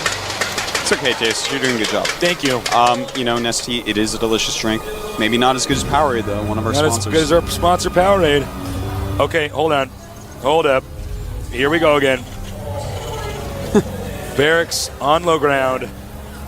He's doing it again, Artosis. I know, man. This is the way he likes to play. And it looks like he's going to just wall in with some barracks and stop any 14 hatches that go down. But there seems to be this game, yeah, he's being a lot smarter than that. He's going 14 gas, 13 pool, as we see. Yeah, sorry, I didn't mean to cut you off back there. I was just going to say it seems like he's just not comfortable playing Nesty in the late game. Yeah, I mean, Nesty's decisions just get better and better with time. They're like a fine wine or a good cheese. They are. Yeah. I put up my Twitter account. But Nesty, he don't whine when he's cheese because he makes enough zerglingese. I put on my Twitter, I said StarCraft ages like wine while most FPS games age like milk. I do believe it's a true statement. That's right. Except Quake 3 became cheese. You like that? That's deep, man. We got double barracks again. Now, of course, Nesty can't go hatchery first. And if you're a newbie in your home, you're wondering why, of course, can you not do that? You're just too close to each other. Yeah. So you have to go for the spawning pool first. Otherwise, you're going to get bullied, possibly forced to have your expansion canceled. It's just bad news all around. Yeah, that's right. Now, the speed Zergling first build, he's going to be in really good shape against this. And in fact, he chases the SCV out, and guess what he does after that? He makes the Roach Warren. Yeah, that is exactly what he does. Now he's going to have Speedlings and to Roaches. Oh, nice. And, locking him in there. That's kind of gross. Now, the best way to take out exactly what's going on here, he's already making the Roach Warren, he's already getting Zergling speed. There is a good number of Zerglings, he's getting double bunkered in. If he makes 5 Banelings and busts through and then runs to his opponent's base with the Roaches and rallies behind Speedlings, that's nearly unstoppable in this exact situation that we're in, this really weird one. I've played it a lot of times, so I'm just letting you know. Now he does have SCVs and Marines, so he wants to be able to peek up the ramp to see if there are, in fact, Banelings on the way. And then he's going to do a little bit of scouting. Queen moving out now.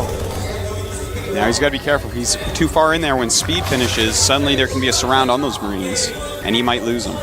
Speed is done, or about to be finished. Terran, no gas, no expansion. Roaches soon to be out. Still there. You know, if he just overwhelms these 2 bunkers, Foxer's going to be in a huge amount of trouble. And he sees the Roaches now. He knows. And here come the Zerglings. They're going to try to surround. And look at that, traps those Marines. No SCVs left as well. A lot of Marines going down, and these Roaches are going to easily crush out of here. Foxer, too aggressive that game. And it looks like he's going to be in trouble, Tasteless. He's going to take this bunker out, take the Marines out. He backs up, but he wants to just get rid of this one bunker. If he can just get rid of this one bunker and regroup. And now he should really attack that before it gets salvaged. It does get salvaged in time. That's right. Now, a lot of Speedlings are being rallied in as well.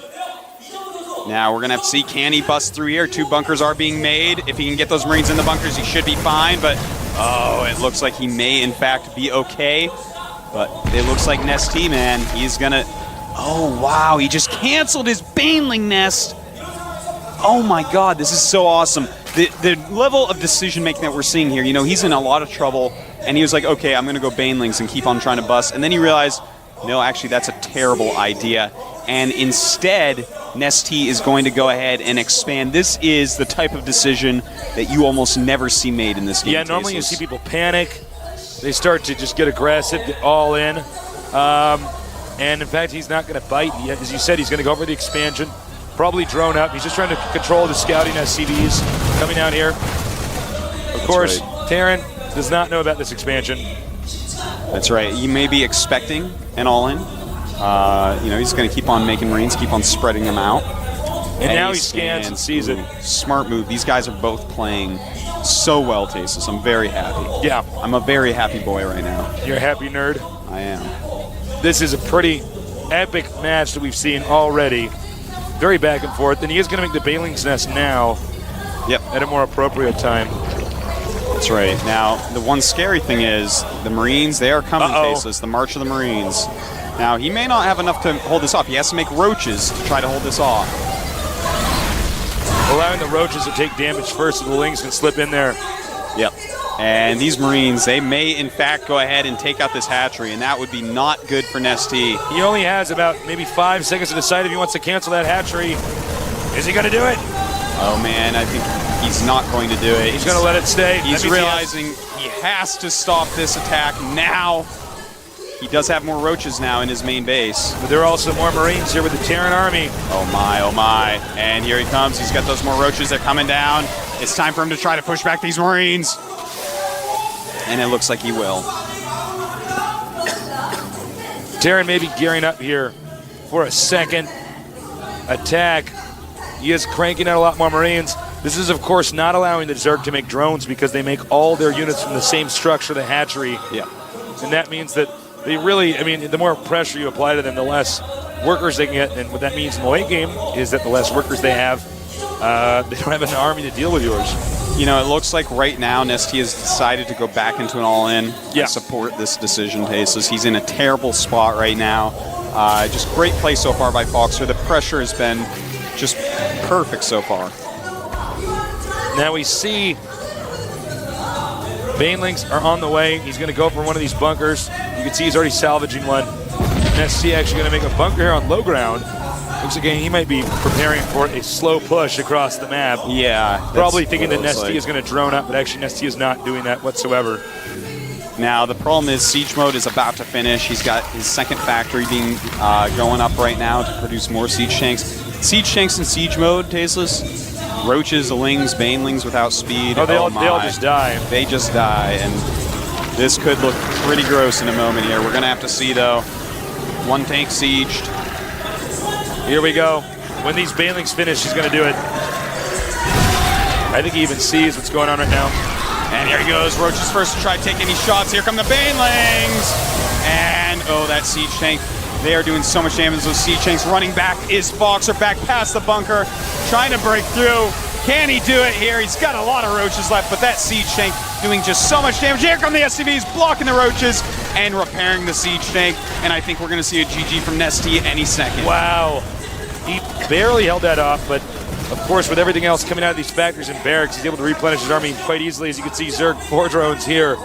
And about 18 drones over there. Yeah, this is just looking completely unwinnable from the Zerg side. Nesty is looking like he is in so much trouble here. A very hard map. He's getting so close with those bunkers. Tasteless, that was quite right. It is a slow push with bunkers. He realizes how far ahead he is. He says, you know what, all I need to do is just push over very slowly and kill Nesty. Nesty is running out of oxygen fast, and pretty soon he's going to suffocate here as these Terran structures, the bunkers, even having supply depots here to kind of interfere with anything trying to get in front of the siege tank. He will eventually reach this point over here where he can hit the hatchery down here. Yeah, that's quite true. He can just float a barracks over there at that point. And this is just like an impenetrable defense. Right now, Nesty needs either Mutalisks or needs drops, but unfortunately, he's just started his lair. So really, he has no speed, no mobility, no way to get around this ridiculous push we are seeing from Foxer. It's just such a deadly strong push. A beautiful decision by him to do a push like this. You can see even peeks up here, takes out a creep tumor. And I give this game no more than 5 minutes. Oh, absolutely. Look at this. He's pushing forward now. It's going to be, I mean, here he goes. He is ending this Tasteless. With just Banelings left against this many siege tanks, I don't think those Banelings can even kill these siege tanks if they group up in a ball for him. Yeah, there's just no way. You can see he's using the Marines to spot here. And I think that's basically it. Nice. There's that Marine spread we know so well from Boxer. Yeah, over here in the red. He's up in this game. He could take it home. Named after Slayer's Boxer. He is. Answer.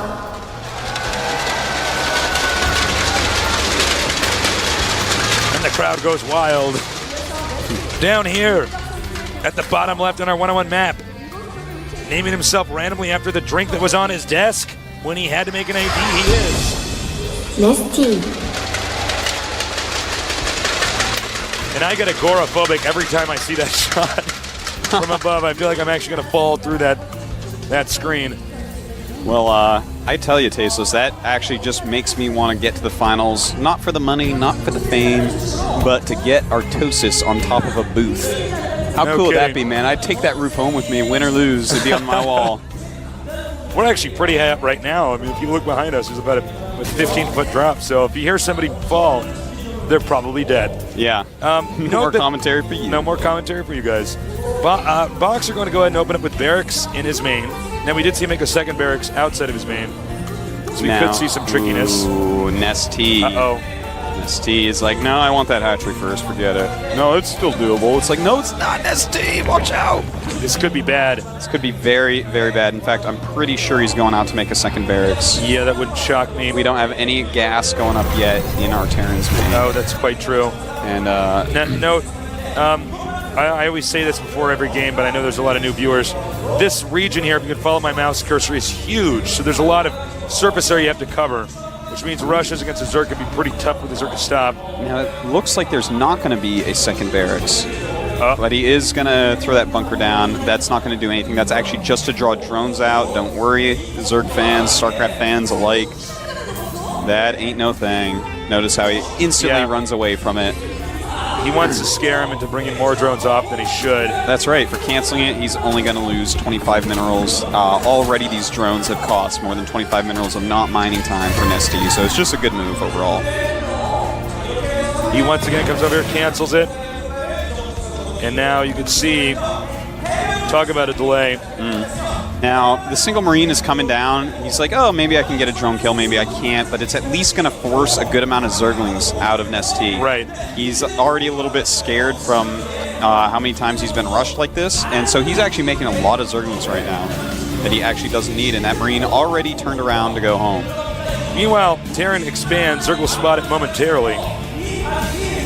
And I would not be surprised if we see a ton of Marines coming out here, again, from Nesty. But he's also getting a refinery right away. And there it is, more barracks. Yep. The refinery, probably going to be for stimming combat shields. You know, that's how he rolls. No shocker there. Yep. So, again, it's Zelnaga Caverns, as we were saying. Not really surprised that we're going to go into, you know, an actual game instead of some weird rush game. It's a much more normal map. And this will be used pretty soon here. The Queen will be used to make a creep tumor. Got to make sure you have a lot of creep around the map here. Yeah, that's so important. In fact, a lot of Zergs nowadays getting 3 queens pretty quickly. One just for laying creep tumors and really spreading that creep forward.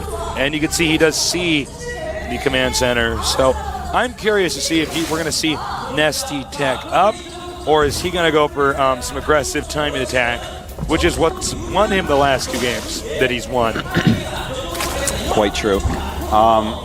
Now, I would love to see Nesty actually go ahead, get his lair, go into a pretty standard game, get that 3rd base up, and see a real macro game out of these 2.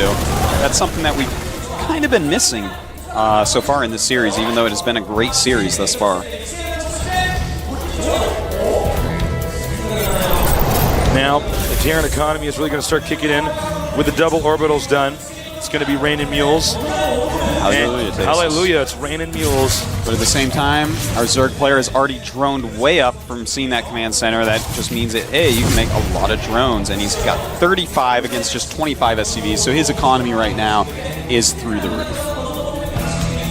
Now we see some pressure coming down here from Boxer. He is going to try to force him to make some more lings. I don't know if this is a wise decision. A ton of lings are being made right now, and I think he's just going to lose all of these Marines pretty badly. Baneling's nest, by the way. Yeah, he may be able to take that out. But here comes some Zerglings. And he wants to save that Baneling nest. And look at this. This Marine's going to go down big time. Down come SCVs. That's SCV timing there a little bit odd. Zergling speed is going to finish before these units get back, and Boxer is going to be in a lot of trouble because right now we're going to see some Keurig-style aggression from Nesty, and here he goes, surrounding without even having speed done, but when speed finishes, it'll just be all the quicker. It's going to be pretty ugly, as you said, when speed gets done. That's right, and it's about to pop, and there we go! Surrounding the rest of the Marines, and Boxer's going to realize, uh-oh, I am in a lot of trouble here, and he may actually be going down pretty quickly. Back over here at the Terran home base. He has a bunker, but remember when I mentioned about surface area, the expansion earlier, that bunker can't cover everything. And look at this, the SCVs being surrounded by Marines. Zerglings going after the Marauders. Marines inside as well. You know, he even has a Baneling nest done. Look at this, killing so many SCVs. And there go the Banes. On the way. And it looks like we are going to see a Game 7 tasteless. Oh, when these Banelings finish, Ooh, it's gonna be brutal. That's right. The banelings are on the loose. Gonna go after this bunker? Nope. Nope. Pooja going up that ramp. And as they die, they blow up on those Marines, and here comes even more. Pretty good dealing here with Boxer, I have to admit. Yeah, he's managing himself pretty well here. Problem is, the economy here is just too big for Boxer to overcome. Yeah. Yes, more and more speedlings coming up, surrounding some Marines, hitting some more SCVs. There's so few SCVs left, only 14 left right now. And you know, this is one thing about Nesty is he just always manages to get in here with these perfect timing attacks, handling himself so well. You can see the SCVs can't take too many more blows, and these banelings are about to get done. No! And they're going after those SCVs. Run for your life. Don't kill nearly as much as you thought they would, but it doesn't matter. More speedlings on the way, and we're gonna have to see a GG here momentarily from Boxer. He runs in there, he takes out these Marines. That's right, and cancels the Banes even. He's like, wait a minute, I don't actually need banelings. Yeah, just need his Marines to get hit by these speedlings. And that does it, guys. out. Over here, at the left side of the map, named after the Emperor, but now he's surpassed him. He is the one, the only. Handsome. A fan favorite indeed. Indeed. Over here at the top, he started out as a dark horse, formerly known as Zergbong. And okay, never mind. Nesty. Came a lot faster than I had expected. It's all right, Tasteless. I had a good one. Because that's exactly how this entire game is going to go. Everything's going to come faster than you expect it, harder than you want it, and more beautiful than we've ever seen it. Because this is the GSL Finals to Season 2. We have the best Zerg in the world, Nesty, going up against the most aggressive, insane Marine user ever, Boxer, aka Boxer Prime. Whatever he's going by nowadays, but people love him. Here we see Barracks in the main base. Now, don't exhale and gasp in relief too soon, because he could still do the double barracks. Oh man, Nesty could. It does indeed look like he's going to go for the hatch. Oh no, Nesty. Oh, Nesty. This is the flavor that I don't want again, Tasteless. This could be risky in these positions. And he's going double barracks. Oh my. Uh-oh. Oh me, oh my. This is gonna, here's the thing. Nesty right now has an Overlord right there, floating out in front. If that gets intercepted by Marines, it will end the game. So he's got to be very careful about that. Yeah. And he's going to basically have to pull his drones. And if he does some sort of miracle defense, then maybe he can pull it out. But this is really scary for me, Tasteless. It's because you're a Zerg player. I know. I know that. I feel fine. I've been mostly playing Terran, man. I feel fine. This is a risky build. You can't. He's going to see it. Yeah. And he sees it. That is right. Now he's patrolling a drone at the bottom of that ramp there. The Marines are on the way. That Overlord's going to want to get out of there. Here we go. He's sending the SCVs. That's right. He has mules now. Mules have landed. He's going to do a Marine SCV rush. Could Boxer win the same way the Emperor used to here at the GSL? Now most of the drones are being pulled. He is making a lot of Zerglings as well. And here we go. He's going to have to juke and jive with these drones. He doesn't want to lose too many because the mules are still mining for our Terran player. No, he's got to run more. He's got to run more than that. He cannot be losing drones. Here comes some Zerglings. No, there's hardly anything mining in the main, only 3 drones. And here we go. The Zerglings are out as well. He's got to try to surround these Marines, and there he goes! A beautiful surround! The drones are behind the Marines. They cannot micro. The Zerglings flanking everything, and the Zerglings come out and drop the drones going back to mine frantically, and he is even making a spine crawler at home. Beautiful decision there. He realizes that more SCVs can come, more Marines can come, and he is getting up his static D. Boxer is in trouble. And at this point in time, Boxer is indeed all in with the mules being landed here. He is sending out everything he's got. The spine crawler is finished. It'll take Micro better than Slayer's Boxer himself to come out victorious. Can he do it? So many Zerglings being made, 8 being made right now, on top of all the ones he has out already. He's going to have 20 Zerglings around with a spine crawler. And he's just going to try to take out this hatchery so hard. Yeah, he does have position here on the hatchery. Moving the spine crawler would be a risky move. Yeah, he just doesn't have time to do that. Sends the drones. Uh-oh. The drones are going. Good micro everywhere, but the drones flanking in some Marines there, but so many Zerglings, and it looks like Nesty is going to be able to hold off this rush. He's killed, loads of SCVs. He's and right catching now, up. 13 drones against 9 SCVs, 5 Marines against 20 Zerglings. Guess what? Nesty is looking good. He might very well be the next GSL champion. It is looking like it, Tasteless. Here he comes. The SCV's coming out now. Will he be able to hold? Nesty with so many Zerglings here. He's just taking out everything, and Tasteless, it looks like we have our next GSL champion. He's done it. That's going to be game. GG. Any second now. That's right. A Boxer. final Marine as he composes himself. Boxer just waiting in his booth. He has to swallow this victory because, this loss rather, because there's no way that he can recover from this. He made a risky move and it didn't pay off. He didn't want to play against Nesty in a long game. And he should have planned a different plan here. That's right. More and more this links is it. streaming down here. And I could see, yes, inside the booth, the Boxer, his hands on his face. Player at the 9 o'clock position on Metalopolis. The last hope for Slayers. He is. Slayers MMA. Crowd goes wild. Yeah. The Slayers' last hope. Going crazy. Standing room only here. A little bit of a cheerful. Wow. And over here in cross positions at the 3 o'clock is the last hope for MVP. Can they win their first finals ever? He is. MVP Dongregu.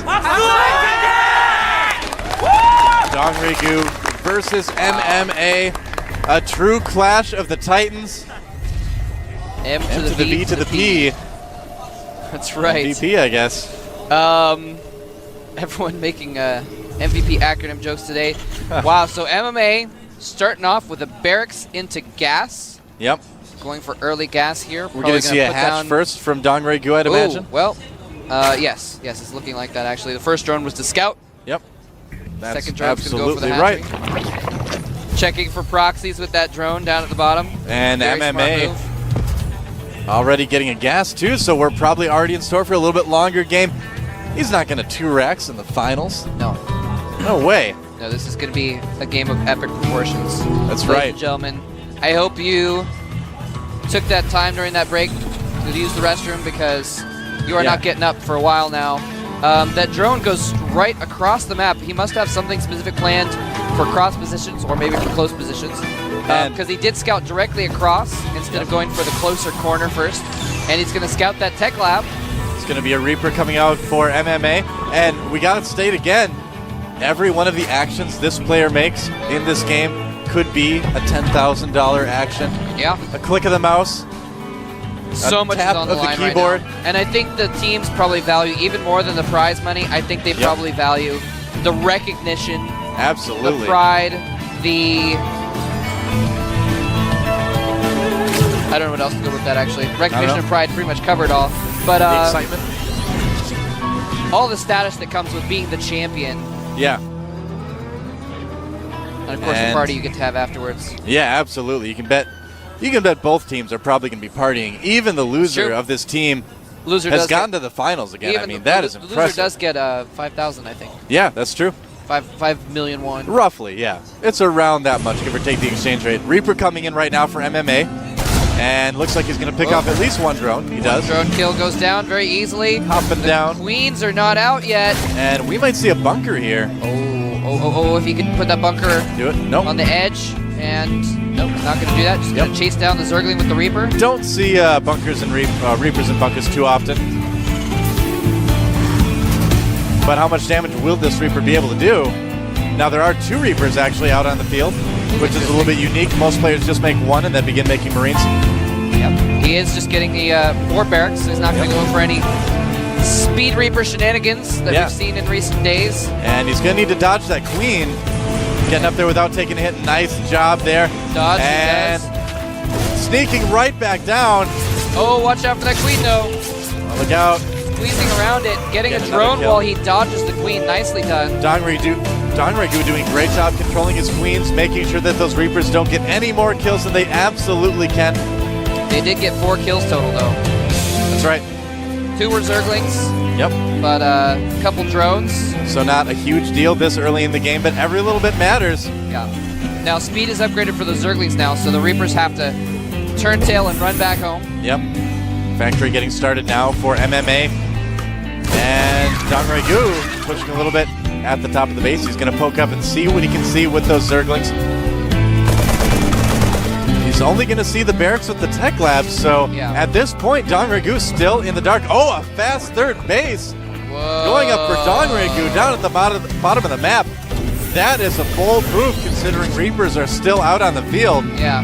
I think he just went in there and he saw just a few Marines and assumed, because it's standard, that it was going to be an expansion build. Yeah. And it is, in fact, an expansion build. Said, all right, well, if you're not going to attack me for a while, you spent some money on those Reapers, which aren't that good against Speedlings. Maybe I can take a third and get away with it. But these Marines are moving out. They do not want that to happen. He's going to put some pressure on. Yeah. Round of drones going up right now for Dongregu. Baneling Nest as well. Probably going to want to produce some more Speedlings after that. But it is a little bit of a fake push by MMA. He does pull back. Yeah, he's upgrading +1 for his melee attacks. What's that? Yeah, he's kind of looking around for Overlords, I'm sure, too. Oh, yeah. If you send one over there, there's not a lot of places they can hide. Now, he's getting a reactor here on the factory. He's probably going to switch the starport over to that. Yep. And start producing medevacs, I imagine.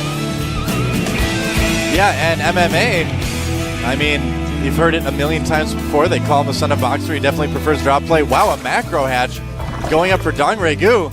Whoa, He's going to be producing a lot of units in the near future. He's actually up to 47 drones right now. Yeah. Compared to the 36 He's so many SCVs. drones, so fast. He actually has a larger economy than the Terran player right now. Lots and lots and lots of drones. And still very low gas. He's only got the 1 gas in his main. He's just been droning hardcore this whole time. Yeah, now there's a big group of Marines coming across the bottom of the map for MVP, or for MMA rather. So that could be some cause for concern. Oh, some Zerglings hitting off. Zerglings running in there, that is dying. actually terrible. Oh no, that was huge. He just lost all of his Zerglings. That is he so has bad. 22 in production right now, but he needed those other 10 along with those to really hold this off. Banelings are morphing, which could help as well, And but they are jump loaded up in dropships. And Dongregu needs to be so careful. He's got some Banelings now, so he's probably going to be able to handle this fairly well. Yeah, the drone not really doing a lot of damage. And he needs to fall back from that, that's for sure. Yeah. And those Still. Zerglings and Banelings trying to give chase to make sure they're there wherever those medevacs land. Queens not able to get there in time, and the Marines dropping out. Oh, nice micro picking up most of the Marines, but dropping some to bait down the Banelings. And looks like he's going to heal up those Marines for a second there. Dongregu getting his lair, getting some gas. So far it's been just Speedlings, and that is actually a lot of Speedlings. Dongregu, he might catch a lot of these Marines. Whoa, the medevacs! Not picking